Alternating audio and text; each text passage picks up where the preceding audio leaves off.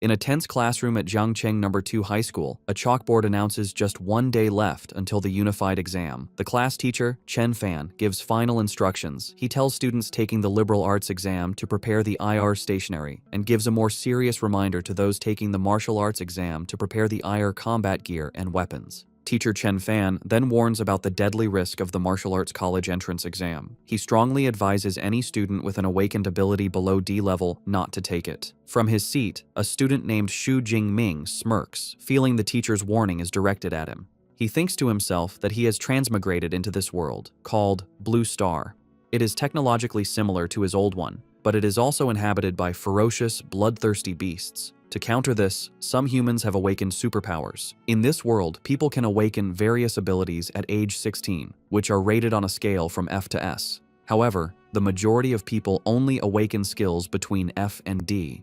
As he considers his own power, a small flash of lightning appears. He reveals that his ability is an E-grade weak electricity, and he notes with disappointment that its power is only comparable to a simple stun baton. As Xu Jingming reflects, a blonde-haired classmate, Huang Tian, taps on his desk. He mockingly asks if Xu Jingming still plans to take the martial arts exam, calling him E-grade trash, who would only shame the school. Huang Tian suggests Xu Jingming should just choose liberal arts and offers him a future as a small clerk in his company. Before Xu Jingming can answer, a female classmate, Lin Qingli, stands up and tells Huang Tian to mind his own business. Annoyed, Huang Tian scoffs at her and promises to show her who is best during the exam. As he walks away, he glances back and adds a cruel remark, predicting Xu Jingming will die on the exam grounds. After Huang Tian leaves, Lin Qingli turns to Xu Jingming with concern. She advises him to ignore Huang Tian's words and suggests that switching to liberal arts might not be a bad option. Xu Jingming listens to her silently, his expression unreadable. Lost in thought, Xu Jingming looks at his Great Xia Unified Exam Registration Form. The form lists his E-level elemental ability. In the Great Xia Kingdom, education is split into liberal arts and martial arts. Those with low-level abilities can choose liberal arts for an ordinary life. The martial arts path is far more dangerous. Students must enter a designated area and fight fierce beasts to the death to pass. Only by surviving can one hope to enter an ability user university. There, with years of training, even an unranked person can become a truly powerful ability user. Xu Jingming understands why his teacher and Lin Qingli are worried. He knows they fear what might happen if he takes the exam. However, he also recognizes that he cannot escape the constant threat of the beasts. This thought triggers a painful memory of a beast tide from his past, where he knelt as a child crying over the lifeless bodies of his parents. The memory strengthens his resolve. He doesn't want to be powerless again. With determination, he holds up his registration form and firmly declares that he will still choose the martial arts exam. As the sun sets, Xu Jingming is in a training hall, practicing relentlessly with a long spear. He channels his electrical ability into the weapon, causing blue lightning to crackle along its length. With a cry, he executes a powerful swing. The intense training quickly leaves him drained. He lets out a large yawn, complaining about how tired he is, and then collapses onto the floor, his spear falling beside him. Lying on the ground, Xu Jingming thinks about his training. He has been practicing with the spear for 2.5 years. Despite his efforts, his proficiency is still at a beginner level. He bought a spear technique called Lightning Gale Break for 300,000, which he believes makes him a little stronger than other ordinary E-class awakened ones. As he lies there, a grim thought crosses his mind. He knows the death rate for students below D class in the exam is increasing every year. This thought strengthens his resolve. To get into an awakened university, he must be prepared to fight with everything he has. He pushes himself up and approaches a machine, clenching his fist. As his hand nears the machine's panel, a blue holographic interface suddenly materializes, displaying "System Activating." Xu Jingming's eyes widen in shock as he tries to comprehend what is happening.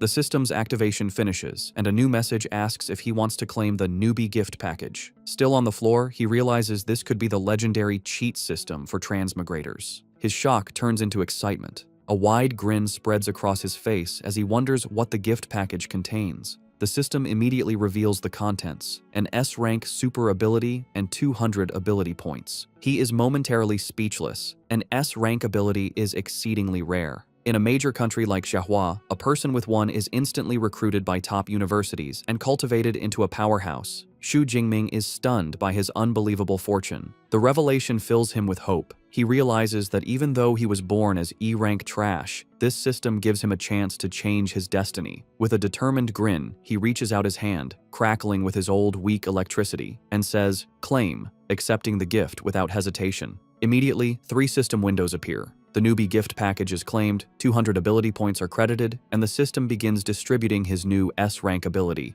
Purple Cloud, Thunder, God's Lightning. The power surges directly into his heart. The process is incredibly painful. An immense power erupts from within him as violent purple lightning surges through his body, tearing his shirt. A progress bar appears, slowly climbing as the energy explodes outwards, shattering the interior of the room. The blast is so powerful it blows out the apartment window. The commotion is noticed on the street below. A woman points up at the strange energy, and her child asks what is happening. A young man frantically makes a phone call, urging someone to call the fire department for the Xu family's child. Inside, Xu Jingming writhes in agony as the integration continues past 50%. On the streets, people look up as the sky turns dark and ominous. Above the apartment, a colossal dragon formed of crackling blue lightning materializes. The event attracts powerful individuals. A man in a high-rise wonders if a powerful beast is invading. Elsewhere, a military commander orders Jiang Cheng's 3rd Legion to high alert. Back at the apartment, the lightning dragon swirls in the sky before diving back down, funneling its immense energy into Xu Jingming's body. Xu Jingming lets out a final scream as the system's progress bar jumps to 100%. The light and pain fade, replaced by a simple message: ability transformation complete. The overwhelming energy subsides, leaving Xu Jingming in his devastated training room. He slowly clenches his fist, feeling the immense power he now commands. Potent blue and purple electricity crackles around his hand. A confident grin spreads across his face. He recognizes this S-rank ability is on a completely different level. He thinks his old ability was like an electric baton, but this new power feels strong enough to shatter a person with one strike. His excitement is lessened as he sees the destruction. The windows are shattered and the walls are cracked. He thinks the commotion was a bit too large and feels relieved he managed to control some of the energy. He then remembers the other part of his reward, 200 ability points. He wonders aloud what they are for as he touches the system interface. The system explains that ability points are obtained by killing fierce beasts and can be used to increase his levels and skills. A mischievous grin returns to his face. He expresses his delight at the simple cheat system and tells it to open the system panel.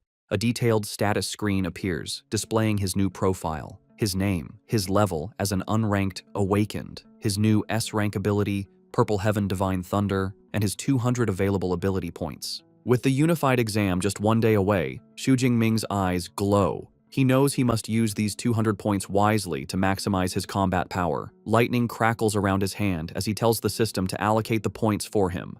Xu Jingming decides to use his points logically, reasoning that all abilities come from the human body and spirit. He chooses to strengthen these 2 attributes first. As the system processes the points, his stats for physique and spirit quickly increase. A surge of dark purple energy erupts and swirls around him. He looks slightly dazed, marveling at the feeling of his vital energy and thoughts being enhanced. Clenching his fist, he feels the new power inside him. He throws a test punch, and a vortex of blue and purple lightning explodes from his fist, a display of power far beyond what he could do before. He looks at his hand, surrounded by crackling energy, and understands that by raising his basic attributes, his control over his combat skills and powers will also be stronger. The system panel confirms the upgrade, showing his physique is now 141 and his spirit is 160. It explains that each ability point was equal to 0.2 units of vital energy, or spirit energy. A confident grin spreads across his face. He believes that with his current strength, getting into an Awakener university will be easy, but he wonders how he now compares to the other 700,000 candidates in the province, especially the geniuses trained since childhood.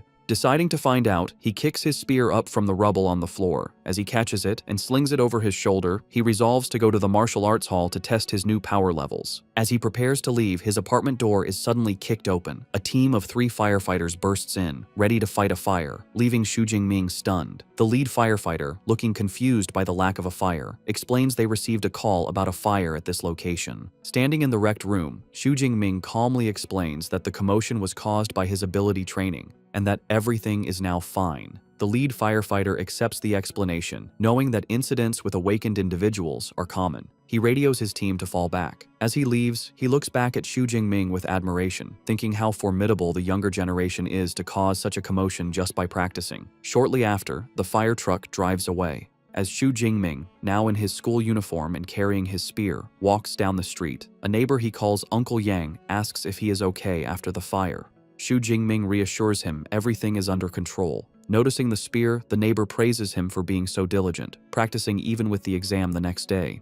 The story then explains that martial arts halls are important in this world. To advance, an awakened person must train their physique and spirit. The halls provide training grounds, which are essential since not every family can afford a private training room. The two most famous martial arts hall chains are Thunder and Brutal Bear. Xu Jingming arrives at the Thunder Martial Arts Hall. The narration explains that the Brutal Bear Hall is expensive, mainly for students from rich families. The Thunder Hall, however, is free for all high school students, making it very popular. Inside the busy hall, Xu Jingming sees a familiar face in a group of students. The girl, with long black hair and red eyes, is Tang Qi, his cousin. He approaches her and asks why she is at the Thunder Hall.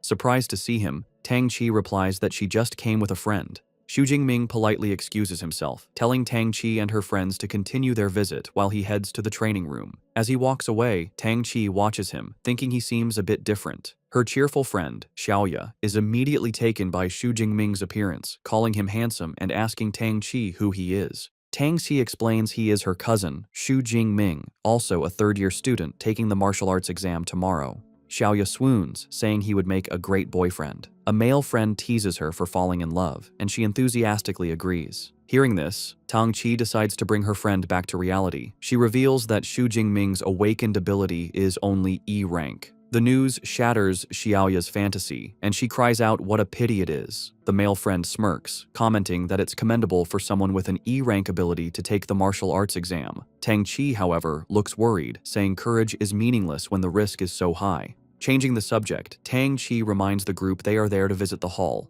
Xiaoya agrees, mentioning she's spent all of high school at the expensive Brutal Bear Hall and suggests relaxing before the big exam is a good idea. Meanwhile, Xu Jingming finds an empty training room. He stands before a large, round target with his spear. As he grips it, he notices it feels much lighter. He realizes the spear hasn't changed. His own body has become much stronger. He considers that this old weapon might not be suitable anymore, but with the exam tomorrow, there's no time to find a new one. He decides to first test his peak physical strength without his lightning ability. He takes a deep breath, tightens his grip, and thrusts the spear forward. The weapon slams into the center of the target with incredible force. The strike leaves a spiderweb of cracks in the advanced training target. A digital display above it flashes the number 321. The room's equipment is made from a special memory metal, allowing it to automatically repair itself. Xu Jingming is astonished. His pure physical strength has doubled. He knows the strongest output for a normal, unranked awakened is only around 100 calories, making his base strength exceptional. Satisfied, he decides to try his new S-rank ability. His eyes glow blue as he prepares to channel the purple heaven's divine thunder.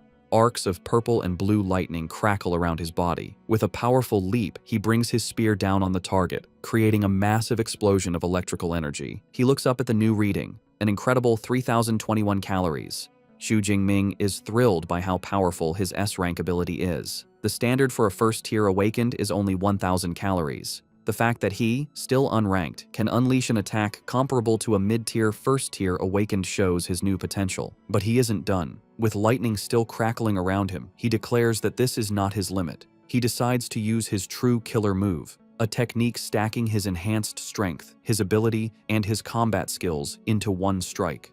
He channels all his energy into the spear, which becomes covered in intense purple lightning. He swings the spear in a wide arc. As the spearhead nears the target, the lightning condenses into a single, bright sphere of power. With a fierce cry of "break," he unleashes the attack. The spear connects, resulting in a massive explosion of purple energy that completely engulfs the target. The force of the attack sends a shockwave through the entire martial arts hall. In the main stadium, students are shaken, with one crying out, wondering if it was an earthquake. On the training room floor, Tang Qi, Xiaoya, and their friends are thrown off balance. The male friend recognizes the powerful energy fluctuations, stating they are on the level of a true awakener. They wonder if a new awakener-level high school student has just appeared since all the known ones train at the other hall. Driven by curiosity, Tang Qi says they should go see. The group follows the trail of energy down the corridor. As they turn a corner, they come face to face with Xu Jingming, who is leaving the area with his spearhead now wrapped in a cloth. Tang Qi calls out to him, surprised to see him there. Xu Jingming calmly says he is heading home to prepare for the exam, giving no hint of the power he just used. His friend wishes him luck but dismissively tells the group to forget him, pointing to the training room Xu Jingming just left, saying the energy came from there. The group approaches the door. Peeking inside, they see a scene of total devastation. The advanced memory metal target has been completely destroyed, and the reinforced wall behind it is a massive crater of rubble. The entire room is a wreck. Tang Qi, Xiaoya, and the others can only stare in pure shock, unable to comprehend the level of destructive power that was just unleashed in a high school training room. Staring at the destruction, Xiaoya exclaims that even the advanced memory metal was blasted through, which would require an incredibly intense attack. She wonders if any high school student in their city of Jiangcheng is actually that powerful. The brown-haired male friend dismisses the idea. Touching the crater's edge, he says the residual energy feels too violent for a high school student. He theorizes it was a powerful second-order ability user who mistakenly entered the student-level floor. Another friend agrees, adding that even a genius from the provincial capital couldn't do this, making it impossible for such a person to be in their small city. Xiaoya, however, suggests a different theory. She points out that the only person they saw nearby was Xu Jingming and excitedly suggests he might be a hidden super genius. Her friends ridicule the idea, with one asking if she's been reading too many novels. The other points out that Xu Jingming is a known E-class user who would be lucky to have an attack strength of 300. Her friend offers a more logical explanation, suggesting the powerful user simply left through the other corridor. He then turns to Tang Qi, who has been silent, and asks for her opinion. Tang Qi simply answers, "Maybe," stepping forward to inspect the damage. As she runs her hand along the shattered wall, she notices the impact marks look like they were left by a long spear. The image of her cousin with his spear flashes in her mind. A deep suspicion forms, and she silently wonders if Xu Jingming taking the martial arts exam is really him overestimating his abilities. The next day is clear and bright, the day of the martial arts exam. Dozens of buses arrive at a massive, fortified venue, dropping off students armed with various weapons. Among them is Xu Jingming, walking with a calm and confident stride, his spear on his shoulder. The students gather by a tall fence, looking into the exam grounds with a mix of awe and terror. One student complains nervously, recalling that past exams had much weaker beasts. The consensus is that this year's exam will be incredibly difficult. As the students share their fears, an arrogant voice cuts through the crowd. A long-haired young man with a large sword scoffs at their cowardice. He declares that anyone who can't deal with a unicorn rhinoceros is useless, leaving the other students speechless. Nearby, Xu Jingming's best friend, Liu Ji, asks who the arrogant guy is. Xu Jingming identifies him as Zhou Mingyang.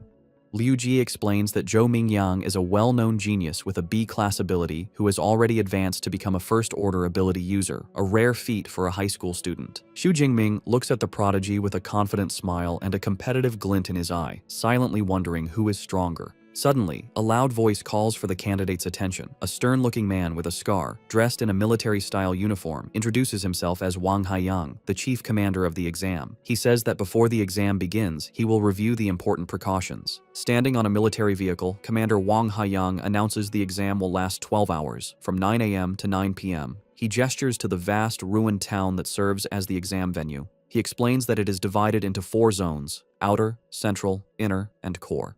Students earn points by killing beasts, with the score increasing based on the beast's rank and strength. The commander's expression turns grave as he gives his final warning. He says the core area is like a bonus question, meant only for the top students. He urges everyone to act according to their abilities and not foolishly risk their lives for a higher score. Listening to the commander, Xu Jingming reflects on his own abilities. Before his power-up, he would have been limited to the outer area, but now, filled with power and ambition, he is determined to charge deep into the inner circle, and perhaps even challenge the core area. An announcement is made for students to get their exam supplies. Xu Jingming and his friend approach their teacher, Chen Fan, who is handing out tactical backpacks. Xu Jingming receives his pack, which contains a smartwatch for tracking points, a backpack with energy bars, a drink, and a medical kit, and a safety ball that can create a high-voltage grid to ward off beasts. As teacher Chen Fan hands Xu Jingming his supplies, he offers one last piece of advice. He reminds Xu Jingming that his life is more important than anything,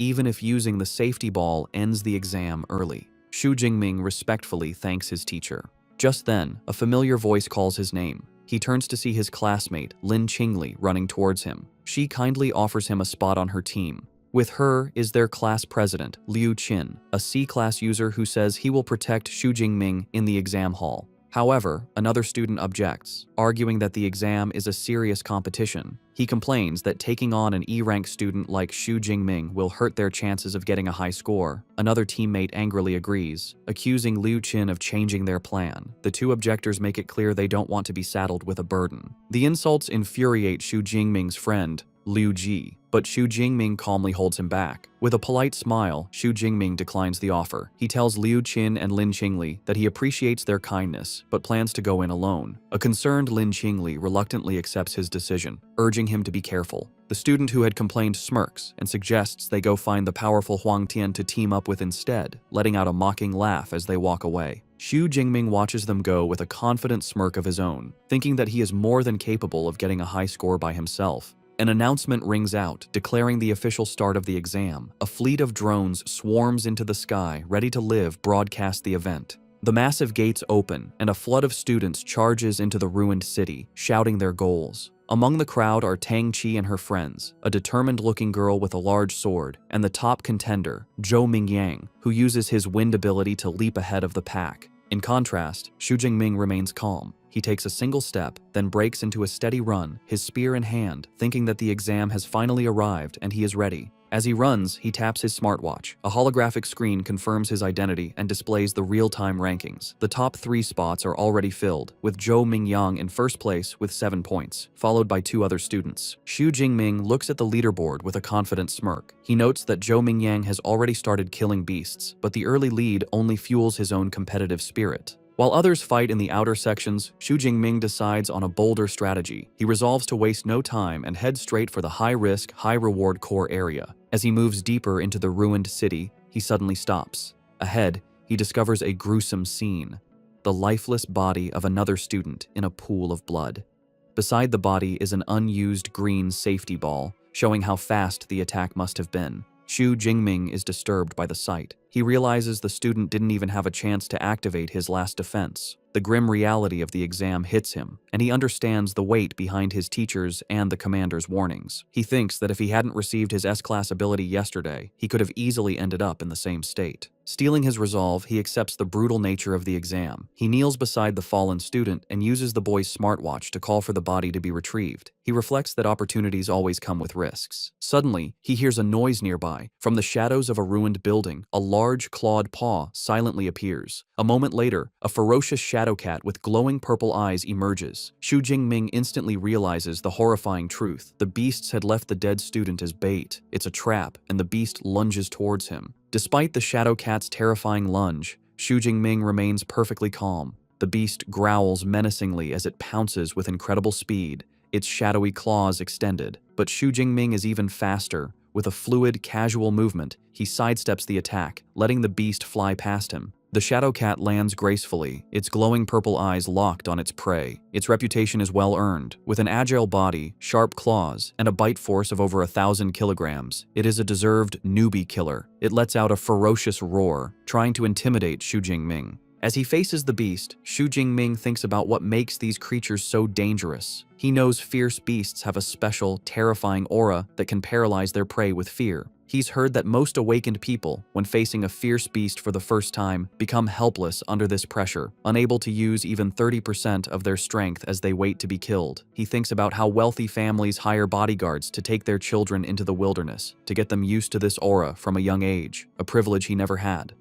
Knowing this is his first true battle against a fierce beast, he readies his spear as the shadow cat lunges at him again. The beast closes the distance instantly, its mouth wide open, but Xu Jingming stands his ground, completely unaffected. Arcs of purple lightning crackle along his spear as he channels his power. In a single, swift motion, he thrusts the spear forward, the lightning-infused tip piercing through the shadow cat's head and killing it instantly. He looks down at the dead creature with a thoughtful expression.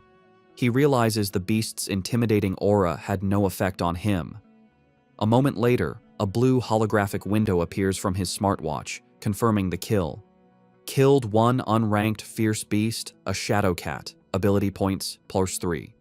A note explains that fierce beasts are ranked from 1 to 9, and those below rank 1 are unranked, corresponding to unranked human awakened people. Xu Jingming looks at the map of the venue on his watch. He considers that killing beasts grants him ability points, but he seems unimpressed by the small reward, thinking that unranked beasts give far too few points. Realizing he is unaffected by the intimidating aura of fierce beasts, Xu Jingming concludes there is little point wasting time in the outer area. He resolves to get to the more dangerous central area as quickly as possible. He begins his journey deeper into the exam venue, cutting a bloody path through the unranked beasts. He effortlessly kills shadow cats, iron-furred pigs, and wolf-like creatures, gaining a steady 3 to 5 ability points with each kill. However, he identifies a flaw in his approach. While he has gained ability points, he recognizes that he lacks actual combat experience. His new S-rank ability is so overwhelmingly powerful that it kills unranked beasts instantly, preventing him from honing his fighting skills. He also considers the high energy cost of his new power. He knows higher-ranked abilities consume more energy. Unlike his old E-rank ability that could last for hours, he can't maintain his S-rank power at full strength for even an hour. With the exam lasting 12 hours, he understands he cannot waste energy before reaching the core area. He decides on a new strategy. He will kill fierce beasts using only his spear technique to gain experience and conserve power. Just as he makes this decision, a new, much larger threat appears, a formidable bipedal unicorn rhinoceros. The massive beast roars and charges, tossing a wrecked car aside with its immense strength. Instead of retreating, Xu Jingming stands his ground and faces the charge head-on. The powerful impact of the rhino's horn sends him flying backward. With incredible agility, Xu Jingming uses the momentum to flip himself in mid-air, positioning himself directly above the beast. Before the rhino can react, he dives down, landing on its back and plunging his spear deep into its skull with a single precise strike. The massive beast collapses, defeated. Breathing slightly, Xu Jingming is surprised by how much faster his killing speed has become, noting that even a powerful beast like the rhinoceros wasn't much of a challenge. A thought strikes him, and he wonders if his spear technique broke through to a higher level without him realizing it. He summons his system panel, which confirms his suspicion. His spear technique has leveled up to the intermediate stage, and his ability points have risen to 256. He concludes that relying on his spear technique is the most effective way to boost his strength. Feeling how fluid the intermediate technique is, he wonders what would happen if he improved it further. Using his accumulated points, he decides to upgrade his spear skill again. The effect is instant. A massive influx of advanced spear techniques and complex movements floods his mind, integrating into his muscle memory. He clutches his head, amazed by the sheer volume of skill he just acquired.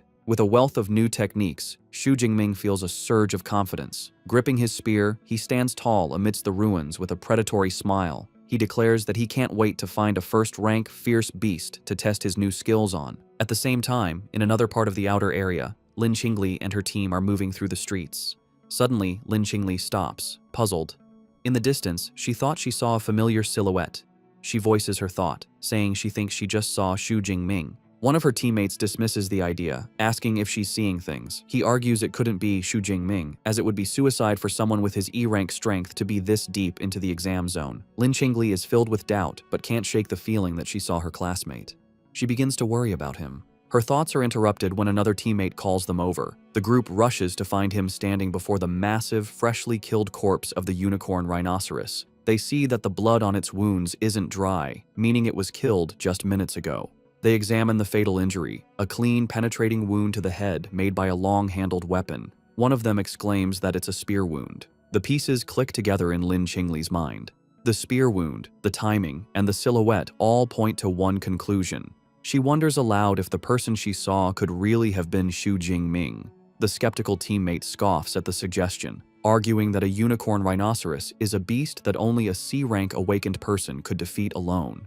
To settle the argument, another teammate suggests they check the score rankings. Without hesitation, Lin Qingli activates the leaderboard on her smartwatch. As the rankings appear, her eyes widen in shock. There, in 46th place with 256 points, is Xu Jingming, Zhangcheng Second High School. She exclaims that it really is him. Her teammates are speechless, their faces showing pure disbelief. They refuse to accept that the E-rank student they look down on is now in the top 50, speculating it must be someone with the same name. They are left questioning everything, unable to comprehend the situation. Meanwhile, far from the battlefield, officials and VIPs watch the exam on large screens. One spectator comments on the predictable strength of the first high school, which dominates the top 10 ranks. They single out Zhou Mingyang, ranked first with 412 points, who seems to have secured the title of Jiangcheng's top student. Another official wonders if he can become a provincial top 100 student, a feat no one from their city has achieved in years. Among the officials is Zhang Wenshan, the director of the Jiangcheng Education Bureau. With a self-satisfied smile, he agrees that Zhou Mingyang is their city's ace and expresses confidence that he will break into the provincial top 100. He then turns to the principals of the first and third high schools, praising their institutions. The principals humbly thank the director. While praising the top schools, Director Zhang Wenshan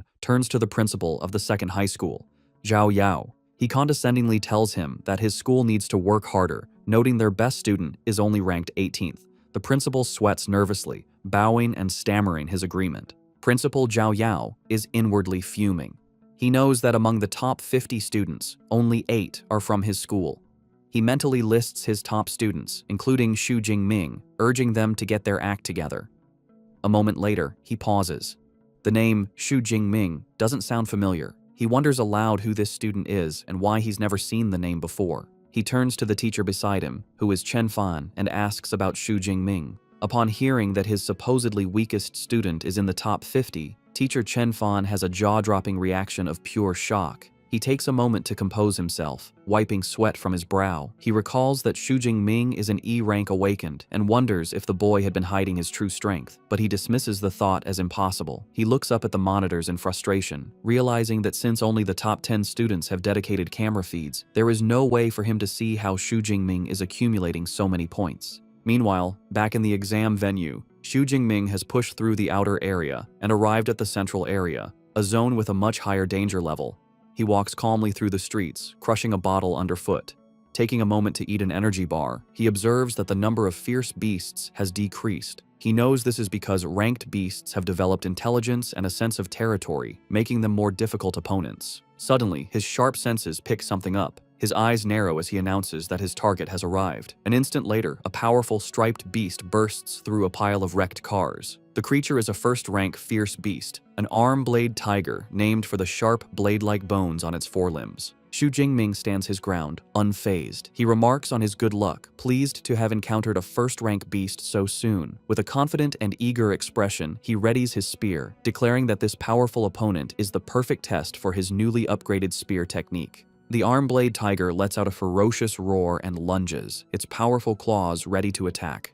Xu Jingming remains calm and composed, holding his spear defensively. With a graceful spin, he deflects the tiger's initial pounce, expertly parrying the beast's attack with the shaft of his spear. The force of the blow causes the tiger to recoil slightly. Xu Jingming, however, seems completely unimpressed. With a confident smirk, he mockingly asks if this is all the power a first-tier beast has, musing that it would take a Tiger King to make him use more effort. His taunt enrages the beast. Declaring that he is sending it on its way, Xu Jingming goes on the offensive. He leaps forward with incredible speed, his spear becoming a blur as he lands a clean, deep strike on the tiger's shoulder, drawing blood. The beast roars in pain and fury, but Xu Jingming gives it no time to recover, maintaining his calm, focused stance. His attack has only enraged the first-rank beast further. Its eyes begin to glow with a menacing teal light. It rises up on its hind legs, towering over Xu Jingming, and lets out a deafening roar as it prepares to unleash its full power. The arm-blade tiger brings its massive, bladed paws down in a devastating swipe. Xu Jingming, showing incredible reflexes, dodges the attack and uses the momentum to swing himself around a nearby lamppost, avoiding the deadly claws and setting himself up for a powerful counterattack. Landing gracefully after his acrobatic move, Xu Jingming acknowledges the tenacity of the first-tier beast. He can see that despite its injuries, the arm-blade tiger still wants to put up a desperate struggle. Deciding to end the fight, he declares that any further resistance is futile. He begins to channel his spear technique, Lightning Gale Break, and a vortex of blue energy swirls around his weapon. With a powerful war cry, he unleashes the technique. His body becomes a blur as he executes a devastating spinning attack, the energy from his spear creating multiple slashing arcs of light. The attack connects, and the tiger lets out a final, agonized cry as the powerful technique tears through its body. The massive beast collapses to the ground, defeated. A notification immediately appears on Xu Jingming's smartwatch, confirming the kill of a first-tier armored tiger and awarding him 14 ability points. He notes with satisfaction that the points from a first-tier beast are almost double what he gets from an unranked one.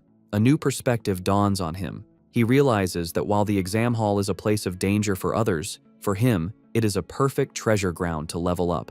With renewed determination, he vows to harvest as many ability points as he can by hunting the most powerful beasts. Back in the audience stands, the atmosphere is tense as officials and teachers watch the live rankings.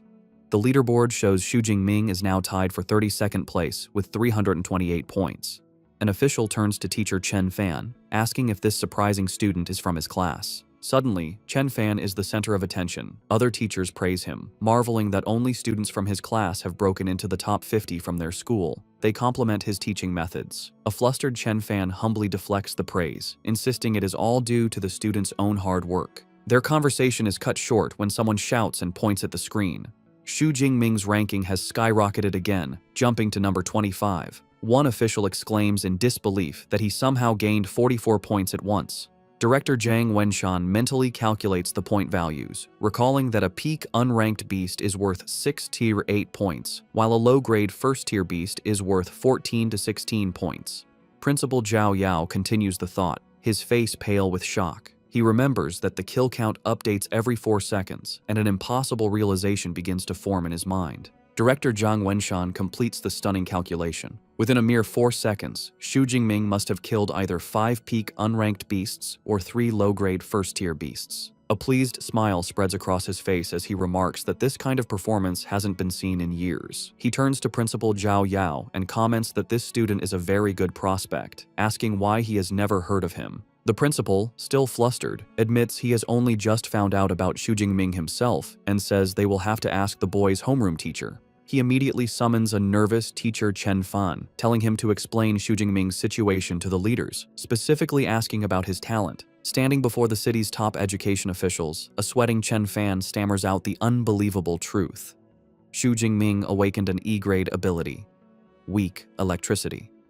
The principal is incredulous, asking if Chen Fan is certain he hasn't remembered incorrectly. Chen Fan insists that he is sure. He adds that he specifically advised Xu Jingming not to participate in the exam due to his low-rank ability. Director Zhang Wenshan listens with growing curiosity. He deduces that for a student with only an E-grade ability to get this far, he must have other outstanding qualities. This mystery piques his interest. He decides to wait, confidently predicting that with Xu Jingming's momentum, he should soon break into the top 10. At that point, they will get a dedicated camera feed and will finally understand how he is doing this. He adds a stern warning, however, that if the student is cheating, there will be consequences. Just as he finishes speaking, both teacher Chen Fan and Principal Zhao Yao's eyes go wide with shock. A new update appears on the leaderboard. Xu Jingming has done the impossible and broken into the top 10, now at 9th place. Just below him, at number 12, is his cousin, Tang Qi. Elsewhere in the exam hall, Tang Qi, now with cat-like ears and a tail, sits atop a defeated beast. She looks off into the distance with a knowing smile, now certain her cousin was the one who caused the destruction at the martial arts hall. The top-ranked student, Zhou Mingyang, also notices the new name on the leaderboard. He notes with some surprise that, with 6 hours still left, a new face has squeezed into the top 10. He thinks to himself that he has never heard of Xu Jingming before. Because he is in the top 10, a dedicated camera drone is sent to follow Xu Jingming. The feed shows him effortlessly killing another first-tier beast with his spear. As the beast falls, a notification awards him another 14 points. He comments to himself that the efficiency of killing beasts is much higher in the central area.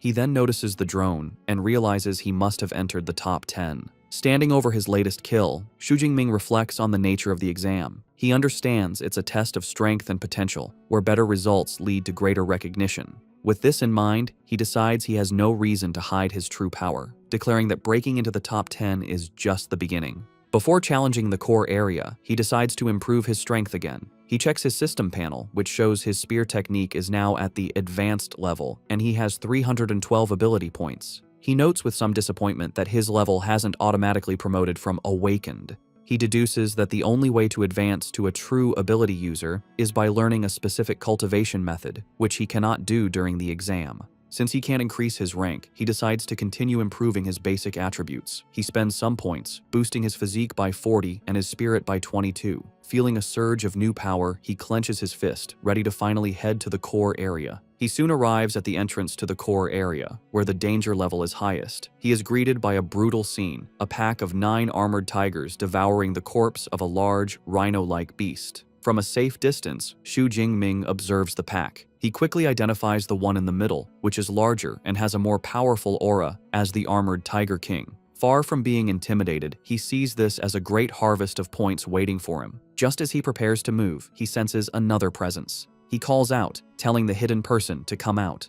From behind a corner, Zhou Mingyang emerges, looking impressed. He compliments Xu Jingming on his sharp perception and admits he didn't expect the mysterious student who broke into the top 10 to be him. Xu Jingming recognizes the top-ranked student and asks how Zhou Mingyang knew who he was.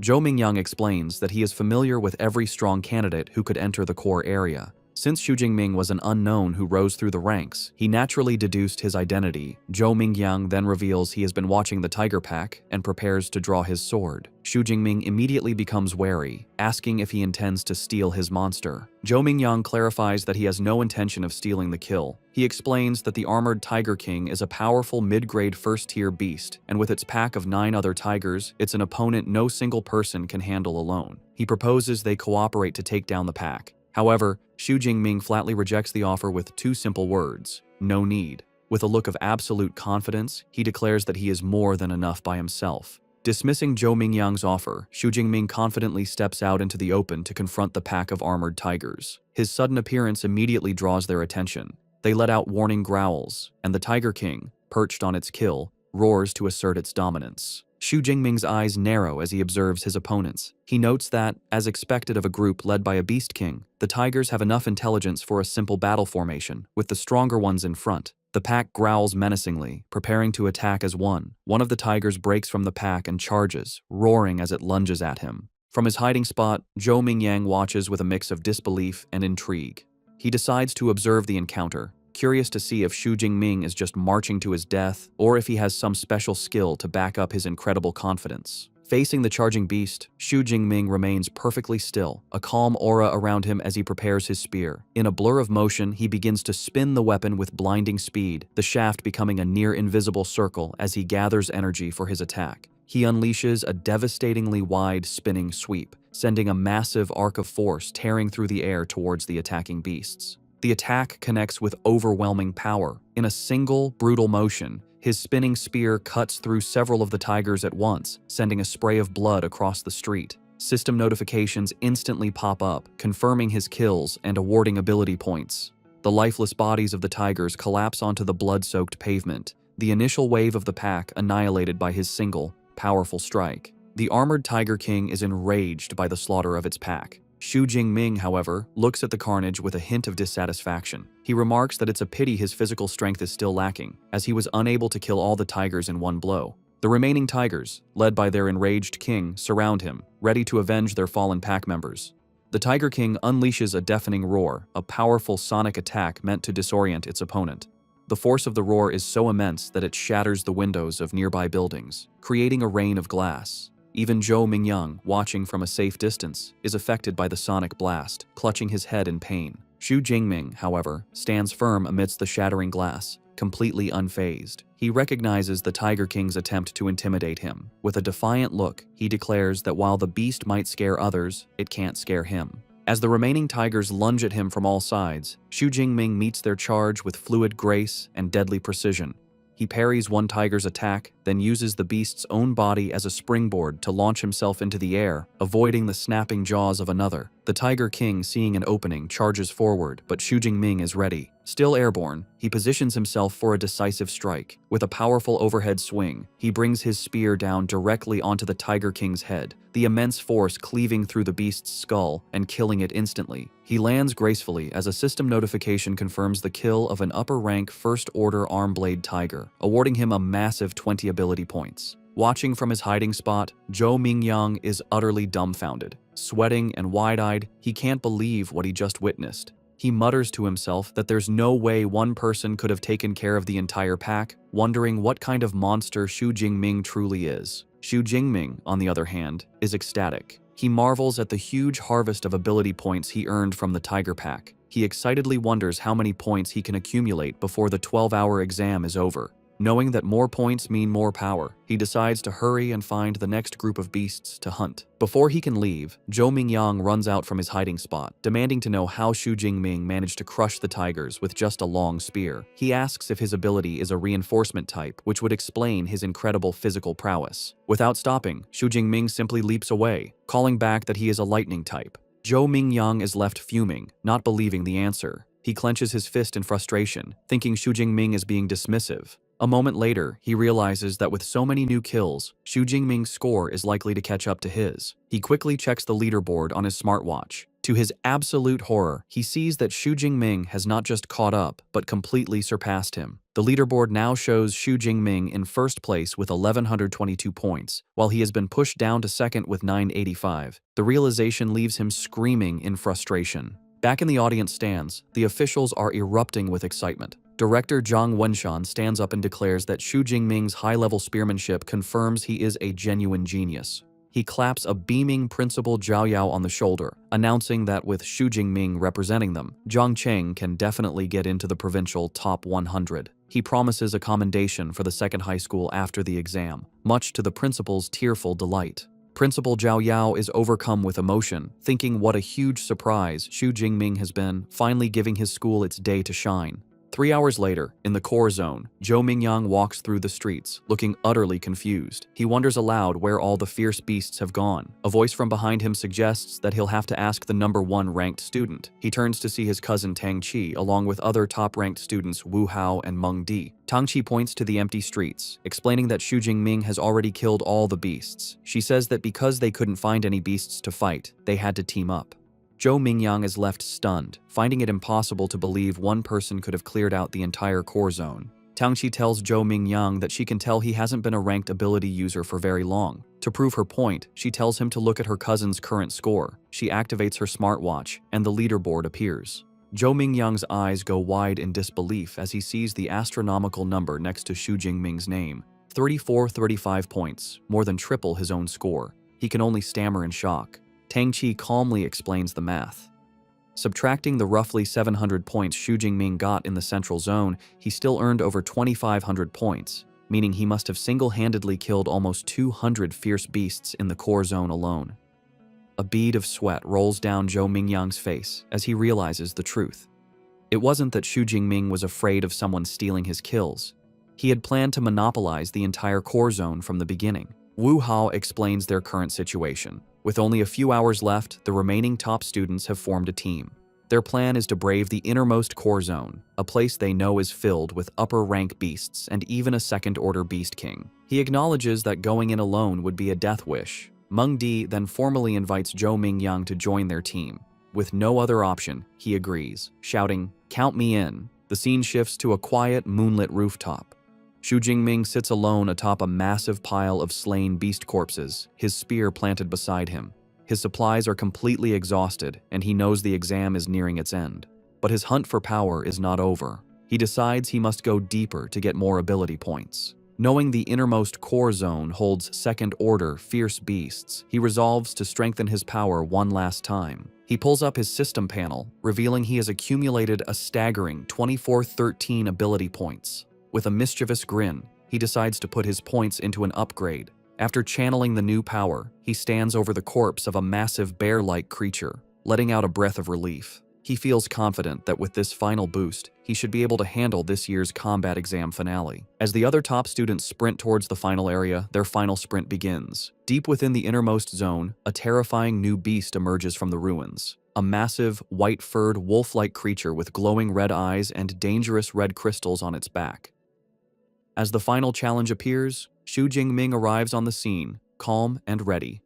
He holds his spear, a confident look on his face as he wonders what kind of second-order fierce beast the exam has arranged for him this year. Just as Xu Jingming arrives for the final challenge, the team of top-ranked students also reaches the innermost core zone. They immediately identify the massive, crystal-backed creature as a bloodthirsty savage bear. The beast shows its incredible power by smashing a wrecked car with a single swipe of its paw. The sight fills the team with dread. Zhou Mingyang exclaims that they are in big trouble. Mengdi explains that this rare beast has a hide as tough as E-grade alloy, which even missiles can't pierce. She adds with terror that a single strike from its paw could kill them all instantly. Seeing the overwhelming odds, Tang Qi suggests they abandon the mission. Their situation is even more dire than they thought. They realize the compound is guarded not just by the Beast King, but also by a large pack of high-rank first-level beasts. One of them grimly states that if they enter, they will likely be wiped out by the Horde before the Savage Bear even moves. Faced with the impossible challenge, a team member immediately quits, saying there's no point in getting a high score if you die. Zhou Mingyang tries to stop him, angrily questioning the point of being handsome if he's just going to rush into a horde of beasts to die. The team's morale has completely shattered. Suddenly, Mengdi points towards the compound, shouting for the others to look. They see a lone figure entering the deadly area. Tang Qi's eyes widen as she recognizes him. It's Xu Jingming, fearlessly walking into the heart of the beast horde. As he gracefully leaps into the compound, the others watch in disbelief. Zhou Mingyang complains about the difficult test, while another student panics, crying out that Xu Jingming's entrance has startled the entire horde, which now turns its attention to him. Enraged by the intrusion, the entire horde of fierce beasts charges at him.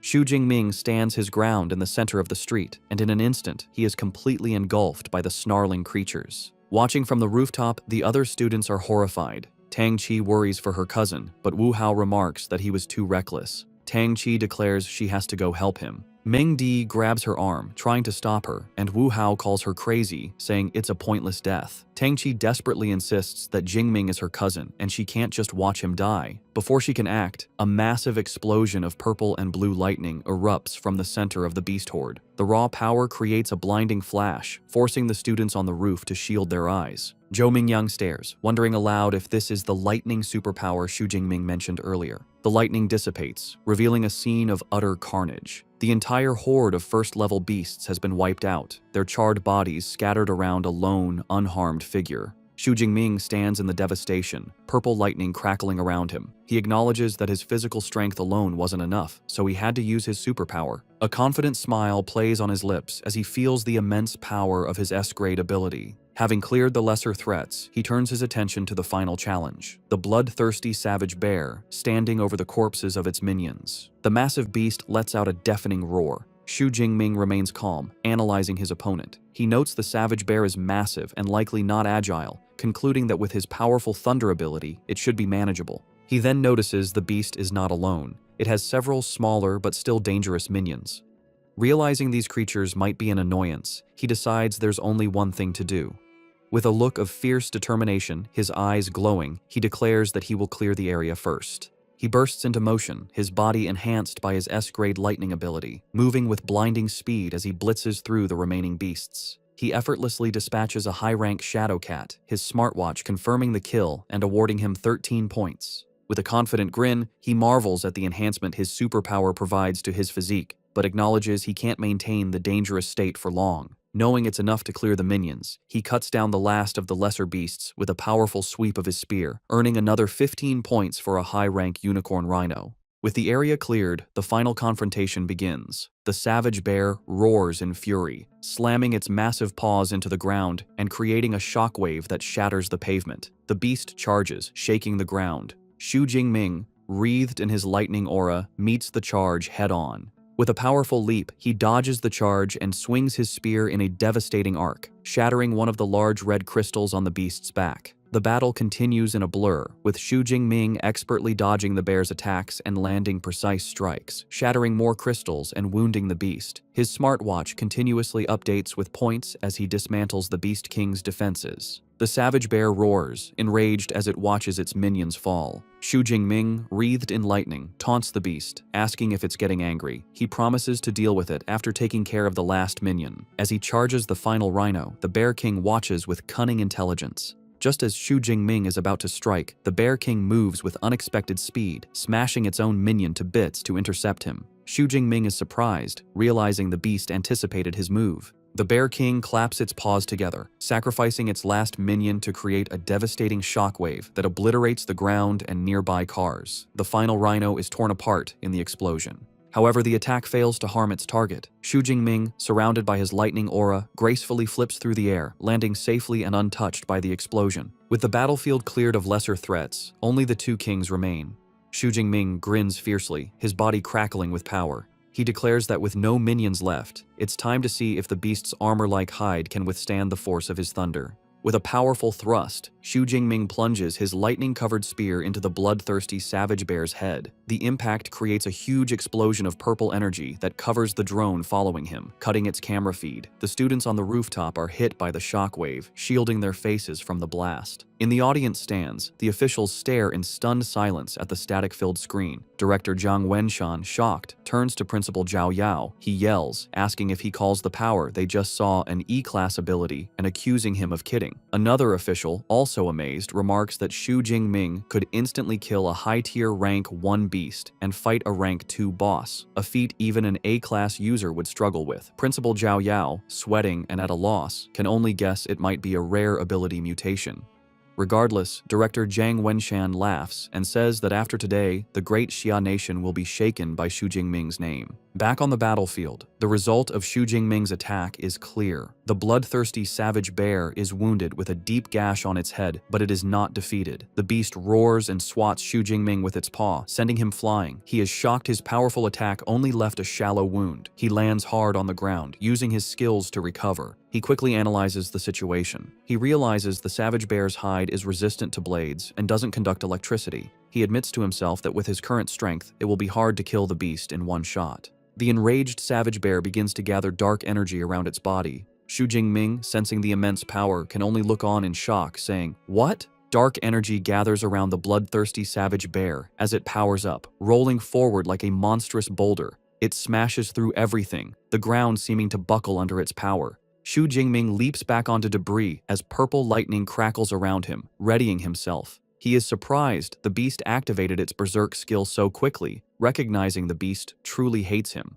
A note explains, berserk is a beast's counter skill, like a human combat technique. The enraged beast, now covered in dark energy, hunches over. It lets out a deafening roar, then charges with greater speed and ferocity. Xu Jingming is impressed, remarking on the astonishing strength of a beast in its berserk state. He knows, however, that the berserk state has a cost. The beast loses its intelligence, acting purely on instinct. He quickly forms a new strategy. He must avoid its attacks and use his superior agility to keep it at a distance. He puts his plan into action, dodging the beast's relentless attacks with incredible speed. He knows he must wait for the perfect chance to temporarily stop it. As the beast lunges, he channels lightning into his spear and thrusts it forward, unleashing a blast of energy that strikes the beast's side. The attack freezes the massive creature for a crucial second, its body shaking from the electric shock. This is the opening he needed. With the beast stunned, Xu Jingming's eyes glow as he prepares his ultimate attack. He raises his hand, gathering a massive amount of purple and blue energy. He calls on the full power of his S-rank ability, shouting, "Nine Heavens Divine Lightning, blast it!" A huge torrent of divine lightning comes down from the sky, slamming into the bloodthirsty savage bear. The beast is engulfed in the blast, its roars drowned out by the crackling energy. When the light fades, the massive beast lies motionless, smoke rising from its charred body. Xu Jingming stands over it, a confident smile on his face as purple lightning dances around his fingertips. He remarks that after half a minute of his purple divine lightning, even the thickest defense couldn't withstand it. However, the battle isn't over. The beast's eye snaps open, glowing with a furious red light. With a final, desperate roar, it lunges, its massive jaws open for a final bite. The electrical power surging through its body causes a temporary paralysis, freezing it just inches from its target. Seeing his chance, Xu Jingming calmly states, "It's time." He gathers all his remaining power into his spear, his eyes glowing. He channels his ultimate technique, saying the words, "Lightning, Gale, Break." He unleashes the attack, a massive sphere of lightning that slams into the paralyzed beast's open mouth. The explosion is immense, a vortex of power that tears through the beast from the inside, creating a huge crater in the street. The force of the blast finally brings the mighty second-order beast down for good. Its massive body collapses onto the pavement, defeated. A system notification confirms the kill and awards him plus 124 ability points. Kneeling beside the Beast King, Xu Jingming breathes a sigh of relief, stating the final battle is over. He reflects that to deal with the second-order beast, he upgraded his Lightning Gale technique. and he is pleased with its power. A triumphant smile spreads across his face. He notes that although the battle only lasted 2 minutes, it was the most exhilarating he has ever experienced. He then wonders how many points he will get after clearing out all the beasts in the core area. The exam ends as night falls. Back in the audience stands, the final results are displayed on the main screen, and the crowd roars. In first place is Xu Jingming with an unbelievable score of 10,835 points. In a distant second is Zhou Mingyang with 1,103 points, followed by Wu Hao with 945.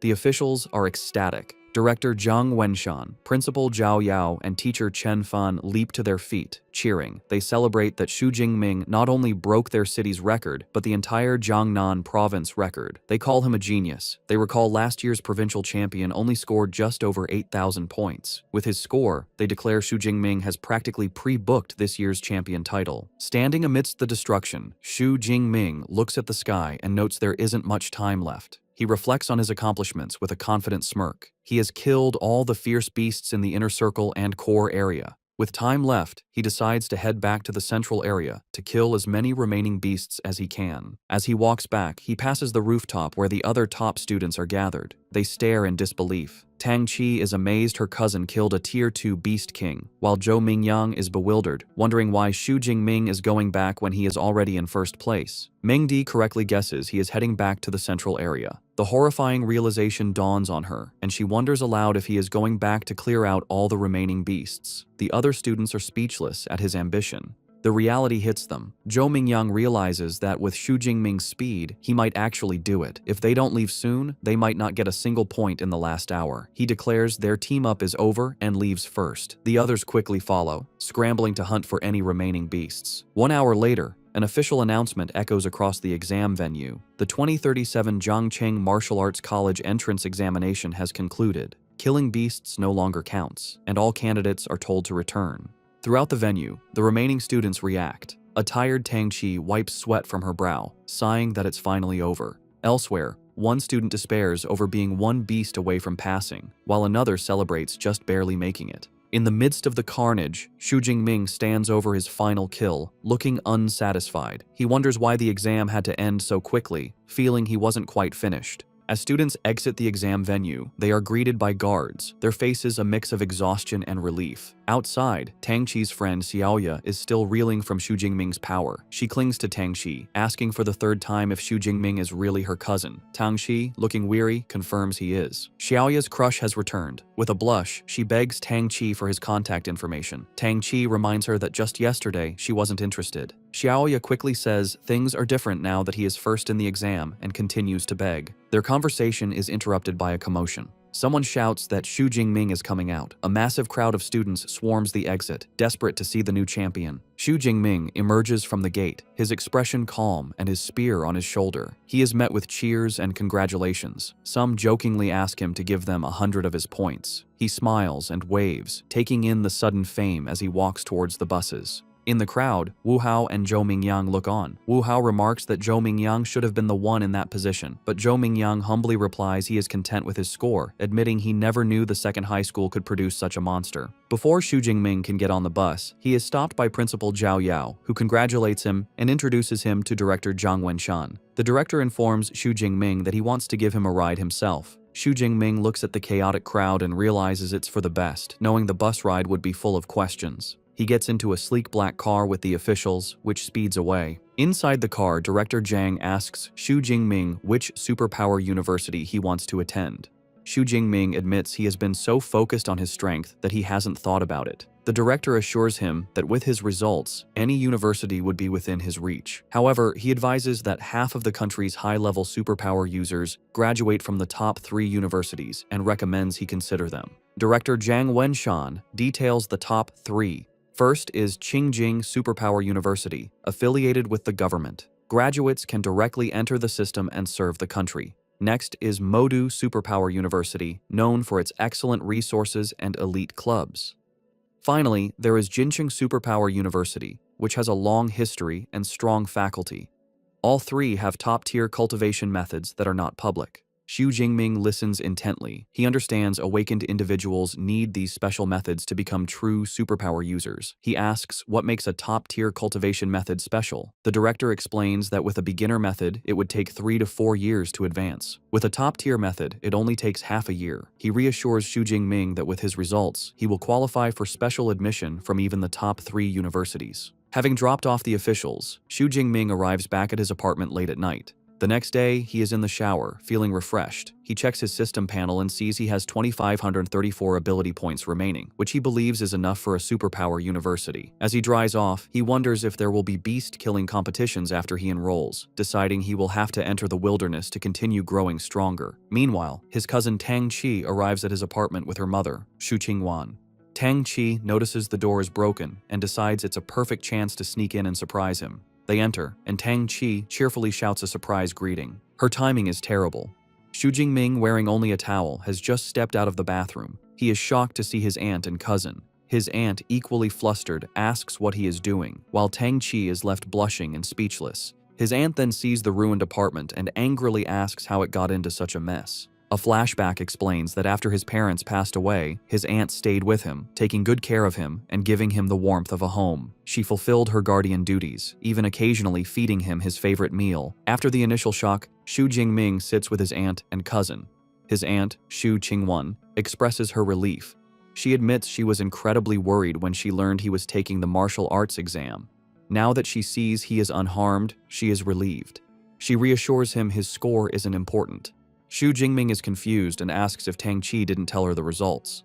Tang Qi winks, saying it's better if he tells his mother himself. With a bashful smile, Xu Jingming tells his aunt he did quite well, scoring over 10,000 points. The news is so shocking his aunt spits out her drink. She coughs, asking him to repeat his score. Tang Qi confirms it's true, telling her mother he scored 11,124 points. His aunt is speechless. A moment later, she bursts into tears of joy and pulls him into a tight hug, exclaiming that the Xu family finally has a successor and his parents in heaven must be so proud. Meanwhile, in a high-tech conference room, university recruiters are reviewing the exam results. A woman presents the data on Xu Jingming, noting his age, his supposed E-class ability, and his rank as an unranked awakener. One recruiter insists they must recruit this student if the score is real. Another is skeptical, arguing that based on his rank, he couldn't have achieved such a high score. The debate continues, with some arguing his ability is at least A-class, or even S-class. Another recruiter scoffs, suggesting he must have cheated. Before the argument can escalate, a senior figure tells them to stop.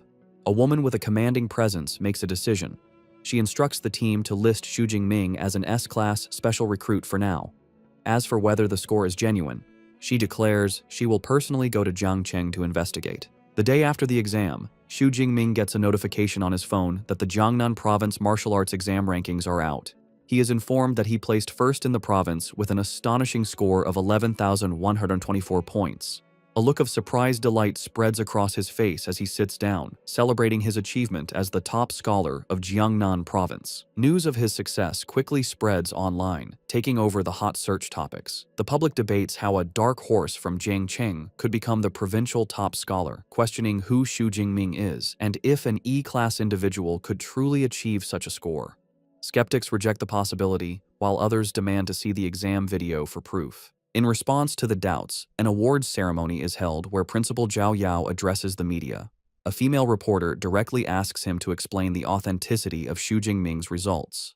Principal Zhao Yao confidently states that the school's website has uploaded Xu Jingming's exam video, confirming the fairness of the exam. As people watch the video, they are amazed, exclaiming that Xu Jingming pierced a Tier 1 rhinoceros skull with a single shot, showing power stronger than a Tier 1 superhuman. They question how this is possible for someone with an E-class lightning ability. Principal Zhao Yao, beaming, assures everyone the video proves the results are real and praises Xu Jingming as the first student from Jiangcheng to achieve top scholar status. Director Zhao Yao then presents a massive check for 1 million yuan to Xu Jingming, congratulating him. He announces this cash reward, along with superpower training methods, is a gift from the City Education Bureau. Additionally, the city government will provide an equivalent bonus and a luxury villa. Reporters eagerly capture the moment. Meanwhile, a commanding woman with 2 bodyguards stands by a car and remarks that while Jiangcheng released the footage, it doesn't guarantee Xu Jingming didn't use performance-enhancing drugs. She states that the most crucial step is to confirm his superpower level. Back at the ceremony, director Zhao Yao asks teacher Chen Fan why Xu Jingming, the day's protagonist, has not yet arrived.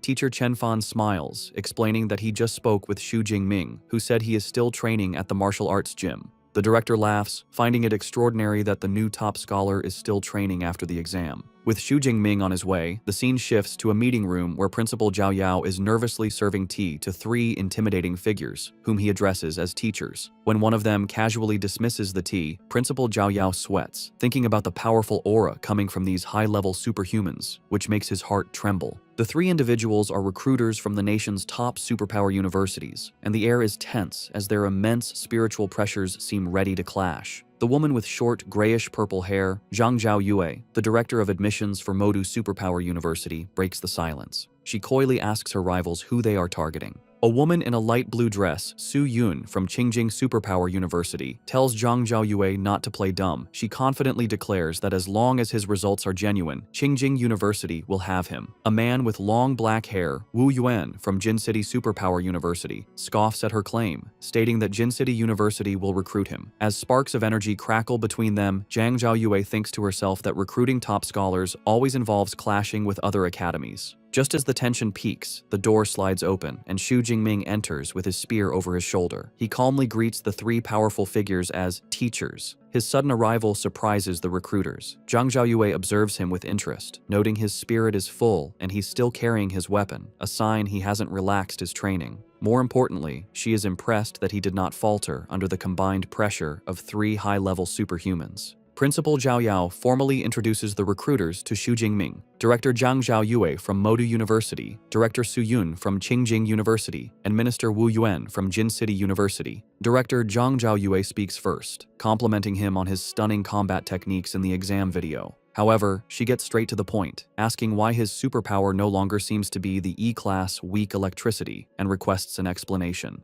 Expecting this question, Xu Jingming gives a prepared answer. He calmly explains that before the exam, while training at home, he was struck by natural lightning, and his superpower became much stronger. Wu Yuan and Su Yun immediately conclude that it sounds like a superpower mutation. Zhang Zhaoyu then suggests that Xu Jingming probably doesn't know the true level of his mutated superpower. She has brought a superpower detection instrument with her and invites him to try it. She presents a glowing, circular device and tells him to use his superpower on it. Xu Jingming places his hand on the instrument and unleashes his power. A massive, violent surge of purple and white lightning erupts from him, covering the device. Su Yun is visibly shocked by the sheer force of the lightning. The detection device completes its scan, identifying the superpower as Purple Cloud Divine Thunder. But as it tries to assign a rating, it beeps erratically and cracks appear. In a flash of golden light, the instrument overloads and explodes into pieces. The blast sends arcs of electricity across the room, startling everyone. A shocked Principal Zhao Yao asks what is going on. Wu Yuan and Su Yun, however, look thrilled. They state the situation is confirmed. His power overloaded the small device, which means his ability level must be S-class at the very least. With Xu Jingming's S-class potential confirmed, Director Zhang Zhaoyue smiles, thinking they bet on the right person this time. The confirmation immediately sparks a fierce bidding war. Wu Yuan from Jin City University is the first to make an offer, shouting that his university will give Xu Jingming a 4 million admission bonus, a full set of C-class equipment, and free access to all superpower training methods for all 4 years. Su Yun from Qingjing University scoffs at his offer. She turns to Xu Jingming with a charming smile and presents her own proposal, a 5 million admission bonus, and for 4 years, free access to all of their S-class superpower training methods and combat techniques. Xu Jingming is taken aback by her generous offer. Finally, Zhang Zhaoyue from Modu Superpower University makes her move. She states that Modu doesn't offer cash bonuses or equipment, but can match the other offers on cultivation methods. Then, she reveals her trump card, adding that they will also provide an S-class cultivation resource annually. The mention of an S-class resource leaves both Wu Yuan and Su Yun in complete shock. Unfamiliar with the term, Xu Jingming asks what an S-class cultivation resource is. Zhang Zhaoyue explains, asking if he has heard of dragon-type fierce beasts. She says they are creatures with innate power, born at a high level of tier 4 or 5, far surpassing other beasts. She then reveals the stunning details. The S-class resources include the heartblood of an 8th tier adult dragon-type fierce beast. After consuming this dragon blood, one's body would be greatly enhanced, and their physical strength would become comparable to that of a dragon-type beast. she emphasizes that every S-class resource is on the same level as this. The other recruiters are left speechless. Soo-yoon admits that even she is tempted, remarking on Modu's wealth. Woo Yuan, flustered, points out that S-class resources are usually reserved for top students, and offering them to a freshman is unheard of. They both realize they can no longer compete. With all offers on the table, the three recruiters stand before Xu Jingming, telling him it is time to make his decision. With a confident, determined smile, Xu Jingming gives his answer without hesitation, declaring that he chooses Modu Superpower University. With his choice made, Xu Jingming explains he chose Modu Superpower University not just for their great offer, but because its combat training is the best in the University Alliance, with many founders coming from Modu. He then bows to Soo-yoon and Woo Yuan, thanking them for their offer. They both look disappointed. Pleased with his decision, Director Zhang Zhaoyue creates a glowing admission letter and gives it to Xu Jingming, welcoming him. She tells him that while new students enroll on September 1st as a special recruit, he can register early and will be given a place to stay. Eager to start, Xu Jingming asks if he can access the library's superpower training methods and combat techniques ahead of time. Zhang Zhaoyu agrees without hesitation, adding that the school can provide him with a private study room. She hands him her contact card, telling him to get in touch when he arrives in Magic City. Holding his admission letter, Xu Jingming looks at the smiling director and says he can't wait to go and register. Sometime later, Xu Jingming stands at a train station with his luggage, looking excited as an announcement calls for passengers of the G91 train to Magic City to begin boarding. At the station, his aunt Xu Qingwan is emotional, wiping away tears as her husband Tang Daolin comforts her. He proudly says that their child has grown up and that when Xiaoming leaves, he is going to soar. As Tang Xi looks on, her father reminds her it is time to start filling out her university choices. He suggests that since her cousin is going to Magic City Superpower University, she should also try to choose a university there. Xu Qingwan agrees, adding it would be good for them to look out for each other. A flustered Tang Xi quietly agrees. On the train, with 6 hours left, Xu Jingming is already studying. He thinks to himself that the most important reward from the exam is the Universal C training method. Like superpowers, training methods also have different ratings: beginner, intermediate, advanced, and top tier. A graph shows that the higher the level of the method, the faster the training speed and the greater the power gained. While on the train, Xu Jingming focuses on studying the Universal C training method. He identifies it as an intermediate level technique and notes that with his spiritual power of 180, it took him half a day to memorize it. He recalls that by following the method, he was able to sense the special energy in the world on his first day of practice. This unlocked a new option on his system panel, showing a plus sign next to his level, meaning he could now advance from an awakened to a superpower user. However, he decides not to level up yet. He remembers the training manual said the higher the level of the training method used for the breakthrough, the greater the benefits. Knowing he will soon have access to top-tier methods at the university, he resolves not to waste this chance by using an intermediate one. Upon arriving in Magic City, Xu Jingming is in awe of the university campus. From the car, he sees the school grounds are several hundred meters wide. He is greeted by Director Zhang Zhaoyue, who pulls up in a red sports car and welcomes him, telling him to get in so she can take him to handle admission procedures. As they drive through the stunning campus, lined with cherry blossom trees, Director Zhang Zhaoyue boasts about its size, explaining it covers 40,000 mu. She adds that even visiting students can't tour the entire campus in one day. Xu Jingming is impressed, remarking that seeing it is better than hearing about it. After a quick registration, Director Zhang Zhaoyue hands him his new student ID, an all-in-one card he can use to access the dorms. As they approach his new accommodation, Xu Jingming thinks about his past life, where he saw dorms from 4-person rooms to 3-bedroom apartments. However, nothing prepared him for what he sees next. He stares in shock at his new dormitory, a magnificent, luxurious villa. Director Zhang Zhaoyue explains that every student at Modu lives in a villa, with the luxury determined by their scores. As the provincial top scorer, Xu Jingming gets the most luxurious model, with an area of over 800 square meters. She informs him the villa is for 2 people, with an upper and lower floor, so he and his future roommate will each have an entire floor. Xu Jingming thinks that having a roommate isn't bad and is better than being alone.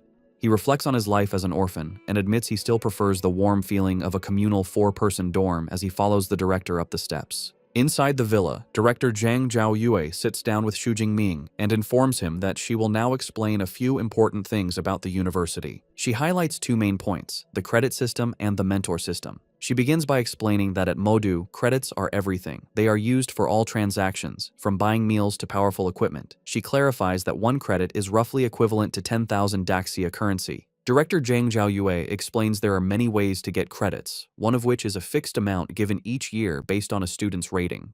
As an S-class student, Xu Jingming gets 100 credits for the year. To show him, she summons a small, spherical robot, calling out, "Eva." The device floats and projects a message, confirming Xu Jingming's credit balance is 100. The director introduces the robot as Eva, the AI equipped in every dorm. She explains Eva's main body is the school's central AI, and the dorm units are subunits. However, she notes that even a subunit is a level 4 AI, capable of assisting with daily life. Xu Jingming is stunned, realizing the AI technology on Blue Star is far more advanced than in his previous life. With the first point covered, director Zhang Zhaoyue moves on to the mentor system. She explains every student can choose a mentor they admire and ask for guidance, though the mentor must agree. Xu Jingming is intrigued, questioning if he can get one-on-one guidance as a freshman. She confirms this, adding that all mentors at the university are high-level, superpowered individuals. Most have their own original combat techniques and training methods, which they do not pass on to outsiders. These secret techniques can only be learned after becoming their official disciple. Given Xu Jingming's abilities, she informs him the university has 4 mentors who specialize in the lightning element. Her top recommendation is Yang Zhentian, the dean of the Weaponry Academy. At her command, Eva projects a profile of the dean. It reveals Yang Zhentian is a 52-year-old, Tier 7 high-rank superpowered individual with an A-rank lightning superpower. He is a master of various weapons, especially the spear, earning him the title Thunder Spear. The profile also notes he once fought an 8th-tier demonic whale for 3 days and nights before killing it alone. The director also provides information on the other 3 potential mentors, but tells Xu Jingming the final choice is his. After reviewing the options, a confident smile spreads across Xu Jingming's face. He notes Dean Yang Zhentian is not only a lightning user, but also a spear specialist, concluding he is the best choice for his mentor. Having made his choice, Xu Jingming heads to the mentor's residential area, a serene compound of traditional buildings in a lush forest. As he arrives at the grand gate of Dean Yang Zhentian's residence, he thinks that a mentor's home is far more high class than the student villas. Before he can proceed, a young man with brown hair, leaning against a stone lion, asks if Xu Jingming is also there to seek mentorship. The young man looks surprised when he realizes Xu Jingming is still an awakened, guessing he must be a specially recruited student. After Xu Jingming confirms this, the other student remarks that in previous years, special recruits were typically mid to high-rank Tier 1 individuals. The student introduces himself as Tan Mingyang, a junior from the Weaponry Academy. Xu Jingming introduces himself as a freshman who just registered. Tan seems impressed, commenting that Xu Jingming is quick to seek mentorship. He explains that most freshmen only learn about this after the freshman competition, which interests Xu Jingming. Tan explains that the freshman competition is a university tradition held a few days after registration. All teachers watch, and students who perform well are sought after by academies, with some even being chosen directly by mentors. He clarifies that while it's not impossible for a special recruit like Xu Jingming to seek mentorship early, trying to become the dean's disciple right after enrolling is as difficult as winning the lottery. Xu Jingming politely thanks him for the explanation and asks if Tan is also there to seek mentorship from Teacher Yang. With a sigh, Tan confirms this, revealing he has made several trips over the past 6 months but has always been turned away. He was about to give up, but decided to try one last time. Just as he finishes speaking, the large doors open, and a middle-aged man, likely a butler, appears, startling Tan. The butler's expression softens as he greets them and informs them that Teacher Yang is waiting inside, inviting them to follow him. Tan is taken aback by the warm reception, wondering if the fact that the dean is waiting inside means he might finally have a chance. The butler leads them into a room where they are brought before 2 men. Xu Jingming immediately feels an incredibly powerful presence from the older man, who has a commanding posture, a full gray beard, and sharp eyes. He recognizes him as the dean of the Weaponry Academy, Yang Zhentian. A younger man with long hair stands beside him. Dean Yang Gentian addresses Xu Jingming directly, stating that he must be the one director Zhang Zhaoyu told him about. Ignoring Tan completely, he tells Xu Jingming to follow him to the training room. In a traditional training room filled with weapons, Dean Yang Gentian tells Xu Jingming that he has seen his martial arts exam video. He praises his combat skills and marksmanship. However, before deciding, the dean insists on seeing his S-rank ability, the Purple Heaven Divine Thunder, with his own eyes. Xu Jingming calmly agrees. As the dean observes, Xu Jingming channels his power, and arcs of purple lightning crackle around his arms. He then unleashes a massive, violent burst of purple and white energy that fills the room, the raw power crackling with immense force. Dean Yang Gentian is visibly impressed, a grin on his face as he recognizes the S-rank ability. He mentally compares it to his own A-rank ability, acknowledging that the gap between A-rank and S-rank power is impossible to bridge. He sees immense potential in the student, thinking that if Xu Jingming hones his skills, his future could rival his own. With the demonstration done, the dean states that with Xu Jingming's potential, becoming his disciple is not an issue.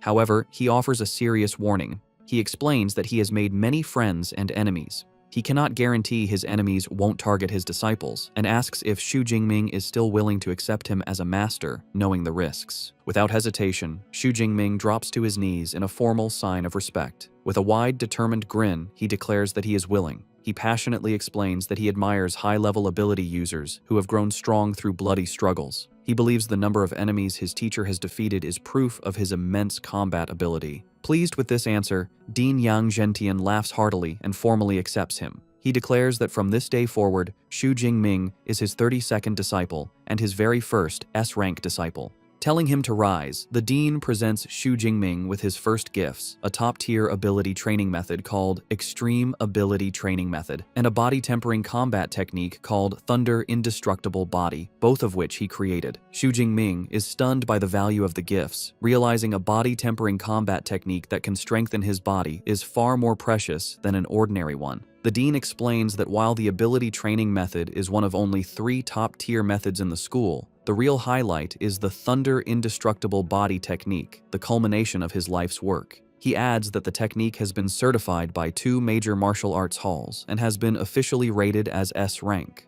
The revelation leaves Xu Jingming utterly speechless, shocked to learn of an S-rank combat technique. Combat techniques, like abilities, have their own ratings, from F to SSS. The higher the rank, the more difficult it is to master, but the more powerful it will be.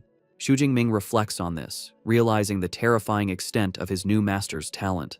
He knows that most 7th-level masters are exceptional if they can create an A-rank combat technique. For his master to have created an S-rank technique, his martial arts talent is terrifyingly high. Dean Yang Gentian provides more details about his S-rank technique. He explains that the Thunder Indestructible Body is only for lightning element users and has 13 levels. With each level, the user's body undergoes a transformation. However, he clarifies a crucial requirement. To begin cultivating it, one must first advance from an awakened to a true ability user. He then gives Xu Jingming his first task. He instructs him to use the Extreme Ability Training Method to achieve his breakthrough. Once Xu Jingming has advanced, he is to return, and the dean will personally help him build the foundation for the Thunder Indestructible Body. Overwhelmed with gratitude, Xu Jingming bows deeply, thinking how much better it is to have a mentor's guidance. The dean then shares a personal motivation, revealing he has only cultivated the technique to the 10th level. He looks at Xu Jingming with hope, stating that if he is unable to reach the peak of a martial saint, then Xu Jingming will be the greatest hope to prove the technique's potential. His eyes gleam as he reveals his ultimate guess. If one can cultivate the technique to its final level, their body can achieve a state of being eternal and indestructible. As Xu Jingming leaves his master's residence, waving goodbye to the butler, he finds Tan Mingyang sitting dejectedly on the steps outside, holding his head in despair. Xu Jingming approaches him and asks what is wrong. It is revealed that Tan Mingyang's attempt to become a disciple failed. He had to face a test against one of the dean's senior disciples. The condition was to defeat the senior, while the latter used only 1/10 of his combat power, a task Tan found hopeless, leaving him beaten. Now sitting on the steps, Tan looks up at Xu Jingming, assuming he also failed. He remarks that getting into Dean Yang's tutelage isn't easy and asks if Xu Jingming needs him to pass on some experience from his failures. Unfazed, Xu Jingming calmly declines, simply stating that he has already passed. The words hit Tan Mingyang like a physical blow. His bruised face contorts in utter disbelief. He exclaims that he has never heard of a dean-level mentor accepting a disciple before the annual freshman competition. As Xu Jingming calmly walks away, a bewildered Tan Mingyang stares after him, trying to understand what just happened. With a new objective,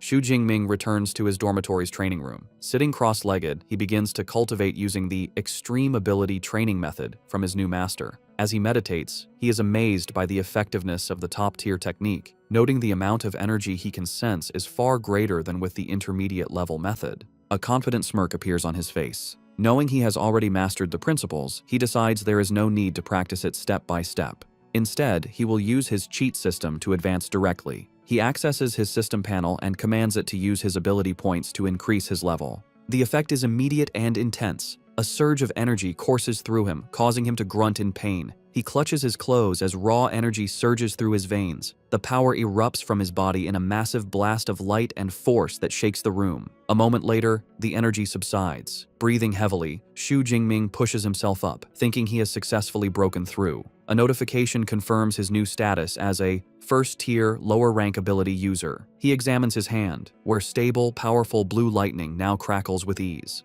As he tests his control, a much larger and more potent torrent of lightning flows from his hand, a clear sign of his increased power. Clenching his fist, he marvels at the result. He can feel the power in his body has increased by at least 4 or 5 times. He confidently thinks that if he were to face the second-tier bloodthirsty tyrant bear again, his thunder ability alone would be enough to defeat it. He pulls up his system panel to check his new stats and understands why all ability users want higher-level cultivation methods. He calculates that if he had used the intermediate method, his vitality and spirit would have only increased by 30 or 40 points. But now, using the top-tier method, they have increased by almost 100 points in one go.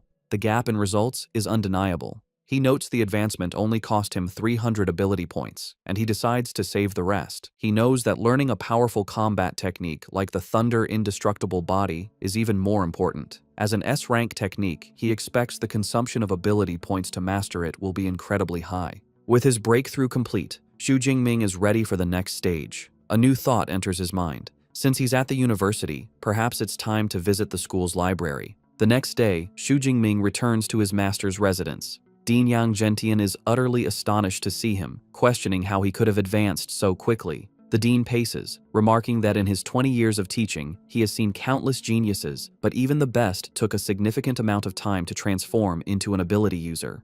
He notes it has been less than 24 hours since Xu Jingming received the manual. With a bashful smile, Xu Jingming admits that perhaps the only thing he can be proud of is his advancement speed. He adds that when he tried to begin cultivating the Thunder Indestructible Body, he found even the introductory part to be a challenge. The dean listens and explains the process. Forging the foundation involves using the blood of a lightning element beast as a guide, combined with one's own lightning, to temper the muscles and bones. He emphasizes a critical point. The final strength of the technique is related to the grade of the beast's blood used. Now that Xu Jingming has advanced, the dean declares he will help him forge the foundation that very day. He reveals that high-level lightning beasts are rare, and his original plan was to use the blood of a 7th-tier storm giant bear. However, after learning Xu Jingming was entitled to one S-rank resource every year, he made a special request. He decided to combine the resources and pleaded with the university's principal to grant Xu Jingming an even more precious SS-rank resource. With that, he presents Xu Jingming with a small vial containing a glowing red liquid, the essence blood of a ferocious 8th-tier beast, the Thunder Tyrannosaurus. Xu Jingming is deeply moved that his new teacher and the principal would go to such lengths for him. He accepts the vial and vows to repay this kindness many times over. Pleased, the dean says they should begin immediately. They move to a training room where a shirtless Xu Jingming kneels. The dean uncorks the vial and pours the potent, glowing red blood onto Xu Jingming's head and back. Xu Jingming grits his teeth, groaning as the substance makes contact. The dean warns him to bear with it, explaining the blood is highly toxic to low-level users and the intense pain is expected. Next, the dean prepares to use his own power to help. He tells Xu Jingming he will now use his A-rank Windfire True Thunder to forge the foundation, adding that the amount Xu Jingming can absorb is up to him. The dean unleashes his power, a torrent of violent, red lightning, and directs it into Xu Jingming's body. The energy surges through him, causing glowing red patterns to spread across his back and chest. The process is excruciating, and Xu Jingming throws his head back, letting out a raw scream of agony as his body is forcibly tempered by the immense power. 5 days into the tempering process, the senior disciple, Liu, is having tea with the dean's butler, Uncle Fu. Liu remarks on how resilient the new junior is to have lasted for 5 days. He reflects with some jealousy that he only lasted 2 days during his own tempering, which used weaker 7th-tier beast blood. He admits Xu Jingming's performance deserves the 8th-tier dragon-type beast's essence blood. Liu adds that with an S-rank lightning ability, he is looking forward to seeing the result of his new junior's thunder-indestructible body. Suddenly, a loud crash from the training room startles them. Liu rushes upstairs, wondering if his junior's foundation forging is complete. He cautiously peeks through the door and is met with a terrifying sight. Xu Jingming stands shirtless and splattered with blood, his eyes glowing red. A chaotic aura of dark energy and blue lightning surrounds him, and he appears to have lost control, looking more like a beast than a human. Liu is frozen in fear, sensing a threatening aura from Xu Jingming like that of a top-tier ferocious beast, which makes him shudder. Lost in this primal state, Xu Jingming sees Liu in the doorway and lunges forward to attack. However, before he can strike, the commanding voice of Dean Yang Gentian roars, shouting for Jingming to wake up. The dean's shout breaks through the bloodlust, and Xu Jingming halts his attack just inches from his senior. Covered in sweat, a dazed Xu Jingming asks his teacher what happened and why he felt an overwhelming urge to destroy things. The dean explains that the essence blood of the Thunder Tyrannosaurus likely influenced his mind. He points out that the beast is famous for its ferocity, and because Xu Jingming's absorption rate and compatibility were so high, he experienced this dangerous side effect. The dean reassures him, telling him not to worry. As long as he avoids intense emotional changes, he will be fine, and the side effects will gradually disappear as his strength increases. A wave of relief washes over Xu Jingming. He looks down at his hands, expressing his fear of being controlled by his emotions. With the crisis averted, Dean Yang Gentian's tone changes to delight. He tells a confused Xu Jingming to cheer up, announcing the forging was a perfect success with an incredible 98% absorption rate.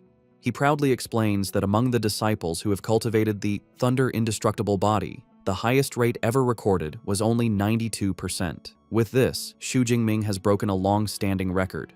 His senior disciple, Liu, approaches with a congratulatory smile.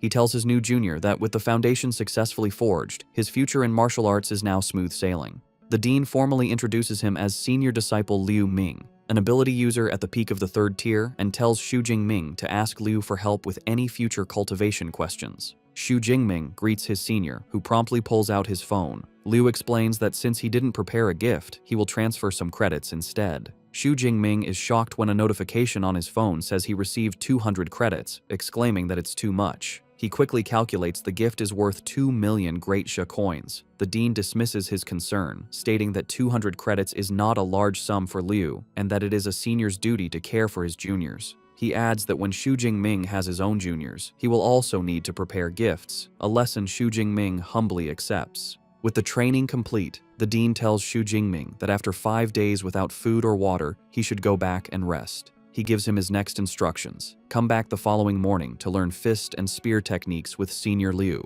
Xu Jingming gratefully thanks his teacher and leaves. Back at his luxurious villa, Xu Jingming finds a young man with spiky white hair and red eyes on the couch, focused on a video game. The young man turns, realizing he's not alone, and greets Xu Jingming, guessing he must be his new roommate. He introduces himself as Liu Wentao. When Xu Jingming introduces himself, Liu Wentao's eyes widen. He excitedly points and exclaims that he is the top scorer from Jiangnan province. When Xu Jingming asks how he knew, Liu Wentao proudly declares his nickname is Mr. Know-It-All, as he knows about most freshmen. He admits he didn't specifically look up Xu Jingming, but the stir he caused was so big he couldn't help but hear about him. He marvels that the legendary Dark Horse top scorer is his new roommate. Putting a friendly arm around his shoulder, he starts bombarding our boy with questions, asking if he is really from Zhangcheng, if he was truly just an awakened during the exam, and commenting that his ability does not look like it's only E rank.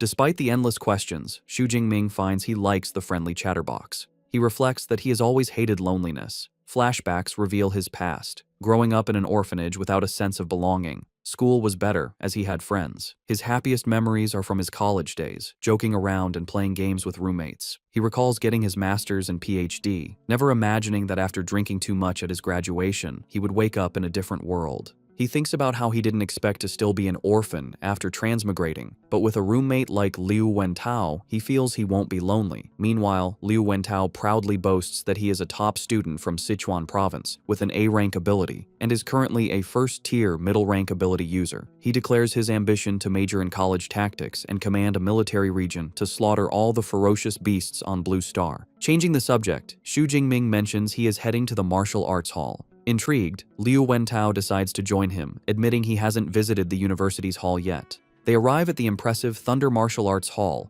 Magical University branch. Inside, they see a lively and chaotic scene, with students training and showing off their powers. The AI, Eva, appears and explains they are in the public training room, which can hold 300 people. The hall is constructed with C-rank alloy mixed with memory metal, making it durable enough to withstand damage. Eva also points out private training rooms, but Xu Jingming decides the public area is fine. Liu Wentao gets caught up in the competitive atmosphere, shouting with excitement and pointing out an A-rank enhanced werewolf user. Xu Jingming dryly comments that his roommate isn't being quiet himself. Xu Jingming then asks Eva about the large numbered pillars in the center of the room. Eva explains they are punch power challenge boards. There are 5 leaderboards, one for each of the 5 tiers of ability users. She informs them that if they get into the top 3,000 on their boards, they will receive a 50 credit reward. Liu Wentao eagerly accepts the challenge, thinking it sounds easy. Eva clarifies there are just over 4,000 students in the university. Eager for the reward, Liu Wentao decides to try. Eva instructs him to swipe his student ID to start, adding the crucial rule that abilities and combat techniques are forbidden.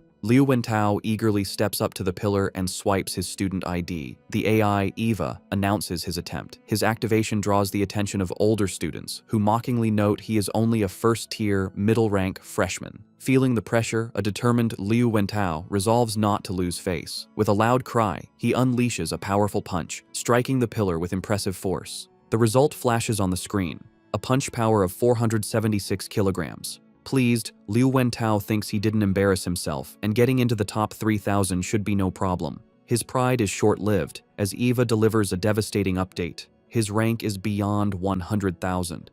Liu Wentao is left in shock, screaming in disbelief and questioning how this is possible with only about 4,000 students at the university. Eva coldly clarifies the leaderboard tallies the scores of all students since the university's founding 100 years ago. The humiliating realization dawns on Liu Wentao. The crowd was waiting to see him make a fool of himself. The older students erupt in laughter, with one remarking how hilarious it is. As his roommate wallows in embarrassment, Xu Jingming offers some consolation, reminding him that as a spiritual element user, physical punch power isn't his strength. A grateful Liu Wentao encourages Xu Jingming to try, certain he will be stronger. Xu Jingming agrees, admitting he wanted to test his strength anyway. He swipes his ID and Eva announces his challenge. The crowd's attention shifts to him, but they are even more dismissive, noting he seems weaker at a first-tier, lower rank. They doubt his punch power will even reach 400 kilograms. However, one onlooker finds the name Xu Jingming strangely familiar. Meanwhile, Xu Jingming is confident. He reflects on his recent progress, advancing to a first-tier ability user and tempering his body for 5 days and nights to forge his new technique's foundation. A quick check of his system panel confirms his new stats, including an enhanced physique and the Thunder Indestructible Body First skill. He clenches his fist, eager to see what level his punch power has reached. With a surge of power, he throws a punch, and the impact creates a powerful shockwave that ripples through the air. The powerful shockwave from Xu Jingming's punch ripples through the air, stunning the crowd in the martial arts hall. A digital screen shows the incredible result, a fist power of 4,589 kilograms. This score not only puts him first on the leaderboard, but also shatters the long-standing record for first-tier ability users. The older students who had been mocking him are left in disbelief. One exclaims the record has been broken, while another questions how a lower-rank first-tier user could have such immense power. A third student grimly points out that a punch with that force could turn him into meat paste, finding it impossible to believe this is a freshman. 2 female students in the crowd are equally astonished. One comments that the top 1,000 on the leaderboard are figures who lead the era, wondering how exceptional the new #1 must be. Her friend adds the record had stood for over 10 years and feels she must record the historic moment. His roommate, Liu Wentao, is ecstatic, grabbing Xu Jingming and declaring he is truly his brother and will follow him from now on. A smiling Xu Jingming modestly tells him not to exaggerate. Looking at his fist, Xu Jingming inwardly reflects, pleased with the outcome. He concludes the Thunder Tyrannosaurus's essence blood is highly compatible with him, and the improvement in his strength was immediate. The AI, Eva, floats nearby and formally congratulates Xu Jingming for breaking the record, announcing a 400 credit reward has been issued to his account. A curious Xu Jingming asks if he can earn more credits by breaking the record again. Eva clarifies the reward is only for the first time, but he can challenge the other level pillars for new rewards. Xu Jingming looks up at the other 4 pillars for 2nd to 5th tier users and decides he will break those records later. Meanwhile, his roommate has become a hype man as a group of impressed female students gather around Liu Wentao, who points out his amazing roommate. The girls quickly swarm a bewildered Xu Jingming, with some offering to teach him how to use equipment and others trying to recruit him for their club. Overwhelmed, Xu Jingming is pulled away by Liu Wentao, who suggests they escape to a private training room. Elsewhere, at his master's residence, Dean Yang Gentian is enjoying tea. His senior disciple, Liu Ming, shows him his phone, reporting that his junior brother Xu is a hot topic on the campus forums. Dean Yang Gentian marvels at our boy's exaggerated physical strength, questioning why he ran off to break records instead of resting. Liu Ming then reflects on his own past. He recalls when he was a high-rank first-tier user and had just mastered the first layer of the Thunder Indestructible Body. His fist power was only a little over 3,500 kilograms. He concludes with awe that his new junior brother is much more than just a little stronger than he was. In a luxurious apartment, a young man with dark hair and a brown jacket stares at his phone. Suddenly, he erupts in rage, slamming his hand on the marble countertop. The glass beside him shatters as his hand is covered in orange flames and blue lightning. He fumes, cursing that Xu Jingming has also come to Magic Capital. Clenching his fiery fist, his face contorts with anger. He thinks about how Xu Jingming's success made him miss his chance to be the top scorer of Jiangnan province, turning him into a laughingstock in his home city. He fiercely vows that this time, he will take back all the honor he believes is his. Meanwhile, back in his university's training room, Xu Jingming sits calmly, holding a small knife. He reflects on the effects of his new Thunder Indestructible Body technique, marveling that even after 5 grueling days of tempering without food or rest, he is still full of energy. To test his new durability, he lightly drags the sharp blade across his hand. The knife makes a metallic sound but fails to break the skin, leaving only a faint white mark. He is impressed, realizing his body's defense is now like E-grade alloy, making him invulnerable to ordinary blades. He concludes it is truly a worthy S-grade body refinement technique. Just then, his roommate Liu Wentao bursts in, calling his name excitedly. He informs Xu Jingming that the news of him breaking the record has caused an explosion on the campus forum. He adds that countless students are posting replies, saying they want to challenge him. Far from being annoyed, a competitive smirk plays on Xu Jingming's lips. He remarks to himself that the martial spirit at Magic University is indeed quite strong. Seeing the challenges, a protective Liu Wentao holds up his phone and angrily offers to help his roommate by crushing the self-overestimating guys online. Xu Jingming calmly pushes his roommate's arm down, telling him to forget it and not waste his time. He explains he has more important things to do, as he is heading to the Battle Technique Library, and tells Liu Wentao to head back to the dorm. Xu Jingming arrives at the massive and modern Battle Technique Library. As he approaches the entrance, he holds his hand out to a scanner, and a complex, glowing orange security circle appears, confirming the building's advanced protection. He is amazed by the security, recalling a rumor the library is personally guarded by the university's vice principal, a legendary 9th-tier superpower user. He realizes that with such a powerful figure watching over it, even the strongest martial saints couldn't steal the treasures inside. After swiping his student ID card, he passes through the gate, and the security circle scans him one last time before letting him in. Inside the Grand Hall, he is greeted by a trio of female librarians. The one in the center warmly welcomes him by name, addressing him as S-grade student Xu Jingming and asking how they can help. Surprised they know him, Xu Jingming asks how they knew his name. The librarian politely explains that students with S-grade authority, like him, are special and have access to all battle techniques. Their system automatically notified them when he scanned his ID. The librarian's thoughts reveal her true motivation. She understands that S-grade authority means his future is destined to be at least that of a Grandmaster-level user. She makes a mental note to befriend him. Xu Jingming tells the librarian he is interested in lightning element superpower battle techniques and asks which floor he should go to. The librarian informs him that techniques of B grade and below are on the second and third floors, but the more precious ones are in a special reading room on the fourth floor. She adds that he can get in by swiping his card. She then personally leads him to the fourth floor, into an elegant private reading room. Inside, a small floating AI device hovers over a table. The AI explains that once he selects techniques online, the original secret manuals will be delivered to him. She kindly warns him to be careful when handling them. Left alone, Xu Jingming commands the AI to display all lightning element battle techniques of B grade and above. In response, the AI projects dozens of blue holographic screens that fill the room, each showing a different technique. As he looks through the selection, 2 techniques catch his eye. The first is an SSS grade technique called 10,000 Prisons Heavenly Thunder Guidance, which creates a massive thunderstorm domain. However, it is restricted to users who are at least 5th tier. The second is an SS grade technique named Wrath of the Thunder God, which summons powerful thunder. This one is also restricted, requiring a user to be at least 4th tier. Xu Jingming is in awe of the quality of the techniques, seeing SS grade and even SSS grade options. He marvels at how rich the university's collection of secret manuals is, and wonders if he can view them for free. His excitement fades as he realizes the cultivation of these powerful techniques has strict requirements. With his current status, he can only learn A-grade battle techniques for now. He sees countless A-grade options, noting that choosing would be incredibly difficult without his teacher's guidance. Fortunately, he came prepared. He pulls out a recommendation list from his master, Dean Yang Zhentian, which saves him time. Using the list, he interacts with the holographic displays, pointing out his desired techniques. He makes his final decision, choosing 4 specific A-grade techniques. The first is Thunder Spear, an offensive technique. The second is Chain Thunder Gun, a sustained attack. The third is Thunder Flash, a movement technique. The final one is Thunder Prison, a control technique. He mentally categorizes his new skills.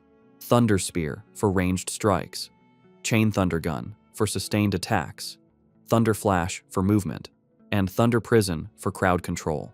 He confidently believes that with these 4 battle techniques and his S-rank Thunder Indestructible body, his combat style will have hardly any flaws. The AI, Eva, analyzes his selection, informing him the average time to learn each A-grade technique to an elementary level is 6 months. It recommends mixing in lower-level techniques for a more balanced approach. However, Xu Jingming confidently dismisses the advice. A short while later, the librarian returns, presenting him with the 4 physical manuals for his chosen techniques. As he reaches for them, Xu Jingming marvels at how luxurious they are. He reflects on their market value, knowing even C-grade secret manuals cost millions, making these 4 priceless A-grade originals an incredible treasure. As he opens the first manual, a golden light shines from its pages. He is struck by the profound artistic conception and powerful aura, realizing it is an experience a copy could never reproduce. He settles down and begins to study the manuals intently.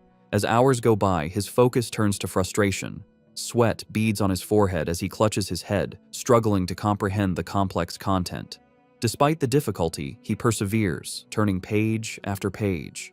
After a long study period, he leans back, having finished all 4 manuals. He then calls out to his system, Deep Blue, and commands it to add points. The system responds instantly. 4 notifications appear, confirming 200 superpower points have been consumed for each technique, and all 4 have been successfully learned to the elementary level. He then pulls up his system panel to view his updated status. His new skills, Thunder Spear, Thunder Flash, A-grade Chain Thunder Gun, and Thunder Prison, are all listed at the elementary level. His body refinement technique, Thunder Indestructible Body, remains at the first layer, and his available superpower points have decreased to 1434. Standing up, Xu Jingming clenches his fist, a faint aura of power around him. Having acquired so many powerful battle techniques, he looks upward with a confident and predatory expression, wondering which lucky person will be the first to taste the power of his new arsenal. In their luxurious villa at night, Liu Wentao sits on the couch and tells Xu Jingming about a notification from Eva. The freshman assembly is the next day at Training Ground 1. He also mentions a new group chat for the freshmen and suggests Xu Jingming should join. Xu Jingming calmly agrees. Liu Wentao then asks what level of combat techniques Xu Jingming chose at the library. Xu Jingming casually replies that he picked up 4 A-rank combat techniques. This answer shocks Liu Wentao. He exclaims that learning 4 A-rank techniques would normally take a student until their sophomore or junior year. He concludes that his roommate doesn't take the usual route. Liu Wentao's curiosity grows. He realizes that to browse A-rank techniques, Xu Jingming must have A-rank permission.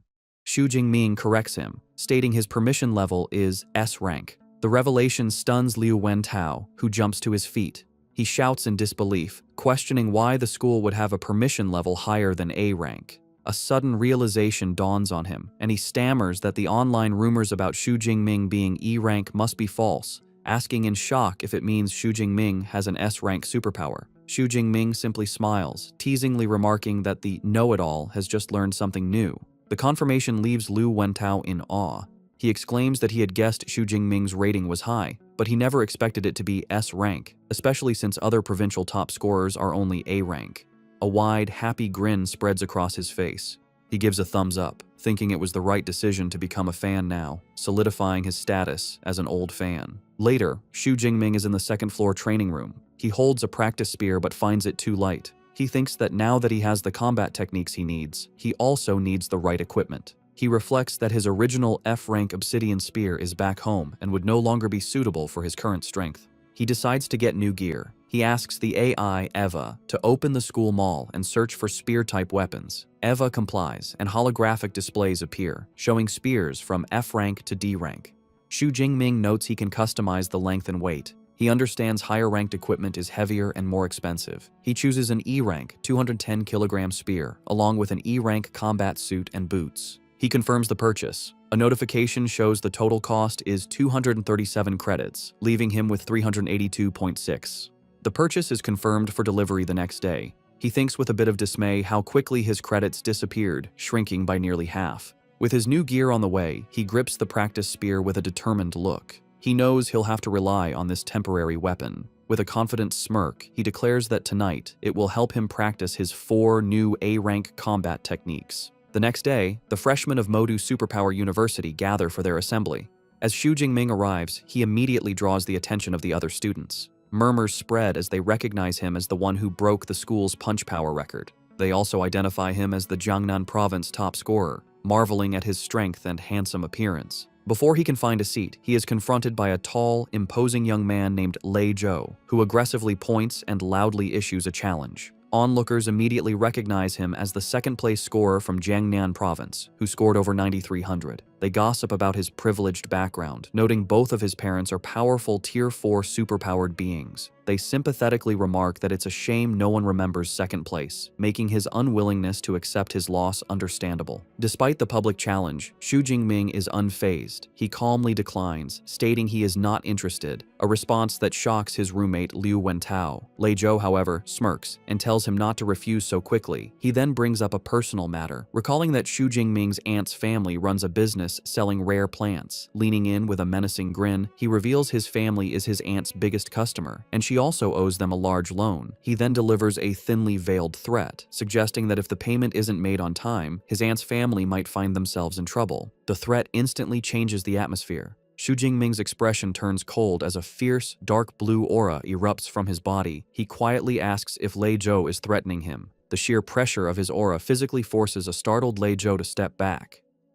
Sweating and shaken, Lei Zhou struggles to comprehend the fierce, beast-like presence. He quickly backpedals, stammering that it wasn't a threat, just a heads up. Having made his point, Xu Jingming's aura subsides. He calmly asks for the time and place for their duel. Regaining his composure, Lei Zhou declares the fight will be in 7 days, at noon, on Broadcast Platform 3. Xu Jingming accepts, warning his new rival not to regret his decision. The confrontation creates a buzz of excitement among the watching students, who eagerly anticipate the upcoming battle. Shortly after, the assembly officially begins. An older, gray-bearded university official takes the stage. He welcomes them to the freshman assembly, clarifying it is a session to answer questions about the university's systems. However, he announces the first thing he wants to introduce is the school's combat power ranking. He explains students will use a virtual dive pod for holographic combat simulations, and their ranking will be determined by the number of levels they can pass. He encourages everyone to try their best, emphasizing the rewards are very generous. After the hour-long meeting, aboard Xu Jingming lets out a large yawn. He thinks the only interesting part was the virtual dive pod, which he should try sometime. For now, his priority for the next few days is to continue his daily training with his senior, Liu Ming, and his mentor. For 7 days, Xu Jingming dedicates himself to intense training under his senior Liu Ming and his master, Dean Yang Gentian. After the week of training, Liu Ming approaches Xu Jingming with astonishment. He notes his junior brother has already advanced to the mid-level of the first tier and asks how it happened so quickly. Xu Jingming simply smiles and says it was just luck. However, his inner thoughts reveal the truth. He had deliberately waited a few days before using his system to level up, which made the advancement cost only 380 superpower points. He muses that if he had leveled up any faster, he probably would have scared his senior silly. Changing the subject, Liu Ming remembers the duel and asks if Xu Jingming has a match scheduled for noon. Xu Jingming confirms he does. With a confident smile, Liu Ming pats his junior on the shoulder and says he will observe 3 minutes of silence for his opponent. He decides to accompany Xu Jingming to the match. The scene shifts to broadcast platform 3, a large arena where a crowd has gathered. Lei Zhou enters the ring with his friends. One notes it's a good chance to see the top scorer's strength. Another dismisses Xu Jingming's high score as a fluke and bets Lei Zhou will win. When someone mentions Xu Jingming broke the punch power record, Lei Zhou scoffs, arguing a physical record is meaningless when superpowers are what truly matter. Just then, Xu Jingming makes his entrance with Liu Ming. Dressed in a new black coat and carrying his new spear, his arrival causes a stir. As Xu Jingming walks towards the ring, Liu Ming thinks with amusement that with his junior's handsome looks, he will undoubtedly charm countless female students once he achieves success. From the ring, Lei Zhou observes his opponent's aura and notes Xu Jingming's rank has increased. However, he remains confident, thinking he has other preparations. Seeking to raise the stakes, Lei Zhou proposes they add a wager, all of their credits. Xu Jingming accepts without hesitation, stating he has 370 credits. Impressed, Lei Zhou says he will cover any shortfall in his own credits with cash. He proposes they both transfer their credits to the account of Old Master Zhou, a neutral third party. The teacher presiding over the match is a woman with blonde hair tied in a ponytail, called Zhou Yun, a powerful Tier 6, mid-level, healing-type, superpowered being. As he completes the credit transfer, Xu Jingming notes the presence of the high-tier healer, Teacher Zhou Yun. He understands battles between superpowered beings are dangerous and realizes the school has taken precautions to prevent deaths. He agrees to the terms. The crowd buzzes with excitement as the massive wager, worth 3.7 million in currency, is confirmed. Teacher Zhou Yun steps forward to officiate. She confirms she has received the credits and instructs them to prepare. She lays out the rules. If one person admits defeat or loses consciousness, the other is forbidden from continuing the attack. Both Xu Jingming and Lei Zhou calmly acknowledge they understand. The two opponents face each other. Xu Jingming stands ready with his spear, while Lei Zhou draws his sword. With grim determination, Lei Zhou unleashes his A-rank fire ability, Dense Pine Industry Fire. A vortex of intense orange flames erupts around him as he declares he will take back all the honor Xu Jingming made him lose.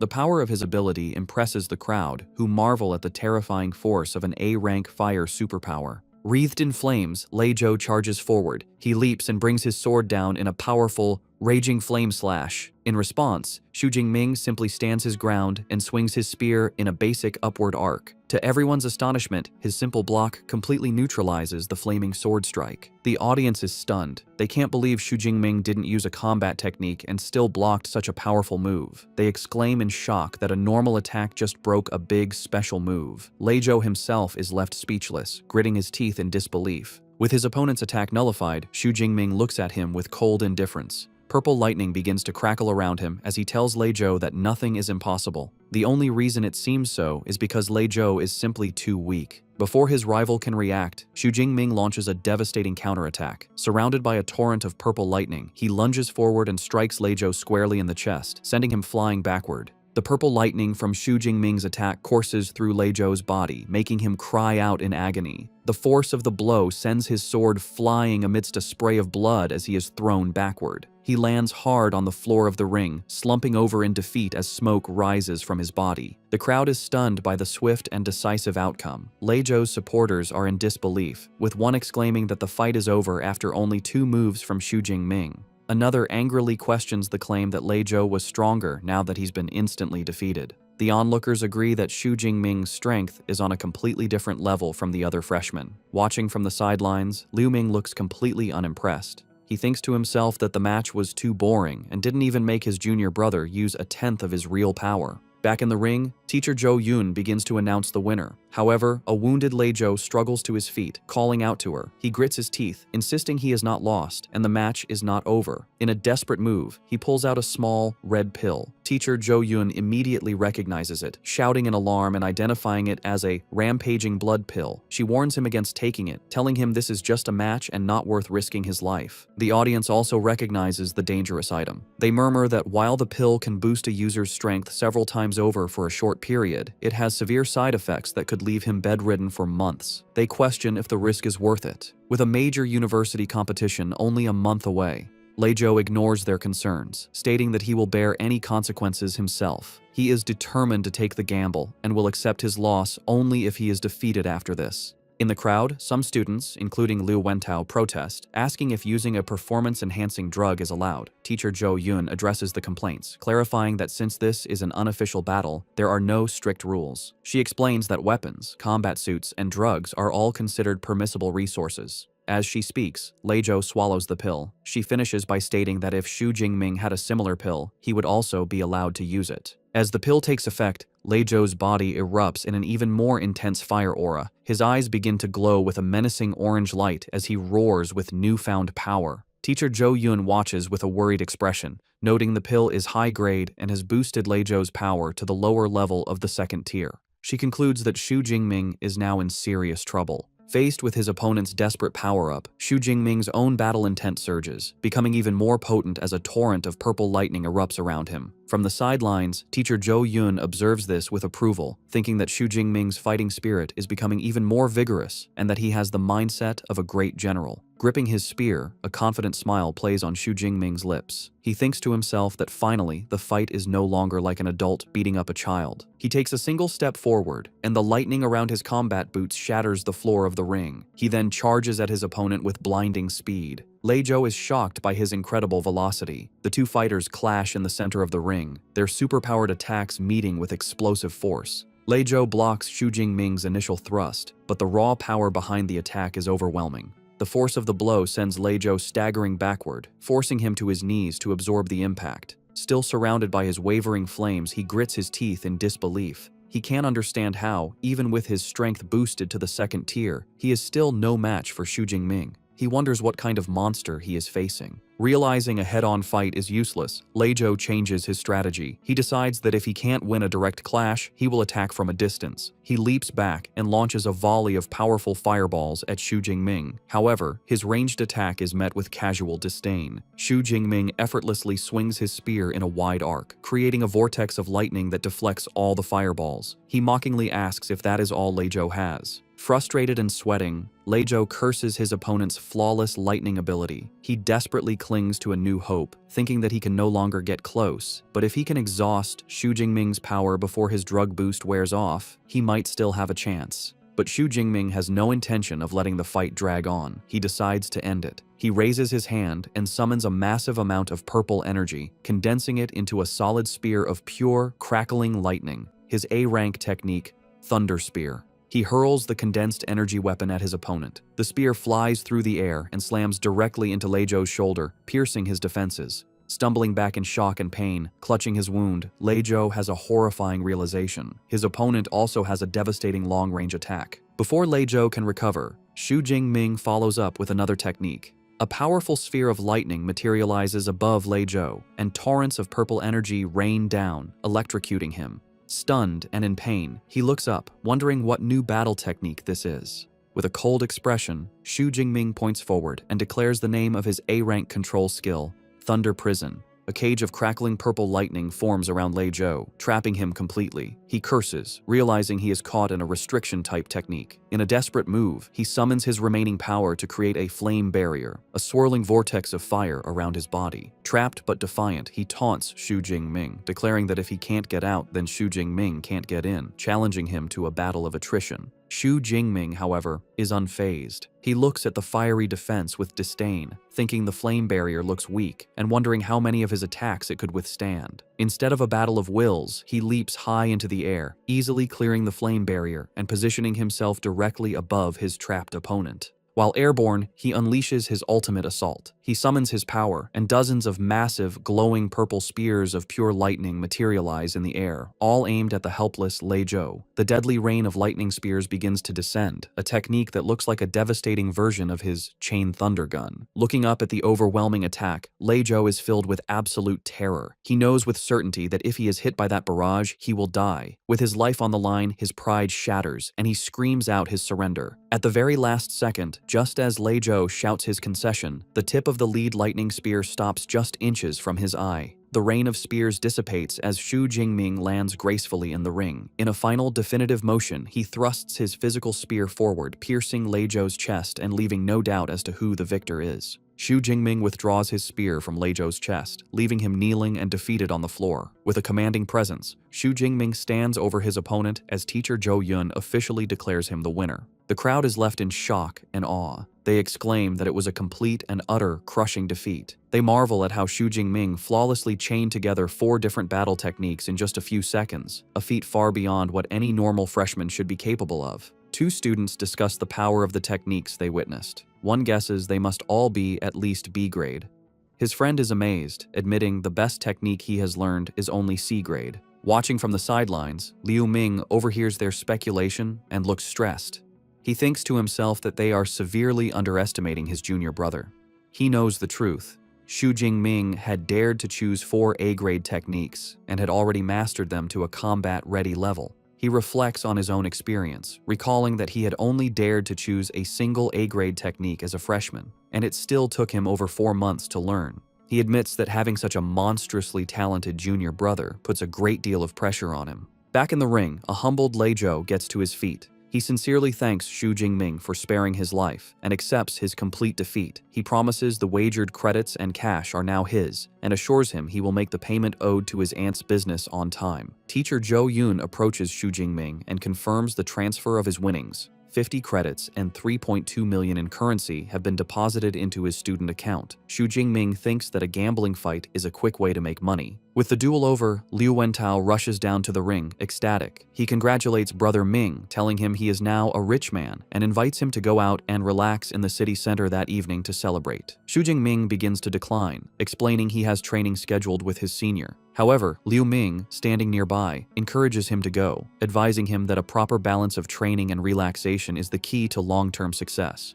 Taking his senior's advice, Xu Jingming agrees to go out. As they prepare to leave, Liu Wentao excitedly points towards Liu Ming, gushing about his reputation as the vice president of the Ash Club, a user of an A-rank lightning superpower. As he and Xu Jingming walk off together, Liu Wentao comments that the famous senior is even more impressive in person. As they leave the arena, Liu Wentao tells Xu Jingming to just follow his lead, as he has arranged the entire program for the evening. A slightly suspicious Xu Jingming looks back and asks what kind of program he is talking about. Liu Wentao turns with a wide, mischievous grin and points at his friend. He reveals his grand plan, the one unmissable event of university life, a social mixer between the male and female dormitories. A table is lavishly spread with food for a social gathering.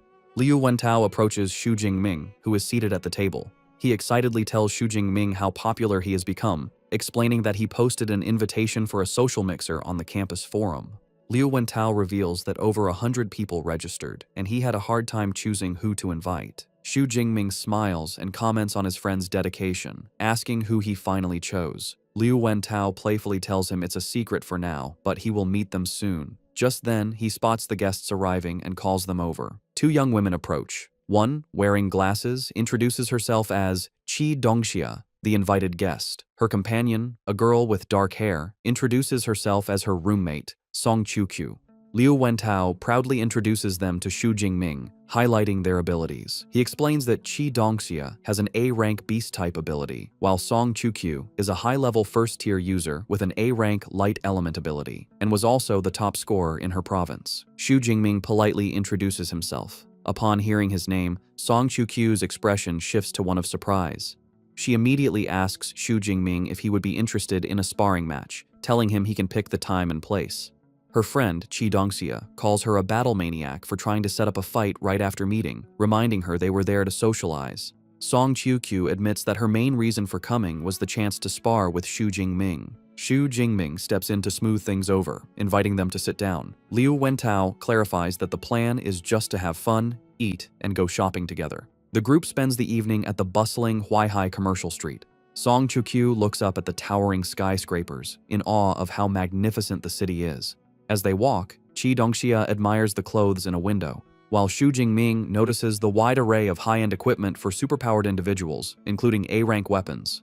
He observes a display of blades and elixirs, thinking this commercial center offers a far greater selection of gear than his hometown of Jiangcheng. Their outing continues as they enjoy some street food together. Later, they browse a clothing boutique. As the girls shop, Xu Jingming offers to hold Song Chukyu's shopping bag, and their hands briefly touch as he takes it. Afterward, Xu Jingming watches as the two girls walk ahead, looking at a jewelry display. By the end of the evening, Xu Jingming is holding many shopping bags, surprised they spent several million in just a few hours. Liu Wentao remarks that despite Song Chukyu's simple style, she is quite a wealthy young woman.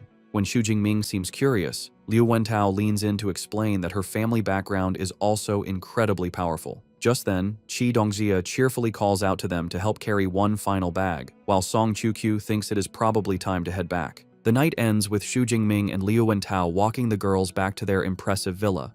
Song Chukyu tells the boys that they had a lot of fun. Both Xu Jingming and Liu Wentao wave goodbye as the girls head towards their home. However, before leaving, Song Chukyu stops and faces Xu Jingming with a serious expression. She tells him she was serious earlier and promises that one day she will formally challenge him to a sparring match. Her determined declaration surprises Xu Jingming for a moment, but he quickly recovers, a confident smile on his face as he accepts her challenge, saying he is looking forward to it. Song Chukyu seems pleased before turning to go inside. Once inside, Qi Dongxia begins to tease her friend. She remarks that she has never seen Song Chukyu show a pleasant expression to any boy since they started university, with Xu Jingming as the only exception. She happily concludes it was a great idea to bring her.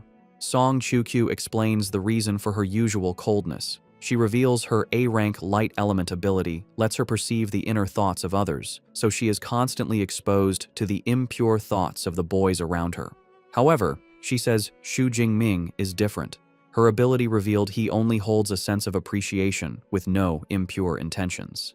She concludes thoughtfully that he is special.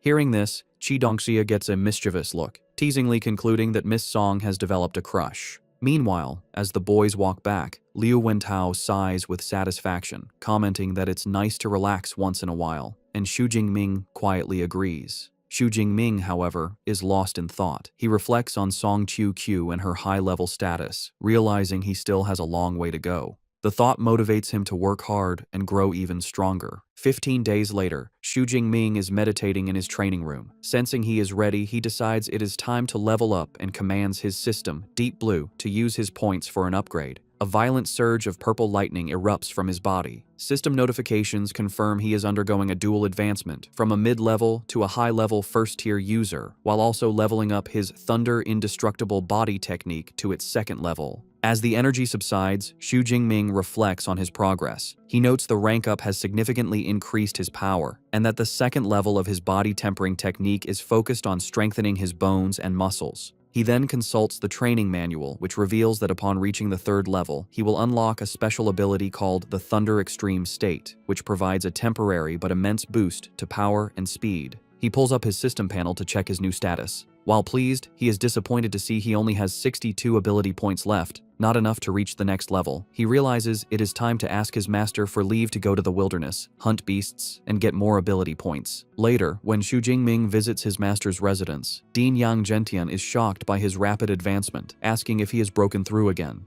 Xu Jingming calmly confirms his progress from the previous night, also mentioning his body tempering technique has reached the second level.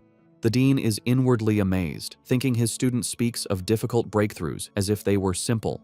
He concludes that with an S-rank ability and such hard training, there is nothing Xu Jingming cannot achieve. His senior disciple, Liu Ming, remarks that his junior brother is a monster, recalling it took him half a year to make the same advancement. Dean Gentian tells Xu Jingming that leveling up is important, but he must not neglect combat training. To test his new strength, the dean suggests a sparring match against his senior, Liu Ming, which Xu Jingming eagerly accepts. In the training room, Liu Ming says he will suppress his own power to that of a low-level second-tier user, instructing Xu Jingming to fight with full strength. After a countdown, the match begins. Both warriors leap forward, and their spears meet in the center with a powerful clash, erupting in a brilliant explosion of purple and green energy. The force of their clash leaves Liu Ming surprised. He thinks to himself that his junior brother's power is incredibly strong, almost on par with his own, even with his power suppressed. Xu Jingming, covered in purple lightning, feels a thrill of excitement. He realizes that for the first time since getting his system, he is facing an opponent of equal strength.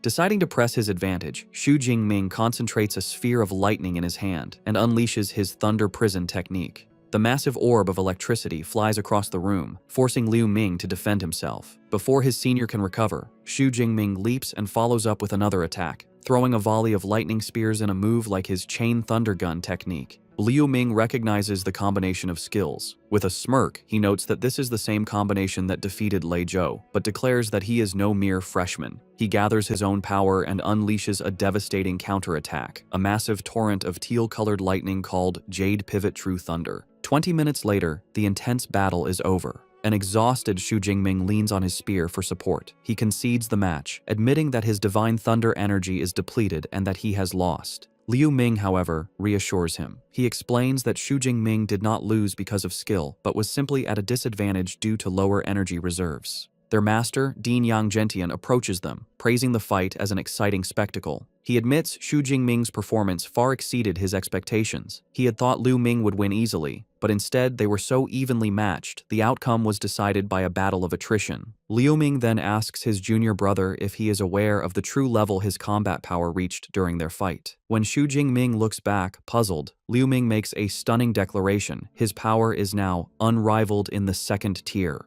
The weight of this new assessment leaves Xu Jingming looking thoughtful and determined. After the intense sparring session, Dean Yang Gentian announces that the training is over and tells everyone to rest. The butler, Uncle Fu, brings over a tray of spirit fruits, explaining they are perfect for recovering after training. Seizing the moment, Xu Jingming approaches his master with a request. He reveals his intention. He is preparing to leave the university to go on a trip to the wilderness. The dean is taken aback and asks how long he plans to be gone.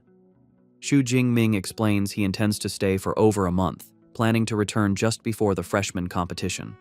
The long duration of the trip clearly worries his master. With a stern expression, the dean warns him that the wilderness is far more dangerous than the exam grounds. He explains there is no army protection, and beasts roam without predictable patterns, making it easy to encounter a high-level creature. He emphasizes the dangers of staying for over a month are immense. However, seeing his disciple's determination, the dean relents. He decides that if Xu Jingming is set on going, he will not stop him. He places a firm hand on his student's shoulder, giving him one piece of advice.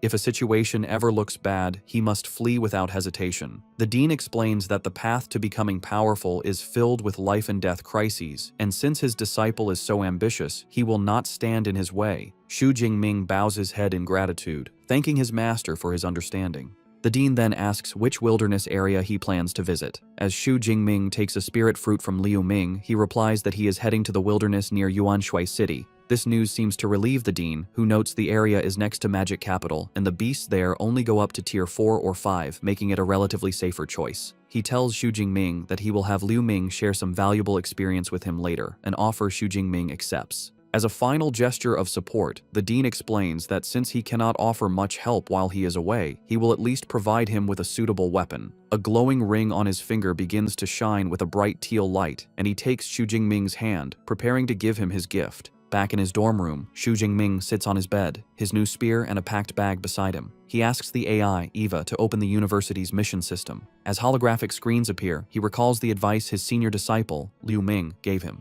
Before leaving for the wilderness, it is a good idea to accept some missions to earn extra credits. He looks through the list, noting the variety of tasks available, such as collecting beast materials, gathering rare herbs, and capturing fugitives. The rewards vary by difficulty, with C and D rank missions offering modest credits, while S and A rank missions offer much more. Xu Jingming observes that all the high-reward missions involve combat, remarking to himself that this must be the training model of Modu University, pushing its students into dangerous situations to grow stronger. He remembers a saying that the most outstanding students are not found on campus but out in the world. With this in mind, he selects 1 A rank and 3 B rank missions for his trip. With his preparations complete, Xu Jingming puts on his new combat attire, slings his backpack over his shoulder, and prepares to leave. As Ava wishes him good luck, he thinks to himself that there is no time to waste and he must set out immediately. His journey takes him to the Yuanshui City Supply Base, a bustling town in a mountainous region that serves as a forward base for those venturing into the wilderness. The streets are filled with adventurers trying to recruit members for their beast hunting teams. Xu Jingming arrives, taking in the lively atmosphere with satisfaction, thinking that he has finally made it. He walks through the streets and enters a grand building that serves as a registration hall for adventurers. The hall is filled with other armed individuals. A woman in an elegant red dress who works as a receptionist greets him warmly and asks how she can assist him. Xu Jingming states his purpose, explaining he wants to register as an adventurer. He holds up his identification, knowing that to enter the wilderness, one must first register for a nationally recognized adventurer identity. The receptionist takes Xu Jingming's university ID and is impressed that he is a student from Modu Superpower University. She remarks that it is rare to see a first-tier user like him venturing into the wilderness so soon. She informs him it will take a little while to process his registration and suggests he rest in the hall while he waits. As Xu Jingming waits, he walks through the hall, observing the other adventurers. Suddenly, a commotion erupts near the entrance. A group of men exclaim in excitement as a newcomer arrives. They recognize her as the goddess Jiang Chuxuan, commenting on her beauty and powerful aura, noting that such a presence is expected from a student of Modu University. The center of attention is a stylish woman with long white hair and sunglasses, who walks through the hall with confidence, followed by two large bodyguards and a cameraman. She is Jiang Chuxuan, a second-year student from Modu Superpower University. The onlookers gossip, speculating she must be there to film new material for her online videos. They praise her content and marvel at her popularity, with one man stating she has at least 10 million fans. Another corrects him, claiming she has over 15 million followers and passionately declares he would trade 10 years of his life to be her boyfriend. From a distance, Xu Jingming observes the scene. He recognizes she is a fellow student, and internally notes her beauty is on par with Song Chukyu's. His observation is interrupted when the receptionist calls him over. She hands him his new adventurer card and a satellite smartwatch, explaining the watch has a map of the wilderness detailing beast activity and danger levels. Xu Jingming thanks her. As he turns to leave, a shady-looking man stops him. The man guesses this is Xu Jingming's first trip into the wilderness and warns him it is dangerous to go unprepared, offering to sell him some essential elixirs. Intrigued, Xu Jingming asks about the price. The man eagerly opens his coat to reveal hidden pills, offering first-grade healing elixirs for 20,000 and antidote elixirs for 15,000. He also mentions he has more potent second-grade versions, though they are more expensive. Xu Jingming casually remarks that the prices don't seem that high. The merchant laughs, pleased, and boasts that he is well known for selling cheap and effective elixirs. However, Xu Jingming's expression turns sharp.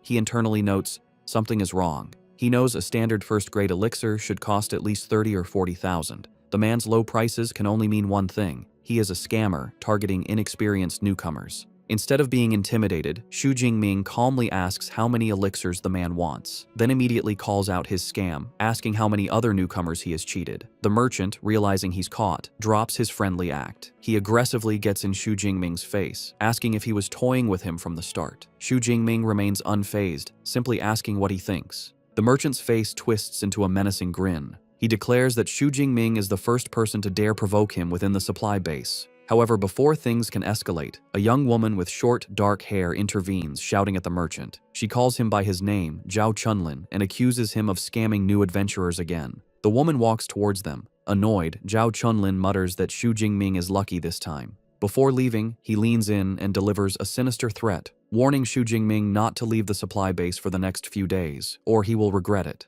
As Zhao Chunlin stalks away, the other adventurers gossip. They comment that the newcomer is in trouble for being targeted by Zhao Chunlin and that he provoked the wrong person. One adventurer notes that Zhao Chunlin is rumored to be a mid-level second-tier user, making him too powerful for a high-level first-tier user like Xu Jingming. The woman who intervened approaches Xu Jingming and warns him that Zhao Chunlin is vengeful, advising him to stay inside the base. Xu Jingming thanks her but asks why a known scammer isn't dealt with by the authorities. She explains Zhao Chunlin has powerful connections, which is why no one interferes.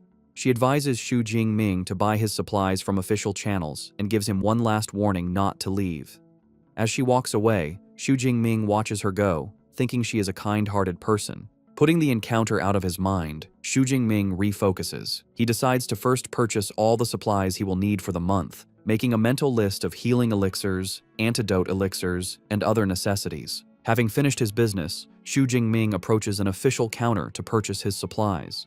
After stowing the items in his backpack, he leaves the adventurer's hall, now fully equipped and ready for the wilderness. However, as soon as he steps outside, his path is blocked by Zhao Chunlin and his cronies. The merchant looks furious, mockingly commenting on how Xu Jingming is foolish and defiant for daring to leave after being warned not to. He angrily asks if this is a sign of disrespect. Unfazed, Xu Jingming calmly asks what he wants. Enraged by his calm demeanor, Zhao Chunlin's face twists into a sneer. He declares that since Xu Jingming has disrespected him, he will break both of his legs and make sure he spends the rest of his life in a wheelchair, claiming it is the only way to appease his anger. Nearby, the kind adventurer woman who had warned him earlier sees the confrontation. She expresses frustration that he didn't listen to her and declares she must go help. However, her companion holds her back, suggesting it might be better to let him learn a lesson. Back in the confrontation, Zhao Chunlin prepares to make good on his threat.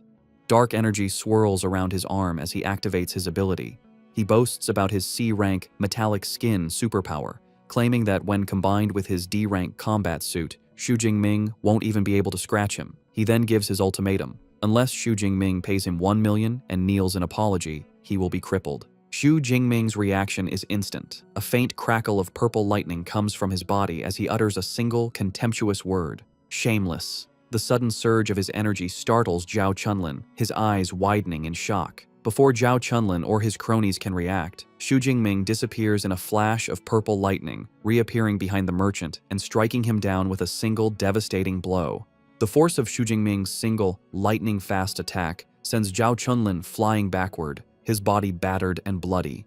Zhao Chunlin is slammed with such force that he crashes through a nearby stone wall, shattering it. The onlookers, especially the kind adventurer woman and her companions, are left utterly speechless by the sudden and brutal display of power. Xu Jingming stands calmly in the now devastated courtyard, unfazed by the chaos he caused as the crowd parts around him. The onlookers are in shock, murmuring about the instant and terrifying defeat of Zhao Chunlin. One person notes they didn't even see how Xu Jingming attacked, while another remarks they were initially worried for the newcomer, never expecting him to be so strong. The consensus is clear. Zhao Chunlin picked a fight with the wrong person. The kind adventurer woman and her friend are also trying to process what they just saw. The woman admits she couldn't follow his movements either. Her blonde companion grimly assesses the damage, guessing that Zhao Chunlin's legs and pelvis must have been completely shattered. She concludes that even if he survives, he will be a cripple. The kind woman remarks that Xu Jingming is not only incredibly strong, but also ruthless, truly a student from the prestigious Modu Superpower University. When her companion asks how she knows, she explains she recognized his combat suit as exclusive gear from the university. Impressed by his power, the kind woman, whose friend calls her Xiao Qian, suggests they should try to recruit him into their team, noting they are short one attacker. Her teammate immediately protests, reminding her that when they formed their all-female team, they agreed to only accept female members. The other teammates playfully tease Xiaoqian, suggesting she's only interested because he's handsome, though they admit they wouldn't be opposed to him joining. The teasing leaves Xiaoqian flustered. Ignoring the commotion, Xu Jingming proceeds to the wilderness entry gate. He scans his adventurer card, and a notification confirms his identity and grants him permission to enter. He steps through the massive gate and into the vast expanse of the Yuanshui wilderness area, a dense, untamed forest. Shortly after entering, he pauses as the distant, powerful roar of a beast echoes through the trees. He recognizes the sound as a territorial declaration from powerful beasts, likely at least Tier 4. However, he remains calm, noting to himself that these creatures are not his targets for the day. He begins to plan his hunt, recalling that the Yuan Shui wilderness is divided into a ruined city and a mountain forest. He decides the beasts in the city are generally weaker, making them the perfect starting point to harvest the ability points he needs. He pulls up a holographic map on his smartwatch and identifies a nearby location called Ping'an County. The data indicates the area is mostly inhabited by Tier 2 beasts, with very few Tier 1 and no higher-tiered creatures.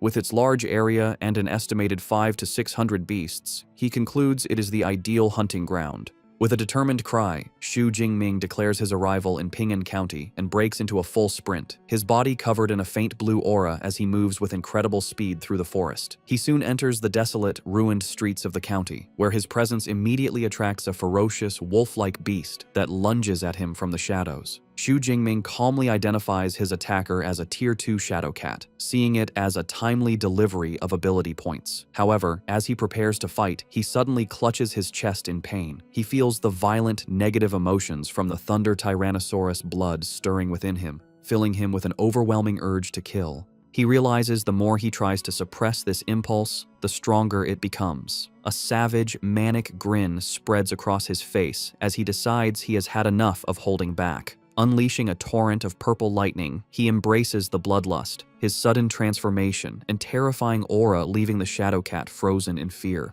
The scene then shifts to 1 month later. A team of 4 adventurers patrols the empty streets of the same county. One of them asks their bald, red-bearded captain why the area is so deserted, complaining they have been searching for a full day without finding a single beast. The captain angrily retorts that he has no idea, finding the situation deeply unsettling. He reasons there should be hundreds of beasts in a city of this size, and even a mass migration wouldn't leave the area so completely barren. Just then, their luck seems to change as a large, tiger-like arm-blade tiger appears before them, startling the group. Relieved to have finally found a target, the captain rallies his men, declaring they should kill it together. However, before they can move, a massive spear of pure purple lightning descends from the sky. The energy spear slams directly into the beast, instantly obliterating it in a massive explosion of purple energy and debris. The adventurers are left stunned by the sudden, overwhelming attack. One of them nervously wonders if they just saw a new type of laser weapon. The more experienced captain dismisses the idea, explaining a laser would be much faster. He correctly deduces that the devastating attack was an incredibly powerful lightning element combat technique. The captain of the adventurer team quickly understands the situation. He concludes that the devastating attack was a clear warning and that a powerful individual has claimed the entire county as their territory. He urges his team to leave immediately. His men scramble to follow, with one commenting on how terrifying the lightning spear was, while another finally understands why they couldn't find any beasts. They had all been wiped out by this powerful lightning user. The captain yells at them to hurry, fearing the consequences if they linger and anger the mysterious powerhouse. The scene shifts to reveal the powerhouse, Xu Jingming,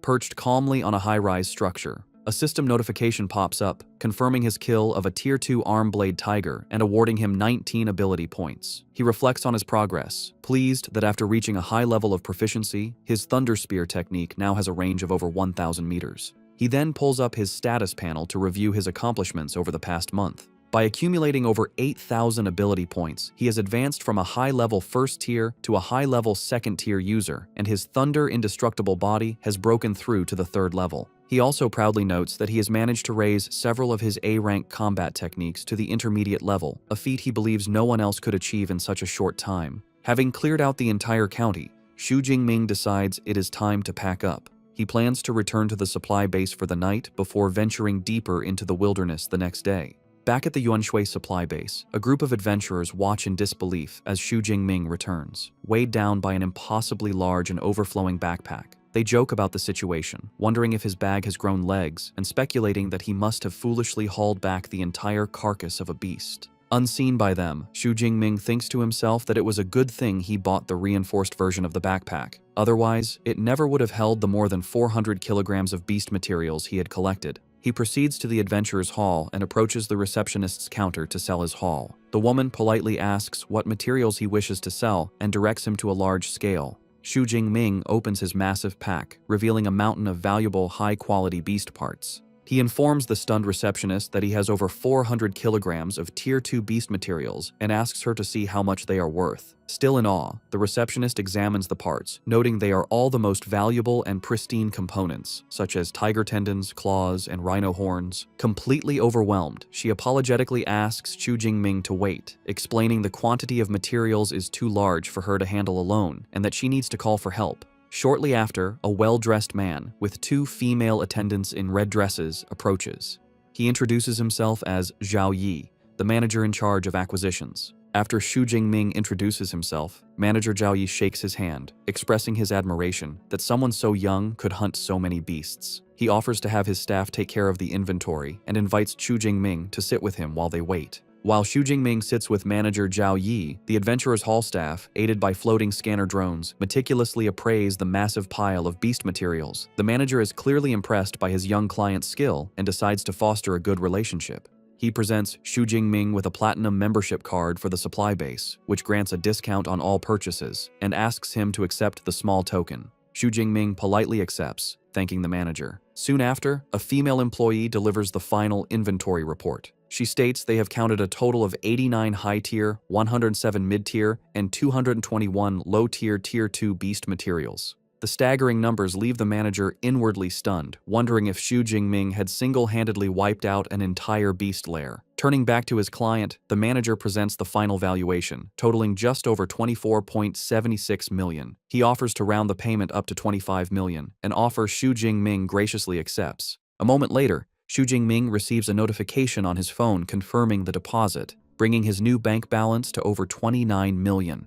He smiles, realizing he has become incredibly rich overnight. As he prepares to leave, manager Zhao Yi gives him his business card, inviting him for tea sometime. Xu Jingming politely agrees and leaves. The manager watches him go, thinking the young man has a future with limitless potential. Just as Xu Jingming departs, the manager's phone begins to ring. He answers, and the caller is revealed to be Zhao Chunlin. From a hospital bed, heavily bandaged and in a wheelchair, the enraged merchant yells into the phone that he saw the person who attacked him return to the base and furiously demands that the manager help him get revenge. The manager, now revealed to be Zhao Chunlin's powerful contact, calmly asks if he is referring to the high-level first-tier user and inquires how he wants to proceed. Zhao Chunlin furiously demands that he dispatch the Tiger Shark Squad to make Xu Jingming's life a living hell. The manager agrees to lend him the elite squad, but makes one condition clear. After this, their association is over. Zhao Chunlin accepts the terms, vowing to leave the city as soon as his revenge is complete. After ending the call, manager Zhao Yi feels a sudden sense of unease. He tries to dismiss it as paranoia, reassuring himself that the Tiger Shark Squad is an elite team of Tier 2 users and should have no trouble dealing with a single first-tier opponent. Meanwhile, as Xu Jingming walks through the streets of the supply base, he suddenly lets out a loud sneeze. He rubs his nose, wondering what that was about and if someone was just talking bad about him somewhere. Manager Zhao Yi is on the phone with his superior, enthusiastically reporting about a new ability user named Xu Jingming, whose haul of beast materials alone was more than a dozen other teams combined. The superior, base chief manager Wang Chuang, hears the name and says he will check the records. As he pulls up Xu Jingming's file, his eyes widen in surprise. Manager Wang Chuang immediately calls back, his tone urgent. He tells manager Zhao Yi that Xu Jingming is extremely important and to notify him the moment he returns. Zhao Yi agrees, wondering how a young man could cause such a strong reaction from his boss. He concludes Xu Jingming must have a powerful background and is relieved he treated him with respect. Meanwhile, manager Wang Chuang looks at Xu Jingming's profile. He recognizes him as another disciple of the famed Yang Zhentian and notes his talent seems to surpass even Liu Ming, another of the dean's students. He concludes Xu Jingming is a prodigy who must not be offended. Elsewhere, Xu Jingming walks through the commercial streets of the supply base. He sees a shop selling spatial storage rings and is dismayed that even basic models, no larger than a suitcase, cost over 10 million. Despite the high price, he finds the convenience of a space ring appealing and wonders how much a larger one for his spear would cost. His thoughts are interrupted by his phone ringing. He answers and hears the cheerful voice of his roommate, Liu Wentao, who asks when he'll return to the university. Xu Jingming says he will be back in about half a month and asks if something is wrong. He doesn't know he is being watched. From a hidden alley, a vengeful Zhao Chunlin sits in a wheelchair, surrounded by mercenaries, the Tiger Shark Squad. The squad leader, a man with a blonde buzz cut and an arm in a sling, points out their target. He orders them to break Xu Jingming's hands and feet, then bring him to Zhao Chunlin. A female squad member coolly acknowledges the command. As Xu Jingming continues his phone call, Liu Wentao starts telling him about an arrogant new freshman at the university. Suddenly, Xu Jingming pauses, sensing hostile gazes. Liu Wentao asks what's wrong, but Xu Jingming, aware of the ambush, looks over his shoulder and calmly tells his roommate it's nothing, and to continue. As Xu Jingming walks into the deserted alley, the Tiger Shark Squad is waiting. The squad leader signals that the target is in position and orders a member named He Ji to analyze his strength. Another member remarks their captain is being too cautious about a single upper first-rank user. As He-ji uses her psychic ability to scan their target, her expression turns to shock, and she exclaims that what she is seeing can't be possible. The captain asks what is wrong, sensing something is amiss. He-ji shares her psychic perception with the team, letting them see what she sees. Their view of the alley shows their auras as small flickers of energy, but Xu Jingming's is a colossal vortex of immense purple power that dwarfs them. The team is horrified. realizing his power is far stronger than an upper second-rank user and he could easily destroy them. The leader's face twists in fury as he realizes their intelligence was wrong and Zhao Chunlin sent them on a suicide mission. He immediately aborts the operation, ordering a retreat and vowing to settle the score. From the alley, Xu Jingming watches the squad members suddenly leap away and vanish, leaving him confused by their sudden withdrawal. He quickly deduces the only person in the base with a grudge against him is Zhao Chunlin and assumes this was a failed revenge attempt. He dismisses it, thinking people like that never change and he will teach him a lesson next time. The enraged Tiger Shark squad returns to Zhao Chunlin. The squad leader storms up to the merchant and slaps him powerfully across the face. The force sends Zhao Chunlin flying from his wheelchair. Stunned and in pain, he demands to know why he was attacked. The leader looks down with contempt, yelling that Zhao Chunlin's faulty intel was a death trap. He reveals the shocking truth. Their target wasn't an upper first-rank user, but a powerful upper second rank. The news leaves Zhao Chunlin speechless, unable to understand how Xu Jingming grew so powerful in just over a month. The squad leader, his face cold with disgust, declares he doesn't care. He terminates their mission, leaving Zhao Chunlin broken on the ground as his team departs. The Tiger Shark squad leader reports back to manager Zhao Yi, who is surprised to see them return so soon. The squad leader confirms the mission was terminated. He explains that Zhao Chunlin's intelligence was wrong. The target was an upper second-rank user. He corrects himself, saying it's worse. Their scanner showed his combat strength is at least third rank, which is why they retreated. Manager Zhao Yi is enraged, wondering how Zhao Chunlin could make such a huge mistake. A sense of dread dawns on him, and he asks for the target's name. The leader says Zhao Chunlin only gave a description, a muscular man, about 1.9 meters tall, who carries a long spear. The description clicks, and manager Zhao Yi's face turns pale with horror as he realizes who the target was. The scene cuts to manager Wang Chuang's office, who slams his hands on his desk, sending books flying. He yells at Zhao Yi, demanding to know who gave him the audacity to ambush Xu Jingming. A terrified Zhao Yi nervously points out he's just an upper second-rank kid and questions if such a strong reaction is needed. Manager Wang Chuang calls him a fool and has a drone project Xu Jingming's records. As he reads, the horrifying reality hits him. The file confirms Xu Jingming is an 18-year-old upper second-rank user, the top scholar of Jiangnan province, and a freshman at Modu Superpower University. The most damning detail is his mentor, the legendary Yang Zhentian.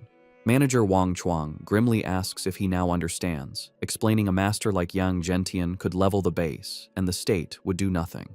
Overcome with fear, spikes erupting from his back, manager Zhao Yi bows and promises to handle the situation. On manager Wang's orders, 2 guards drag in the battered Zhao Chunlin. The terrified merchant is thrown to the floor, where he begs for his life. Manager Zhao Yi, his face cold, declares a simple beating isn't enough. The ringleader must be executed. He tells Zhao Chunlin he has only himself to blame for picking a fight with someone he couldn't afford to offend. Without another word, he snaps the merchant's neck, executing him on the spot. In manager Wang Chuang's office, manager Zhao Yi looks on nervously after executing the merchant. However, the base chief manager is not satisfied. He coldly asks if Zhao Yi believes that is enough to appease someone like Xu Jingming. With a menacing look, he tells Zhao Yi that while he has overlooked his shady dealings over the years, this mistake is too great. He declares everyone involved, including the Tiger Shark squad, must be severely punished to ensure no rumors spread. A horrified Zhao Yi can only watch. The scene shifts to the Adventurers Hall entrance, where the base's top management has gathered in a formal line. A crowd, including Xiao Qian and her team, observes the gathering. They recognize manager Wang Chuang at the front and note all department heads are present.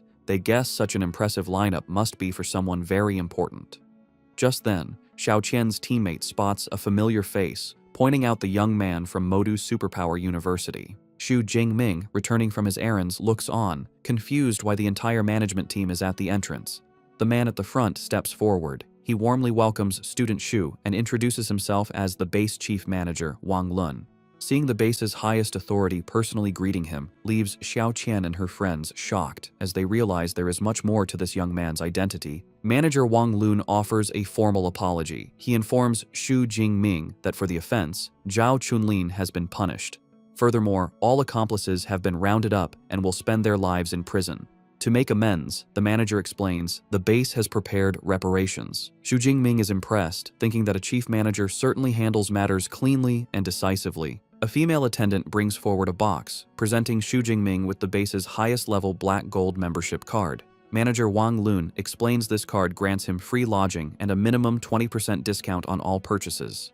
Another attendant then presents a second gift, a small box containing a 1 cubic meter space ring. The incredible value of this gift leaves Xu Jingming completely stunned as he realizes what he is being offered. Holding the space ring, Xu Jingming notes its incredible value, saying it would cost at least 50 million on the market. He accepts the gift, acknowledging Manager Wang Chuang's sincerity. Manager Chuang praises Xu Jingming, commenting that his boldness is what he would expect from a student of Yang Zhentian. He mentions that Xu Jingming's senior disciple, Liu Ming, also trained at the base. Before Xu Jingming leaves, Manager Wang Chuang assures him that if he runs into trouble in the city, he should contact him, as his influence is significant. Xu Jingming understands this special treatment is entirely due to his master's powerful backing. Later, in the luxurious room from his new Black Gold membership, Xu Jingming finally relaxes. After a month of hard training, he is grateful for the rest. He decides to bind the space ring to himself, a process that requires leaving a spiritual imprint on it. With his strong spiritual power far surpassing an average user of his level, he completes the task easily. Testing the ring, he finds he can retrieve items with a simple thought and store them with a touch. Although it can't hold living things, he finds it very convenient. His rest is interrupted by a call from his master, Yang Zhentian. Xu Jingming informs him he just returned from the wilderness and has something important to report. Upon learning someone sent mercenaries to attack his disciple, Yang Zhentian becomes enraged. He shouts over the phone that a space ring is too light a compensation for an assassination attempt and threatens to destroy the base if anything had happened to Xu Jingming. Once calmer, he asks why the elite squad retreated. Xu Jingming speculates they realized his strength was much greater than they expected, seeing him as an upper-tier second-rank user, forcing them to fall back. The news leaves Yang Zhentian speechless. He shouts into the phone in disbelief that Xu Jingming has already reached that level in just 1 month. His master's shock quickly turns into a proud laugh. He praises Xu Jingming, stating his cultivation speed is even faster than his was, and eagerly asks when he plans to return so they can celebrate. Xu Jingming tells him he will be back just before the semester begins, as he plans to use the remaining time to explore more dangerous areas. His master warns him to be careful, and Xu Jingming assures him he will. After the call, Yang Zhentian is still beaming with joy. His butler, Uncle Fu, remarks it has been a long time since he's seen him so happy. The dean can't contain his admiration for Xu Jingming's astonishing speed of improvement. He reflects that life and death crises, which are catalysts for others, seem to work like a powerful cheat device for his talented disciple, speeding up his growth at an incredible rate. Following his plan, Xu Jingming ventures into the forest mountain range, a more advanced part of the wilderness. As he walks, the air is filled with the roars of fierce beasts. He notes this area seems much richer in resources than the ruined city he had cleared. His keen senses pick up on an attack just as his boot snaps a twig, alerting his foe to his position. Suddenly, invisible energy slashes tear through the air, aimed at him. Reacting with incredible speed, Xu Jingming dodges the assault, the blasts narrowly missing him and slicing through the trees. The attacker reveals itself, a large, ferocious Gale Dreadwolf. Xu Jingming calmly analyzes it, guessing that most third-rank beasts have special abilities. He identifies the wolf as a wind element creature, likely at a mid-tier third-rank level, and wonders how many ability points its defeat will give him. As Xu Jingming prepares to fight the beast, he senses another group approaching. It is the popular streamer Zhang Chuxuan, with her bodyguards and a cameraman. One of her men points out the Gale Dreadwolf, suggesting it would be perfect for Miss Zhang to defeat on camera. The team leader orders his subordinate to block the wolf's escape, intending to claim the beast for themselves. Xu Jingming observes this, thinking they are trying to steal his kill, which is against the wilderness rule where the first person to find a resource has claim to it. However, Zhang Chuxuan expresses her disapproval. She states that she dislikes taking another's prey just for filming content. The leader tries to frame it as a heroic rescue for their stream. Zhang Chuxuan is not convinced, saying she doesn't need fake praise and pointing out that Xu Jingming appears calm and capable, not needing help. Following her wishes, the team leader complains quietly but agrees to find another beast. He orders his team to leave. Xu Jingming watches them go, thinking Zhang Chuxuan's character is surprisingly decent for a famous online personality. However, he also notes the team leader seemed to have little authority. He dismisses the thought and refocuses on his hunt. The Gale Dreadwolf, annoyed that Xu Jingming stood his ground, lunges in a furious attack. Unfazed, Xu Jingming easily evades the beast's charge. The attack throws Xu Jingming slightly off balance, enraged that its prey is not taking it seriously. However, Xu Jingming quickly recovers and retaliates. Channeling his lightning power, he brings his spear down with immense force, plunging the electrified tip into the beast's skull. The beast collapses. A system notification confirms the kill, awarding him 34 ability points. Xu Jingming reflects on the reward, noting with satisfaction that getting over 30 points from a single third-rank beast is quite good. With a smirk, he looks forward to the last 10 days of his expedition, eager to hunt as many beasts as possible. 7 days later, Xu Jingming's hunt continues. He finds a troop of large, ape-like beasts, who are startled by a brilliant flash of light from above. He unleashes a powerful ranged technique, a massive spear of pure energy, which descends from the sky and slams into the ground, creating a powerful explosion. The blast leaves a crater with one ape-like creature lying heavily wounded within it. Xu Jingming is surprised his thunder spear attack didn't instantly kill the leader. He acknowledges that, as expected of a third-rank beast leader, it is durable.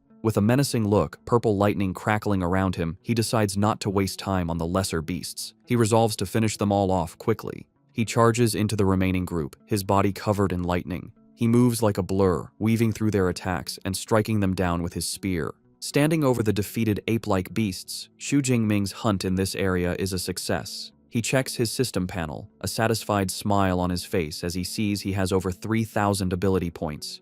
He thinks this amount should be enough to finally learn the powerful S-rank combat techniques he has been eagerly anticipating. Just as he is about to move on, his smartwatch beeps, projecting a holographic distress signal. Elsewhere, Jiang Chuxuan is desperately fleeing for her life, leaping through the trees at incredible speed. She is being pursued by a massive, armored, dragon-like creature. Through her panicked thoughts, she reveals her team was scattered by a powerful 4th-rank beast, and in the chaos, she ran into another foe, a low-tier 3rd-rank ground-digging dragon. She knows any beast associated with dragons is very fierce. As a mid-tier 2nd-rank user, she understands she has no chance of winning, even with a power-boosting pill. Her only hope is that another superpowered person will see her distress signal and come to her aid. Her situation becomes worse when she breaks out of the dense forest into an open clearing. She realizes, with a sense of doom, that without cover, the beast will surely catch her. As she feared, the creature closes in, cornering her completely. Just as the beast is about to strike, a massive spear of pure purple lightning descends from the sky, slamming in front of the creature and stopping its attack. Xu Jingming appears in a flash of lightning, standing protectively between her and the stunned beast.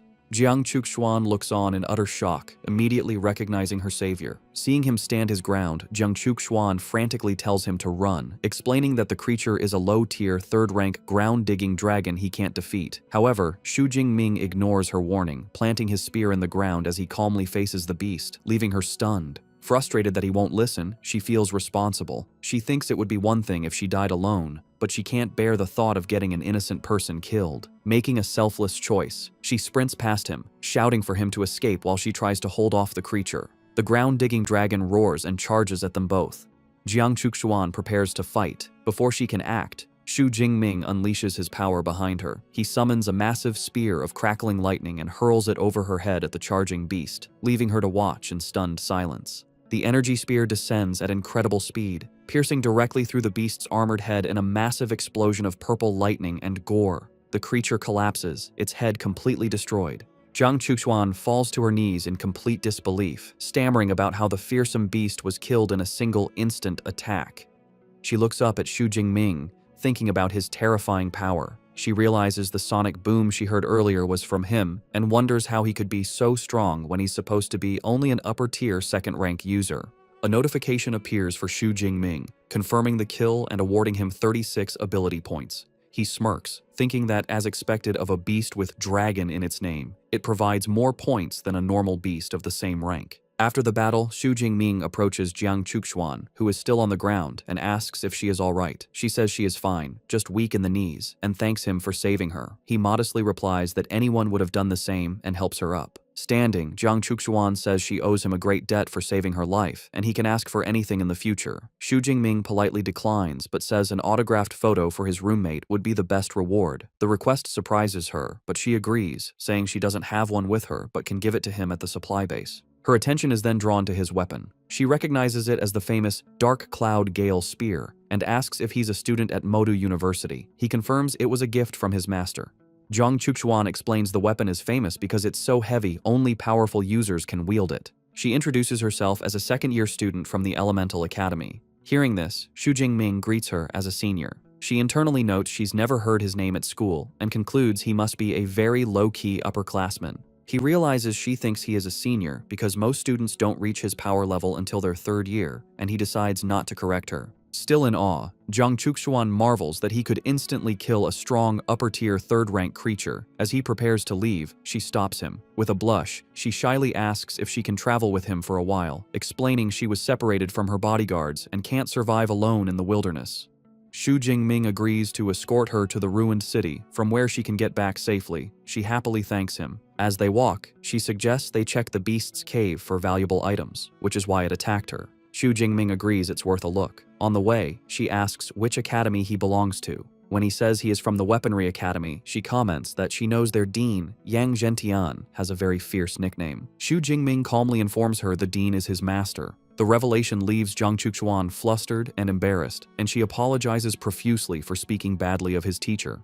Xu Jingming is taken aback, thinking that for a cold online ice goddess, she is quite a chatterbox in person. Jang Chukchuan leads him to a dark, rocky cave, the ground-digging dragon's lair. Inside, he cautiously tells her to stay behind him, as he is unsure of what dangers lie ahead. She agrees, following closely as he leads with his spear crackling with protective lightning. Their caution soon turns to amazement.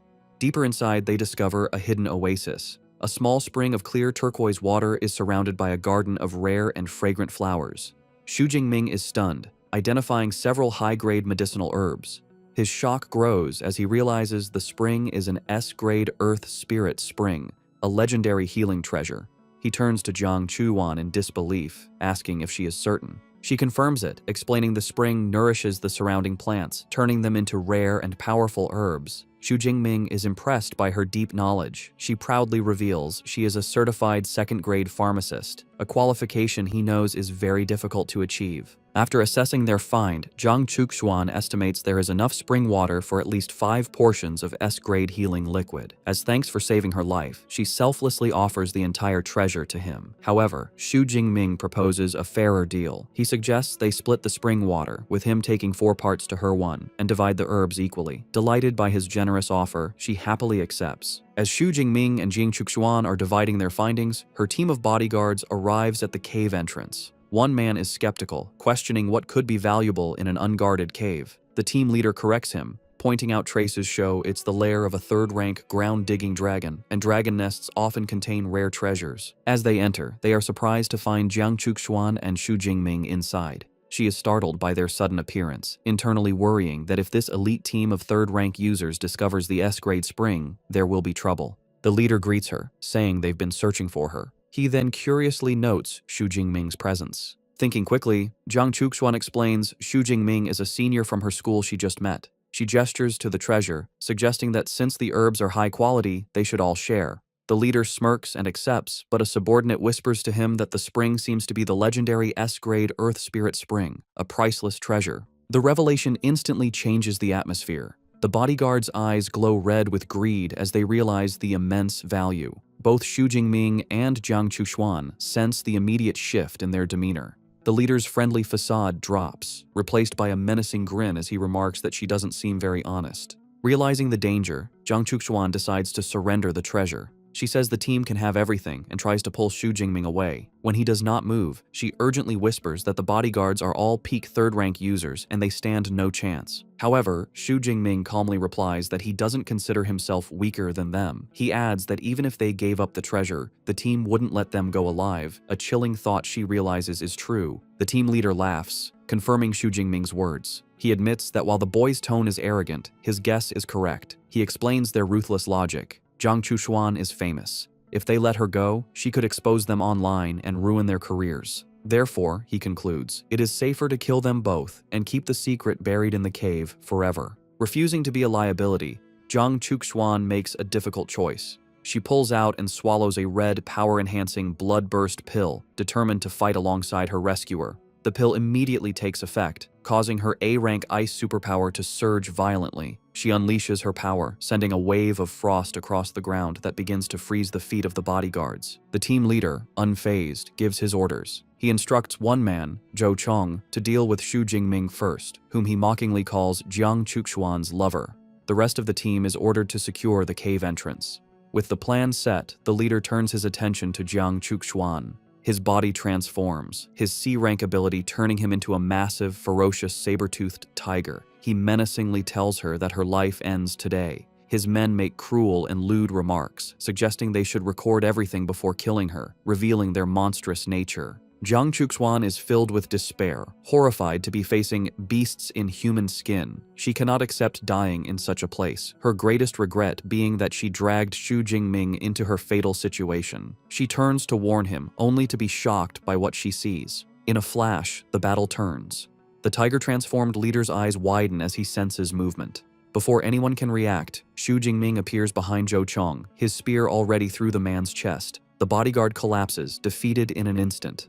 Xu Jingming looks down on his fallen foe coldly, remarking that even a third-tier fighter isn't much of a threat. The leader is stunned by Xu Jingming's incredible speed, unable to understand how his mid-tier third-rank subordinate was taken down so easily. He realizes with a grim expression that he has misjudged the situation. Xu Jingming is the true threat. Roaring with fury, he unleashes his own attack, swinging his massive axe in a devastating tiger roar slash. However, Xu Jingming effortlessly dodges the powerful blow, his body a blur of purple lightning. As he dodges, he analyzes his opponent's strength. He concludes that the peak third-tier captain's raw power is far stronger than his, and he realizes he can no longer afford to hold back. The tiger-transformed leader and his men are left confused by Xu Jingming's display of power. Realizing he is facing a much stronger opponent than he thought, Xu Jingming decides he can no longer hold back. He unleashes a hidden power, activating his Thunder Extreme mode. A massive, violent surge of raw purple lightning erupts from him, tearing his shirt and revealing a newly muscular physique.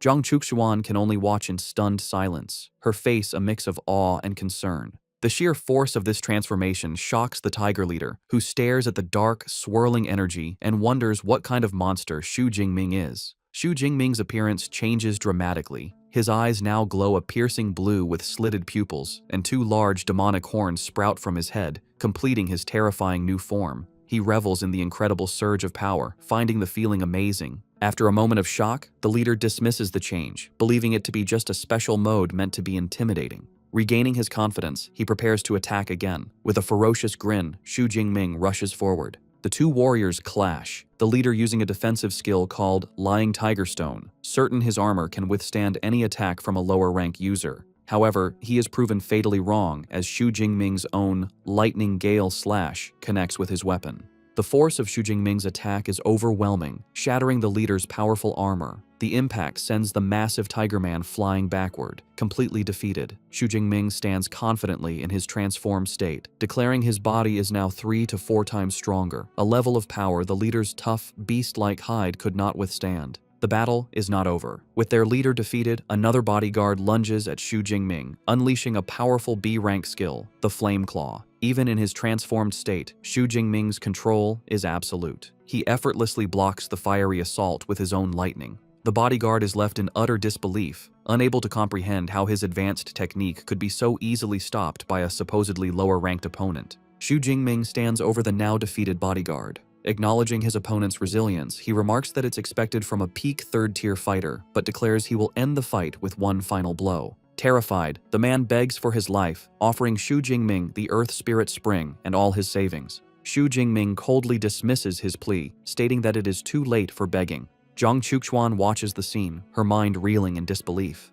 She thinks that the team she hired, who cost a fortune and whose captain was rumored to be invincible, was utterly dismantled. She has never heard of any student from her university with such a powerful record, leading her to wonder if his ability might even be S rank. With the others defeated, Xu Jingming turns his attention to the remaining bodyguards. In his transformed state, he feels the violent, bloodthirsty urges from the Thunder Tyrannosaurus blood resurfacing, and he menacingly tells them it is their turn. The two men are frozen in terror, calling him a demon. Xu Jingming scoffs, retorting that compared to murderers like them, he considers himself far more human. Realizing they are outmatched, the remaining men make a desperate final stand. On their leader's command, they all consume their own blood-burst pills, preparing to fight to the death. The battle that follows is swift and brutal. The scene cuts to the aftermath, where Xu Jingming, now back in his normal form but shirtless, stands victorious amidst the defeated bodies of the entire team. The immense power of his Thunder Extreme mode has taken its toll. He leans against a rock wall, breathing heavily and completely exhausted. He reflects that while his transformation is incredibly powerful, the energy drain is severe. Using it for just over 10 minutes, he realizes, is more draining than fighting for several hours. After the intense battle, a concerned Jiang Chuxuan rushes to Xu Jingming's side, asking if he is all right. Despite his exhaustion, he reassures her that he is fine and suggests they collect the valuable spring water and herbs before they rest. Standing by the pristine spring, Jiang Chuxuan expresses her relief that the bloody fight did not contaminate the precious resource. They proceed to carefully fill several glass bottles with the potent water from the Earth Spirit Spring. After they finish, Xu Jingming notes they collected even more than they had estimated. He hands 1.5 bottles to Jiang Chuxuan, insisting she take them as her share, acknowledging that she also fought hard. Overjoyed by his generosity, she thanks him enthusiastically. However, their moment of relief is cut short. Suddenly, Jiang Chuxuan stumbles and cries out in pain. She collapses forward against Xu Jingming, realizing with dread that the severe side effects of the bloodburst pill she took earlier are finally kicking in. The severe side effects of the bloodburst pill finally hit Jiang Chuxuan. She cries out in pain and collapses forward against Xu Jingming, who is surprised but catches her. Lying on the ground, she thinks about how she is powerless, unable to use her energy, and too weak to even get clothes from her space ring. Trembling and blushing, she feels deeply embarrassed and worries about the bad impression she's making. Seeing her condition, Xu Jingming says the pill's side effects are strong and that he will take her somewhere to rest. Without waiting for a response, he lifts her into his arms, which surprises and flusters her. As he carries her, her heart beats rapidly, and she wonders if it's because this is the first time she has been so close to a man. Xu Jingming carries her to a small grassy clearing and gently sets her down. He tells her to rest there while he goes to collect the remaining herbs. Before leaving, he takes off his own black shirt and offers it to her so she can cover herself. Jiang Chuxuan accepts it, thinking about how kind and considerate he is. While she recovers, Xu Jingming turns his attention to the defeated bodyguards. He takes a space ring from one and examines its contents. He thinks the loot from the elite team is disappointing, as he only finds some cash, beast materials, herbs, and a C-grade combat technique. Holding the 2 rings, he hopes he can trade them for a single, larger one, thinking that carrying his long spear is very inconvenient. From the ground, Jiang Chuxuan calls out to him. She explains the Earth Spirit Spring can help with her weakness, and timidly asks if he can give her a sip. Xu Jingming gives her some of the spring water in a vial, and she drinks it eagerly. Instantly, she sighs in relief as her strength begins to return. Jiang Chuxuan tells Xu Jingming she feels much better, though she estimates she will need another 3 to 4 hours to recover completely. She marvels that the pill's side effects can be countered and comments on how miraculous the S-grade Earth Spirit Spring is. Xu Jingming considers her recovery time and realizes it will be night in a few hours. For their safety, he suggests they rest in the cave overnight. The thought of spending a night alone with a man in a dark cave leaves Jiang Chuxuan utterly shocked and flustered. When Xu Jingming asks her opinion, the blushing Jiang Chuxuan shyly agrees, telling him she will follow his lead. The next morning, the sun shines through the forest. Having fully recovered, Jiang Chuxuan stretches her arms, feeling refreshed. She comments on how pleasant the forest air is, joking that she could stay for a month if not for the dangerous beasts. She glances at Xu Jingming and reflects on her worries from the previous night, chiding herself for her wild imagination. She concludes he is not the kind of person she feared, yet feels a slight sense of disappointment. Her thoughts are interrupted when Xu Jingming says it's time to leave and that he will escort her to the edge of the forest. Surprised, she quickly agrees. The two then begin to run through the woods, with Xu Jingming in the lead. Suddenly, he comes to an abrupt stop, putting his arm out to prevent her from going further. A moment later, a massive, flaming creature leaps over their heads. Jiang Chuxuan looks up in terror, identifying it as a powerful 5th-tier blazing tiger. The great beast lands far ahead and continues to flee. Peeking from behind a tree, Xu Jingming wonders if the tiger didn't notice them, but Jiang Chuxuan observes its panicked state and suggests it is running for its life. Her eyes widen as she realizes what must be chasing it. A massive horde of gray, wolf-like beasts with red eyes rushes past. In a hushed tone, Jiang Chuxuan explains they are iron-toothed rats. She clarifies that while they are only 1st-tier beasts, in a swarm they are incredibly dangerous and could overwhelm a 6th-tier powerhouse. Now she understands why the blazing tiger was forced to flee. Faced with the swarm, Jiang Chuxuan panics and urges Xu Jingming to flee. Reacting instantly, Xu Jingming grabs her hand, and they turn and run, with the horde of rats in hot pursuit. As they sprint, Xu Jingming knows the rats have incredible stamina, making a simple escape impossible. With the supply base 90 kilometers away, he realizes they need to move faster. His spear slows him down, and he declares he must abandon it. However, Jiang Chuxuan quickly offers a solution, telling him her space ring is large enough to hold it. She effortlessly stores the heavy spear, freeing him. Now much lighter, Xu Jingming notes that holding hands is still too slow. He suggests it would be more efficient for him to carry her on his back, a proposal that leaves a stunned Jiang Chuxuan speechless. Before she can object, he swiftly lifts her onto his back and continues their escape at an even greater speed. He eventually breaks out of the forest and into a ruined city. However, their relief is short-lived. They see the swarm devouring another beast's corpse. Xu Jingming grimly realizes their worst fear has come true. The rat tide has overrun the entire area. Cornered, he declares they must fight. He activates his Thunder Extreme mode, his body erupting in purple lightning as demonic horns sprout from his head. He tells a frightened Jiang Chuxuan to hold on tight as he charges into the horde. He becomes a blur of destructive energy, cutting through the rats and earning ability points for each kill. Meanwhile, at a military outpost, Manager Wang Chuang and his team are monitoring the crisis. An official reports the rat tide is over 300,000 strong. Wang Chuang, looking grim, remarks it will be a devastating blow to the ecosystem. A subordinate shows a map of trapped ability users, lamenting that most will likely be devoured. Wang Chuang worries about Xu Jingming, thinking that unless his master, Yang Zhentian, intervenes, no one can save him if he's caught. Suddenly, a soldier spots a massive sphere of purple lightning on the monitors. Wang Chuang orders his troops to prepare to engage. A report comes in that the target is moving at 80 meters per second. The soldiers open fire, but their bullets are useless against the powerful energy barrier. Unleashing his full power, Xu Jingming, still in his demonic form, leaps high into the air with Jiang Chuxuan, soaring over the military blockade. He lands gracefully among the startled soldiers as his transformation fades. The soldiers are left in stunned silence. One exclaims he thought the approaching energy was a lightning beast, not a person. Another remarks on the man's terrifying aura, while a third finds the girl's silhouette strangely familiar. Now back in his normal form, shirtless and exhausted, Xu Jingming tells Jiang Chuxuan they have reached the supply base and are safe. A relieved Jiang Chuxuan holds his arm, thanking him. Just then, Manager Wang Chuang rushes over. Recognizing Xu Jingming, he asks if he can help after his escape. Xu Jingming explains he ran for over 40 minutes from the mountain area and is exhausted, asking only for a room to rest. Internally, Wang Chuang is astounded, knowing the mountains are over 90 kilometers away. He thinks even a fourth-tier ability user would struggle to break through the horde from such a distance. Eager to help, Wang Chuang offers to arrange a room, but Jiang Chuxuan steps in, stating she will take care of him. As she supports the weary Xu Jingming, nearby soldiers begin to gossip. They recognize her as Goddess Jiang and comment on how lucky the young man is. They speculate about their relationship, with one soldier lamenting that his goddess has been stolen. 2 full days and nights later, Xu Jingming finally awakens in a comfortable bed. He finds Jiang Chuxuan by his side, who greets him with a cheerful smile. She tells him he has been asleep for a long time and she was about to give him some Earth Spirit Spring to help him recover. Surprised he slept so long, Xu Jingming asks about the wilderness. Jiang Chuxuan informs him the rat tide has not yet receded, so the area is under lockdown. She adds that after it's over, there will likely be very few beasts left. Realizing there is no reason to stay, Xu Jingming decides to return to the university, as the semester is about to begin.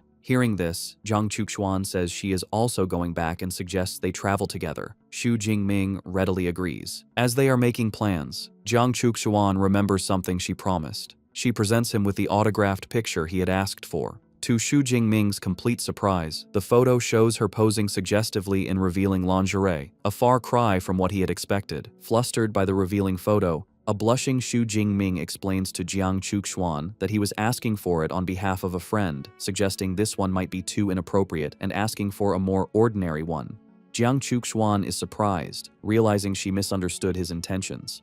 Internally, Jiang Chuxuan is mortified, scolding herself for assuming he was interested in her. Flustered, she offers to give him a new photo and asks for the revealing one back. However, Xu Jingming looks down at the picture and shyly asks if he could keep it for himself, which surprises her. A pleased smile spreads across her face as she tells him of course he can. Trying to change the subject, a flustered Xu Jingming says that since he's been asleep for 2 days, he needs to book a train ticket for their return. Jiang Chuxuan dismisses the idea of a train, explaining that she drove her car and offers to give him a ride back with her. Later, they drive back in a stylish yellow convertible sports car. As they travel, Xu Jingming remarks that only a major online celebrity like her would own such a limited edition car and notes it's his first time in a self-driving vehicle. Jiang Chuxuan casually explains it is simple to manage. They soon arrive back at the Modu Superpower University campus. Having changed into casual clothes, they get out of the car, and Xu Jingming now carries his spear on his shoulder. Their arrival doesn't go unnoticed, as students admire Xu Jingming's handsome appearance, but lament that he seems to have an equally beautiful girlfriend. Walking through campus, Xu Jingming reflects on how much his strength has changed in the month and a half he has been away. Jiang Chuxuan asks which district his dorm is in. He tells her District 3. Since she lives in District 2, she suggests they should part ways there. Before they leave, Jiang Chuxuan tells Xu Jingming not to hesitate to ask if he ever needs anything. He agrees. Just as they are about to part, Jiang Chuxuan quickly steps forward, surprising Xu Jingming. She leans in and gives him a quick kiss on the cheek. With a playful smile, she tells him it is a small thank you for saving her life. She then waves goodbye and walks away, leaving a blushing Xu Jingming behind. He touches his cheek, still processing the gesture, and thinks to himself that he was just forcefully kissed. Later, in her luxurious dorm, Jiang Chuxuan sits on her bed, thinking someone as powerful as Xu Jingming can't be unknown. Deciding to investigate, she opens her laptop to search for his information. She muses that all the recent campus buzz is about freshmen. Soon, she finds his detailed file. As she reads, her expression turns to pure shock. She discovers Xu Jingming is a freshman, an upper-tier second-rank user. With a pout, she realizes she has been calling him senior the entire time and calls him a big liar. She playfully vows to tease her junior brother next time they meet. Meanwhile, back in his dorm, Xu Jingming reviews his gains from the trip. He completed his missions, acquired 2 space rings, and now has over 25 million in his bank account. He regrets that the rat tide cut his hunt short, preventing him from collecting more ability points. His system panel confirms his new status as an upper second-tier user with an S-rank ability, and he has 3,712 ability points. He feels confident this is enough to learn powerful S-rank combat techniques. His thoughts are interrupted as his roommate, Liu Wentao, bursts into the room. He exclaims that Xu Jingming is finally back and scolds him for not giving a heads up, saying he was worried after hearing about the rat tide. Xu Jingming confirms the tide happened but assures him the military is now handling it. As he speaks, Liu Wentao suddenly senses a change in his roommate's aura. His eyes widen in shock as he realizes Xu Jingming has broken through to the second tier. Xu Jingming calmly corrects him, stating he is an upper second-tier user now. Liu Wentao is amazed. Xu Jingming explains he had a few near-death encounters but was lucky enough to survive and achieve a breakthrough. Liu Wentao is impressed, saying Xu Jingming is no ordinary person and wonders if he should also try a life-or-death situation to get stronger. Xu Jingming immediately advises against it, telling his friend his situation was special and the wilderness is too dangerous for him. Liu Wentao agrees not to go, then remembers something important. He tells Xu Jingming that Song Chu-Q came looking for him several times and suggests he should contact her. Xu Jingming says he will, then remembers the gift he brought back. He hands the autographed photo to a confused Liu Wentao. A moment later, Liu Wentao's confusion turns to pure ecstasy. His eyes turn into hearts as he stares at the photo of Goddess Jiang, and he lets out a scream of pure joy. Back at the university, Xu Jingming goes to the Battle Technique Library. He reflects that the 4 missions he completed earned him 871 credits, a fast way to accumulate them. Sitting at a desk, he summons the AI, Eva, and tells it to display all available S-rank lightning combat techniques. Instantly, holographic displays appear, showing powerful skills. He sees techniques like Thunder Mark, which inflicts massive lightning damage, and Thunder Prison, which creates an unbreakable lightning barrier. As he browses, he is surprised that a top-tier school like Modu University only has just over 20 S-rank lightning techniques. Knowing these skills are crucial for his future, he resolves to choose carefully. He continues sifting through the options, eventually focusing on 2, Heavenly Thunder Art, a ranged ability that summons natural lightning, and Thunder Armor, a defensive skill that creates a shield. He decides they are a perfect combination of long-range offense and defense. While a normal person might have to specialize, Xu Jingming smirks, thinking that with his cheat system, he can simply take them all. He discovers Heavenly Thunder Art is a prerequisite for a more powerful SSS rank technique called Myriad Heavenly Thunder Guide. He begins studying the manual and is struck by its complexity, finding it even more intricate than his Thunder Indestructible Body technique. The difficult content makes him sweat, and he thinks it's harder than understanding professional literature during his doctoral studies in his past life. After 6 long hours of intense study, an exhausted Xu Jingming slumps over his desk. He sighs, having finally gained a basic understanding. He decides that's enough manual effort, and it's time for his system to take over. He clenches his fist and calls out to his system, Deep Blue, commanding it to add the points to master the skill. A massive surge of purple lightning erupts from him as the system instantly integrates the knowledge into his mind and body. The process is successful, but he is stunned by the cost. Upgrading one S-rank technique to the elementary level required a staggering 1,600 ability points. He can't believe all the points he worked so hard to earn are only enough for these 2 skills. Just then, Eva floats over, reminding him it is 1 in the morning and he should use his time wisely. It also warns him not to use superpowers in the library. A bit sheepish, Xu Jingming agrees. Realizing it's too late to start the second, equally time-consuming technique, he decides to come back another time. On the Madu University campus, a young man jogs past a girl on a late-night run. The girl is Song Chu-kyu, and as she runs, she reflects on her intense training regimen. For over a month, she has been pushing herself to train late, a dedication that surprises even her. She is determined to challenge Xu Jingming when he returns, vowing to show him that she is the true #1 freshman. Her training is interrupted when she spots a large bird silhouetted against the full moon. It is a massive, menacing creature with red eyes, which she identifies as a white-ringed black feather eagle. She analyzes the threat, noting the eagle uses speed and camouflage to hunt in cities. She estimates it to be around the 3rd tier and concludes it would be a very difficult opponent. Suddenly, a loud noise from above startles her. She looks up, confused to hear thunder with no clouds in the sky. A moment later, a massive sphere of purple lightning materializes and explodes in the night sky, striking the eagle and tearing it to pieces in a shower of blood and feathers. Staring in disbelief at the raw power, Song Chu-kyu wonders which high-level lightning user could have destroyed the beast so effortlessly. Given the distance, she realizes the attack must have come from within the campus. She speculates it must have been a powerful senior student or a university mentor. The scene reveals the true source of the attack.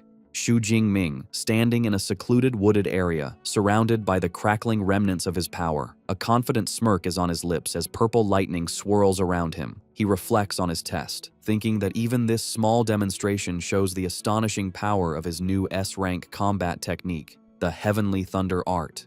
In the woods on campus, a system notification confirms Xu Jingming killed a mid-tier 3rd-rank white-ringed black feather eagle, earning him 34 ability points.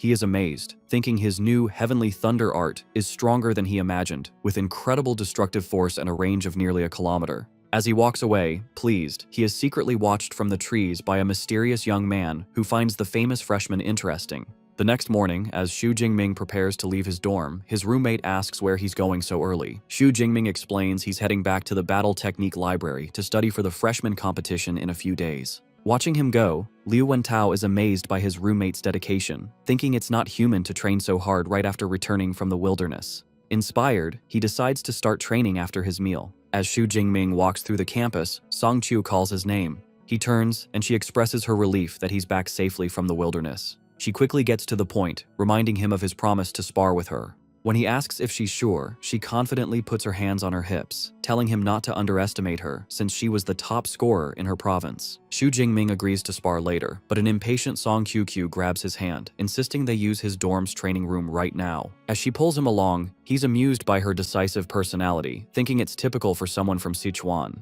He wonders why she's so eager to fight. Internally, Song Qiu thinks about how surprised he'll be when he sees she has also advanced to the 2nd tier. They soon arrive at the training room, watched by Liu Wentao and Qi Dongxia. Xu Jingming stands ready with his spear. Warming up, Song Qiu smirks confidently, taunting him not to lose too badly. He calmly replies she can't defeat him without a weapon. She smirks, confirming she has one. She summons her weapon from her space ring. It materializes in a flash of light, and she expertly catches the massive ornate halberd. Xu Jingming is surprised, thinking a Fang Tianhuaji is a very rare weapon for a girl. Weapon in hand, Song Qiu vows to defeat him. He calmly accepts. From the sidelines, Liu Wentao grins, declaring his brother Ming has already won, which Qi Dongxia finds amusing. As the match starts, he senses her aura and realizes she's reached the lower 2nd tier. He thinks this is the source of her confidence but isn't concerned. A massive surge of purple lightning erupts from him as he declares he hasn't been standing still either. The force of his power shocks Qi Dongxia, who exclaims it's impossible he's an upper 2nd tier user. A smug Liu Wentao teases her, saying he told her that her friend was no match. Song Chu-kyu is stunned, realizing her plan has backfired. She wonders how his promotion speed is so much faster than hers when they were both top scorers. Surrounded by lightning, Xu Jingming asks if she wants to continue. Flustered, she agrees, but asks him not to use too much force. Amused, he praises her flexibility. He tells her he won't attack first and she can come at him when ready. With a determined look, she warns him not to regret it and unleashes her A-rank ability, Light of Dawn. He observes the brilliant light, noting it's a natural type ability like his lightning, and wonders about its power. Channeling her power, she leaps forward, her halberd covered in a glowing, fiery aura. He notes with interest it's his first time seeing a weapon-enhancing technique. He swings his spear to meet her, the clash of lightning and light creating a brilliant explosion. With a confident smile, he easily parries her strike, his superior strength nullifying her attack. The force sends a shocked Song Chu-kyu stumbling back. He calmly remarks that her technique is impressive, but lacks true power. Watching, an impressed Liu Wentao exclaims, "Beautiful," noting his friend easily blocked her famous technique. Undeterred, a determined Song Chu-kyu declares she will try again. She unleashes a furious barrage of attacks, creating afterimages as she strikes from all angles. He remains unfazed, effortlessly deflecting every strike. He calmly critiques her, saying her speed is too slow, her power is insufficient, and she needs more practice. The intense assault quickly leaves her exhausted and out of breath. She gives up, amazed he countered her A-rank combat technique, which unleashes over 100 strikes in seconds, without using any special skills. Leaning on her halberd, she speculates his spear proficiency is beyond advanced.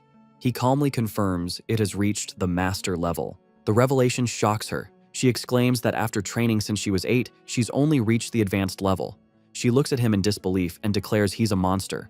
Turning away, she concedes the match, admitting that with his S-rank ability and talent, she has no hope of surpassing him. He asks if she wants to test his other techniques, but she declines. She explains that with his superior power, her techniques would be useless against his defenses. As a thank you, she invites him to lunch, and he accepts. She says she'll see him at noon and leaves with Chi Dongxia, who remarks that he seems to be the stronger one. After they leave, Liu Wentao gives him a thumbs up, praising him for being the strongest. Xu Jingming modestly replies that Song Chu-kyu isn't that strong, but her advancement speed is impressive. Liu Wentao smiles, saying Xu Jingming only thinks that because of his own power. He then reveals a shocking truth. Song Chu-kyu is the great-granddaughter of Song Daoyuan, a legendary S-rank grandmaster from the history books. The news leaves him speechless, recalling an entire chapter dedicated to the man 80 years ago. Liu Wentao explains that since her family is in Sichuan and she is the Grandmaster's most beloved great-granddaughter, her rapid advancement is expected. Xu Jingming now understands her background and how she could afford expensive items. Feeling a new urgency, he tells Liu Wentao he must get back to training and quickly leaves.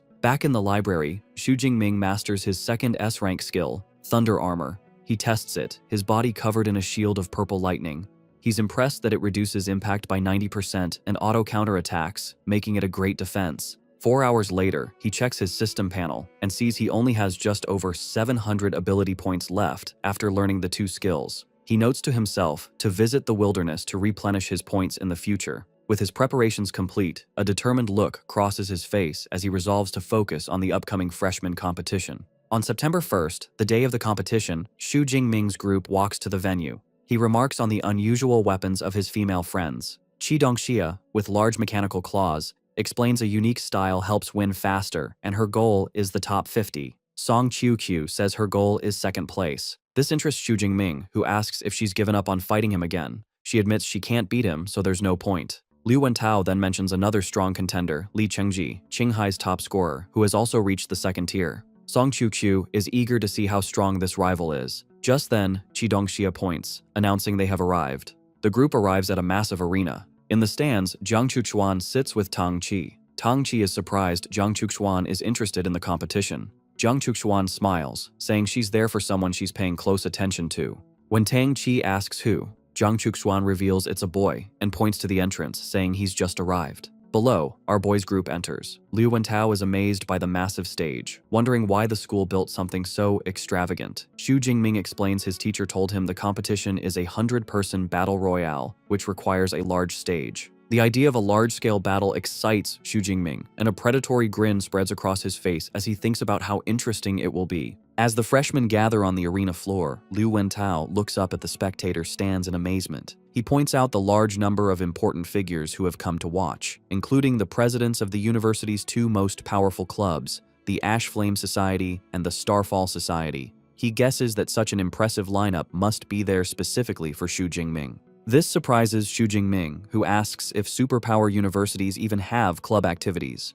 Liu Wentao confirms they do, explaining that unlike clubs at regular universities, these are combat teams made of powerful ability users. He adds that the clubs regularly go to the wilderness to hunt beasts, give valuable training resources to their members each month, and even offer a path to join their guilds after graduation. He then mentions that Xu Jingming's senior, Liu Ming, is the vice president of the Ash Flame Society. He finds it strange that Liu Ming isn't present on such an important day for his junior brother. Xu Jingming looks down with concern. He thinks to himself that he hasn't been able to contact his senior or his master since returning. He recalls hearing they went to the southwest and can't help but wonder if they are safe. Meanwhile, in a private box, a subordinate reports to his president about the tight battle situation in the southwest, thanking him for returning. He suggests that recruiting new members could be left to them. The president, a man with silver hair, is revealed to be Wei He, the president of the Ash Flame Society. He dismisses the suggestion, stating his only goal for returning is to recruit Xu Jingming at any cost. As he scans the stands, he notices another prominent figure and wonders why Wu Lan from the Starfall Society is also there. In another section, Wu Lan, president of the Starfall Society, looks down at the arena with a confident smirk, clearly sharing the same target. Suddenly, a massive, glowing magic circle appears in the sky, signaling the start of the competition.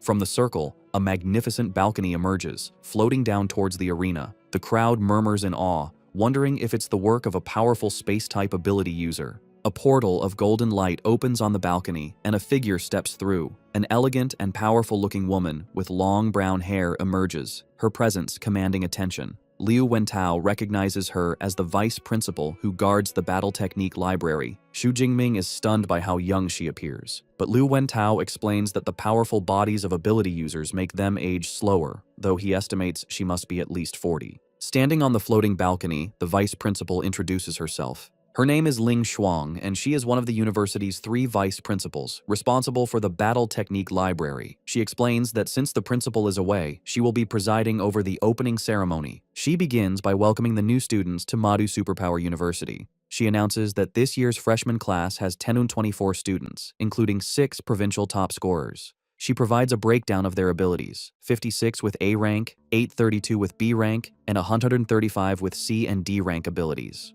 With a subtle glance, she adds that there is also one extremely rare S-rank awakened student among them, an announcement that catches the attention of Xu Jingming and his friends. Ling Shuang continues, explaining that to help students grow stronger, the university gives resources each year based on a 5-tier rating system, from D to S. She declares the upcoming freshman competition will determine their treatment and rating for their first year. The students murmur about the intense pressure of the university's competitive systems. Hearing this, Ling Shuang scoffs at the idea of fairness. A powerful dark aura erupts from her as she forcefully asks when she ever said Modu University was a fair place. With a stern expression, she declares their goal is to cultivate top-tier powerhouses, and the birth of the strong requires them to go through harsh competition. Her intense declaration leaves the freshmen in stunned silence. Xu Jingming, however, is not intimidated. A confident smirk plays on his lips as he thinks this competitive environment proves he made the right choice. Ling Shuang advises the students not to hide their strength, as greater power leads to more resources. She then explains the competition details. The first stage is a 100-person battle royale. Floating drones will track the number of opponents each student defeats. The battle will have 10 rounds, with the top 5 from each round advancing. She then projects a screen displaying the rewards. First place will receive a 10 cubic meter space ring, A-grade cultivation resources, and 1,000 credits. Second and third place will receive A-grade and B-grade combat suits, B-grade resources, and a large number of credits. The incredible value of the prizes leaves the students in awe. Ling Shuang adds one final detail.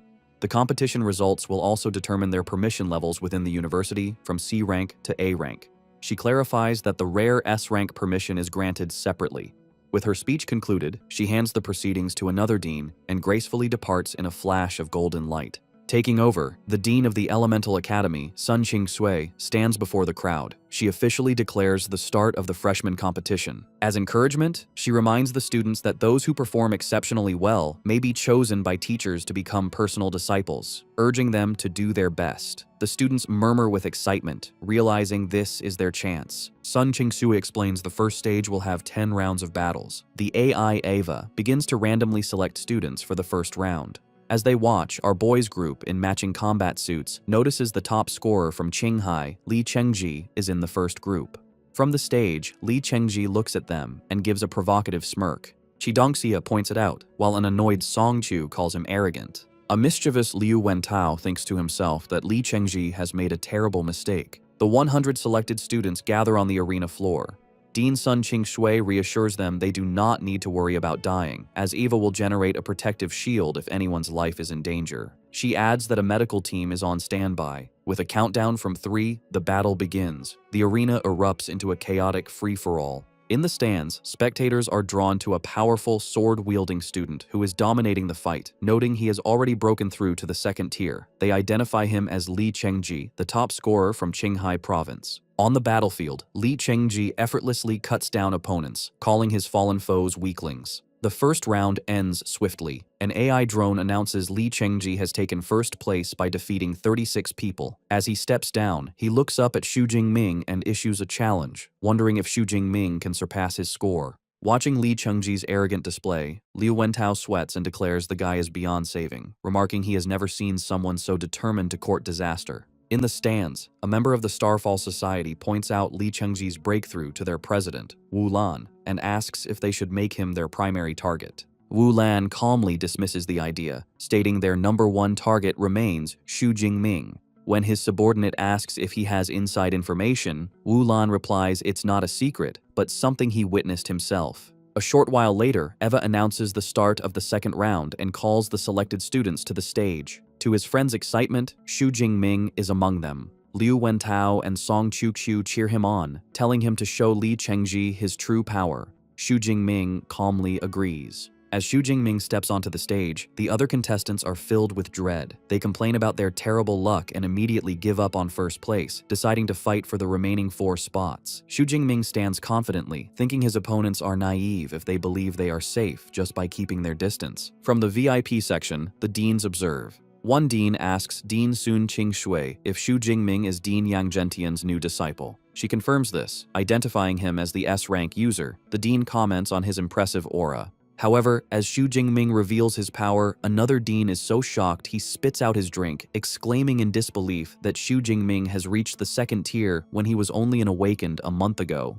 The other deans share his shock, marveling at his terrifying advancement speed. Dean Sun Ching-sui thinks to herself that Dean Yang is good at keeping secrets. The countdown for the battle begins. As soon as the match starts, Xu Jingming unleashes a massive, swirling vortex of purple lightning that instantly engulfs a large part of the arena, leaving the other students stunned. Standing at the center of the storm, he spins his spear with blinding speed, a predatory grin on his face. He thinks that compared to slaughtering beasts, he still finds fighting against other humans to be far more enjoyable. Xu Jingming's immense display of power shocks the other contestants. A blast of energy pushes them back, and one realizes with horror that the aura is from a second-tier ability user. Standing in a swirl of purple lightning, Xu Jingming confirms their fears, as the students shout in disbelief that he is a second-tier user. The other competitors look on in despair, complaining about the unfairness of facing a freshman who is already a tier above them. From the stands, Wu Lan, president of the Starfall Society, calmly observes. His subordinate asks if he already knew about our boy's true strength. Wu Lan replies that he did, commenting that Xu Jingming's potential is now clear to all. In another section, Zhang Chuxuan smiles, realizing she's been calling her junior a senior, and playfully vows to get even with him. Meanwhile, Li Chengji grits his teeth in frustration. He had planned to use Xu Jingming's fame to make a name for himself, but now his plan is useless. He curses his bad luck for being in a different round than Xu Jingming and wonders what to do now. In the arena, one student seizes the opportunity. He tells the others that Xu Jingming is too strong to face alone and proposes they team up to eliminate him first. The suggestion is met with enthusiastic agreement, as everyone knows it's their only chance. Xu Jingming, still in his lightning storm, senses a persuasive force in the speaker's voice, realizing he must be a spiritual type ability user. A young man with purple hair named Shai Ying reveals himself. Unleashing his A-rank psychic ability to unite the students, he assures them that if they follow his orders, they have a rare chance to defeat an S-rank ability user. Motivated, the other students rally to his cause. In the VIP box, the deans comment on the event. Wu Wen notes that Xiying has united the freshmen, while Sun Qingxue recognizes Xiying as a disciple of Dean Long Ke. Dean Long Ke, head of the Tactics Academy, smiles smugly, though he thinks the students' unity is due to our guy's strength, not Xiying's leadership. Still, Sun Qingxue believes Xu Jingming is in trouble, thinking it would be a huge joke if an S-rank user were eliminated in the first round. Below, Xu Jingming watches his opponents group up. Xiying taunts him, saying he lost his chance to attack and asking how he plans to face 102 opponents. Instead of being intimidated, Xu Jingming smirks with confidence, asking why Xiying assumes he is at a disadvantage. He summons his power, materializing a spear of pure lightning in his hand. In response, Xiying orders his new army to attack, sending close combat fighters to the front while ranged and support types prepare. With the chance to defeat an S-rank user before them, the students charge forward as one, their battle cries filling the arena. From a safe distance, Xiying creates a rock barrier, taunting Xu Jingming that he should focus on surviving the onslaught before trying to reach him. Xu Jingming, however, remains unimpressed. He coolly thinks that their numbers mean little against his power. He decides to act, hurling the massive lightning spear not at the students, but directly at Xiying's defensive wall. The spear connects with devastating force, shattering the rock barrier instantly. The resulting explosion of purple energy sends a powerful shockwave out, repelling the closest attackers. The raw energy continues to surge across the arena floor. Caught in the blast, Xiying and the others look on in terror, screaming that the energy is about to explode and they are all going to die. A moment later, their fears are realized as the energy detonates in a massive explosion, covering a huge section of the battlefield. Onlookers are stunned by the scale of the blast, with one student exclaiming he just saw a mushroom cloud. Others worry that Xiying and his group have been killed. The university's safety system kicks in. An AI drone announces that a life-threatening impact triggered the defense grid, encasing several students in protective bubbles. It then delivers the verdict: they have all been eliminated by Xu Jingming. Safe but disqualified, Xiying clenches his fist in frustration. He complains that he failed to defeat even one opponent and is now out, all because he messed with Xu Jingming. One of the instigators, also eliminated, desperately shouts for the remaining students to continue their attack. Under the effect of Xiying's command, a female student declares with determination that she will take Xu Jingming down with her. The remaining fighters, their eyes glowing red, heed the call and launch a final, desperate charge from all sides. Xu Jingming stands calmly at the center, watching as dozens of weapons descend upon him. Far from being overwhelmed, a confident, almost sinister smile spreads across his face as he prepares to meet their charge. Watching from the sidelines, a confident Xiying thinks that even if they are all eliminated, it's a worthy sacrifice to defeat Xu Jingming. His confidence shatters the next instant, his face contorting in pure shock as he witnesses the outcome. Xu Jingming effortlessly counters the assault. By simply spinning his spear, he creates a powerful vortex of purple lightning that repels every attacker, sending them flying. With the threat gone, Xu Jingming lets out a small sigh, looking almost bored. Xiying looks on in disbelief, wondering how a simple use of an ability could block all their elemental attacks. He questions if this is the true, overwhelming power of an S-rank ability. Xiying collapses to his knees, utterly defeated. He laments that even with so many of them, they were nothing more than ants to Xu Jingming. The rest of the audience is in an uproar, marveling at the terrifying power of Xu Jingming's lightning. They note that all other elemental attacks were ineffective. One student who also uses lightning is confused, unable to understand why Xu Jingming's is so much more powerful. In the stands, Jiang Chuchuan cheers, exclaiming she knew her senior would be fine. Beside her, Song Qiuqiu smirks, thinking how naive it was for the students to believe they could defeat Xu Jingming with such a simple plan. From the VIP section, the deans analyze the fight. Dean Long Ke remarks that our boy's proficiency with the Thunder Spear must be at an advanced level. Another dean adds that the throw created a sonic boom, indicating incredible speed and a strong physique. Dean Sun Qingxue looks on thoughtfully, wishing Dean Yang Gentian were there to ask about his extraordinary disciple. Back on the arena floor, the few remaining students are frozen in panic. They realize they have no way to break through his defenses. Utterly demoralized, one suggests their only option is to run away. Seeing the remaining students frozen with fear, Xu Jingming turns with a confident smirk. With purple lightning swirling around him, he mockingly asks if they are too scared to attack, declaring that if so, he will come to them. He leaps forward, shattering the ground as he becomes a blur of pure energy. He closes the distance in an instant, moving like a phantom through the students and striking them down with blinding speed.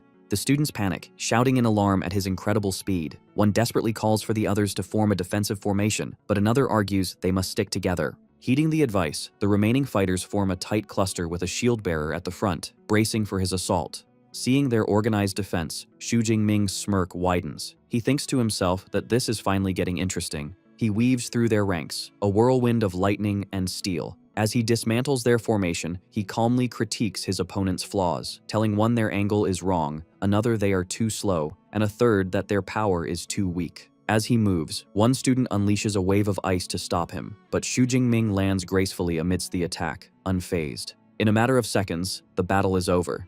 The arena floor is littered with the defeated bodies of every other contestant. Xu Jingming stands over the last fallen student, his expression cold.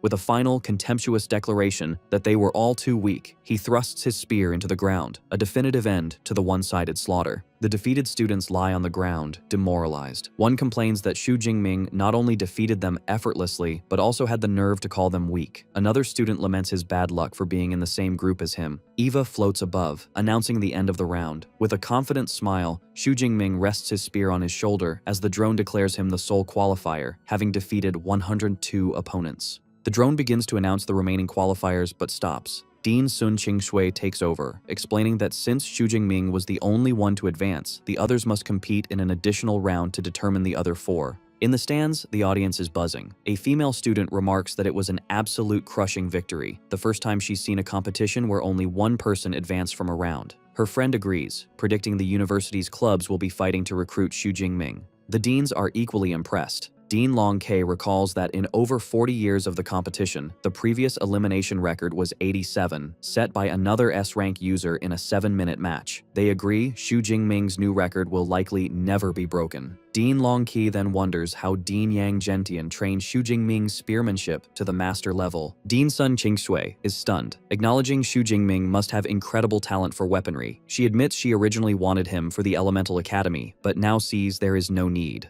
A slight smile graces her lips as she thinks that with a student like him, there's no need to worry about the upcoming 3-school freshman research trip. Back on the ground floor, Song Chu-kyu and Qi Dongjia rush over to congratulate Xu Jingming. Liu Wentao excitedly points out the look on Li Chengji's face, which he says turned purple after Xu Jingming eliminated Shi Ying. He jokes that Li Chengji could learn face changing. Xu Jingming looks over at his rival, thinking Li Chengji is just a paper tiger who bullies the weak. While he found his opponent's arrogance intolerable, he decides not to confront him now. He resolves to issue a formal challenge to Li Chengji during the second stage of the competition. He then turns to his friends, patting Liu Wentao's shoulder and telling them it's their turn next. He assures them advancing to the top 50 should be simple, and an eager Liu Wentao agrees. Xu Jingming shares a fist bump with Song Chu-kyu, who tells him that even though she can't beat him, she will prove she is the strongest freshman besides him. The competition continues. In round 3, Liu Wentao fights to 4th place, defeating 9 opponents. Later, in round 6, Qi Dongjia uses her claws to secure 3rd place after defeating 12 opponents. Finally, in round 8, it is Song Chu-kyu's turn. She stands in the arena with her massive halberd, confidently declaring her time has come. Her arrival causes a stir, with many students recognizing her as the top scorer from Sichuan province. They admire her appearance and rare weapon, with one fan declaring her the school's new goddess. The match begins, and Song Chu-kyu immediately activates her A-rank ability, Light of Dawn, covering her halberd in a brilliant golden aura. She moves with incredible grace and power, cutting through contestants with swift strikes. Her strength shocks the other students, who cry out upon realizing she is another second-tier user. One student expresses relief that she is only a low-rank second-tier user and not as powerful as Xu Jingming, but his friend grimly retorts that it makes no difference. Watching from the stands, Wu Lan, president of the Starfall Society, is impressed. He instructs his subordinate to list Song Chu-kyu as their second recruitment target. In the arena, Song Chu-kyu continues her assault, unleashing a technique called Dawn Light Second Dance. She moves like a whirlwind, her glowing halberd striking down multiple opponents. She then gathers her power for a more focused attack, Light Flame Gravity Slash. With a powerful leap, she brings her halberd down in a devastating thrust. The attack is too much for a remaining student, who cries out about the immense weight before collapsing. With the last opponent down, Song Chu-kyu stands victorious. The AI drone announces she has taken first place with 45 eliminations. Her victory secured, she dematerializes her weapon and turns to wave cheerfully at Xu Jingming in the stands. She approaches him, playfully asking his opinion. He praises her, acknowledging her combination of magic and melee combat was amazing, and says he looks forward to facing her in the second round. 2 hours later, the second stage begins, a free challenge on floating platforms high above the arena. Each student has 3 chances to challenge a higher-ranked opponent, but only those in the top 50 can be challenged. It is now Xu Jingming's turn. He briefly considers challenging second-place Song Chukyu, but dismisses the thought. He informs the AI drone that he wants to challenge the third-place student, Li Chengji. The announcement leaves Li Chengji shocked and enraged. He furiously points at Xu Jingming, demanding to know why the first-place student is challenging him. Xu Jingming calmly replies that the rules don't say he must challenge someone higher-ranked. He then adds a chilling reminder, asking if Li Chengji really thought he could be provoked without consequence. The audience buzzes with confusion. A student in the know explains that Li Chengji had previously made an arrogant, throat-slitting gesture at Xu Jingming. The AI, Eva, assigns them an arena. Li Chengji, furious, accepts the challenge, eager to see the true power of an S-rank user. On the floating platform, the two face each other as the AI counts down. As the battle begins, Li Chengji unleashes his full power. He transforms, his body becoming larger and more muscular, covered in red fur with a lion's head. The system identifies his ability as an A-rank, berserk blood lion king. He lets out a ferocious roar. Covered in a red aura, the Lion Man charges, shouting that Xu Jingming forced him to do this. Xu Jingming, his eyes crackling with purple lightning, glares back coldly. He retorts that he didn't force anything, and this is a disaster brought on by Li Chengji's own arrogance. In a flash of lightning, Xu Jingming disappears, moving with incredible speed. He reappears high above the charging Li Chengji, ready to strike with his spear. The Lion Man turns in surprise, scoffing at a lightning-type user daring to engage him head-on. He swings his massive sword, unleashing his wild lion slash. Their weapons meet in a brilliant explosion of energy. The impact is too much for Li Chengji. He is sent flying backward, overpowered by Xu Jingming's blow. As he struggles to stop, a look of disbelief is on his face. He realizes with horror that even in his enhanced form, his opponent's physical strength is far greater. Pressing his advantage, Xu Jingming unleashes a continuous torrent of his purple cloud divine lightning. The electrical energy engulfs the transformed Li Chengji, who roars in agony. The audience watches in horror. They note that if a second-tier enhancement-type user can't handle the pain, it must be excruciating. One student points out in terror that Xu Jingming is deliberately controlling the lightning's power to torture his opponent without dealing a final blow, preventing the AI from ending the match. The consensus is clear. It is better to provoke anyone else but Xu Jingming. Finally, after a few more moments, Li Chengji collapses, his beastly form giving way. The AI drone declares Xu Jingming the winner. Standing victorious, Xu Jingming looks on coldly. He thinks it's a pity he couldn't torture him longer, but concludes that 10 seconds of agony is a lesson that will be remembered. He hopes Li Chengji learns to be more humble. On the ground, a battered Li Chengji pants in shock, muttering that he survived when he thought he was about to die. He watches with terror as Xu Jingming walks away, sighing in relief only when he is gone. His relief is short-lived. Song Chukyu steps forward, pointing her halberd and confidently informing Eva that she also wants to challenge the third-place student, Li Chengji. The announcement sends a fresh wave of terror through him as he realizes his ordeal is not yet over.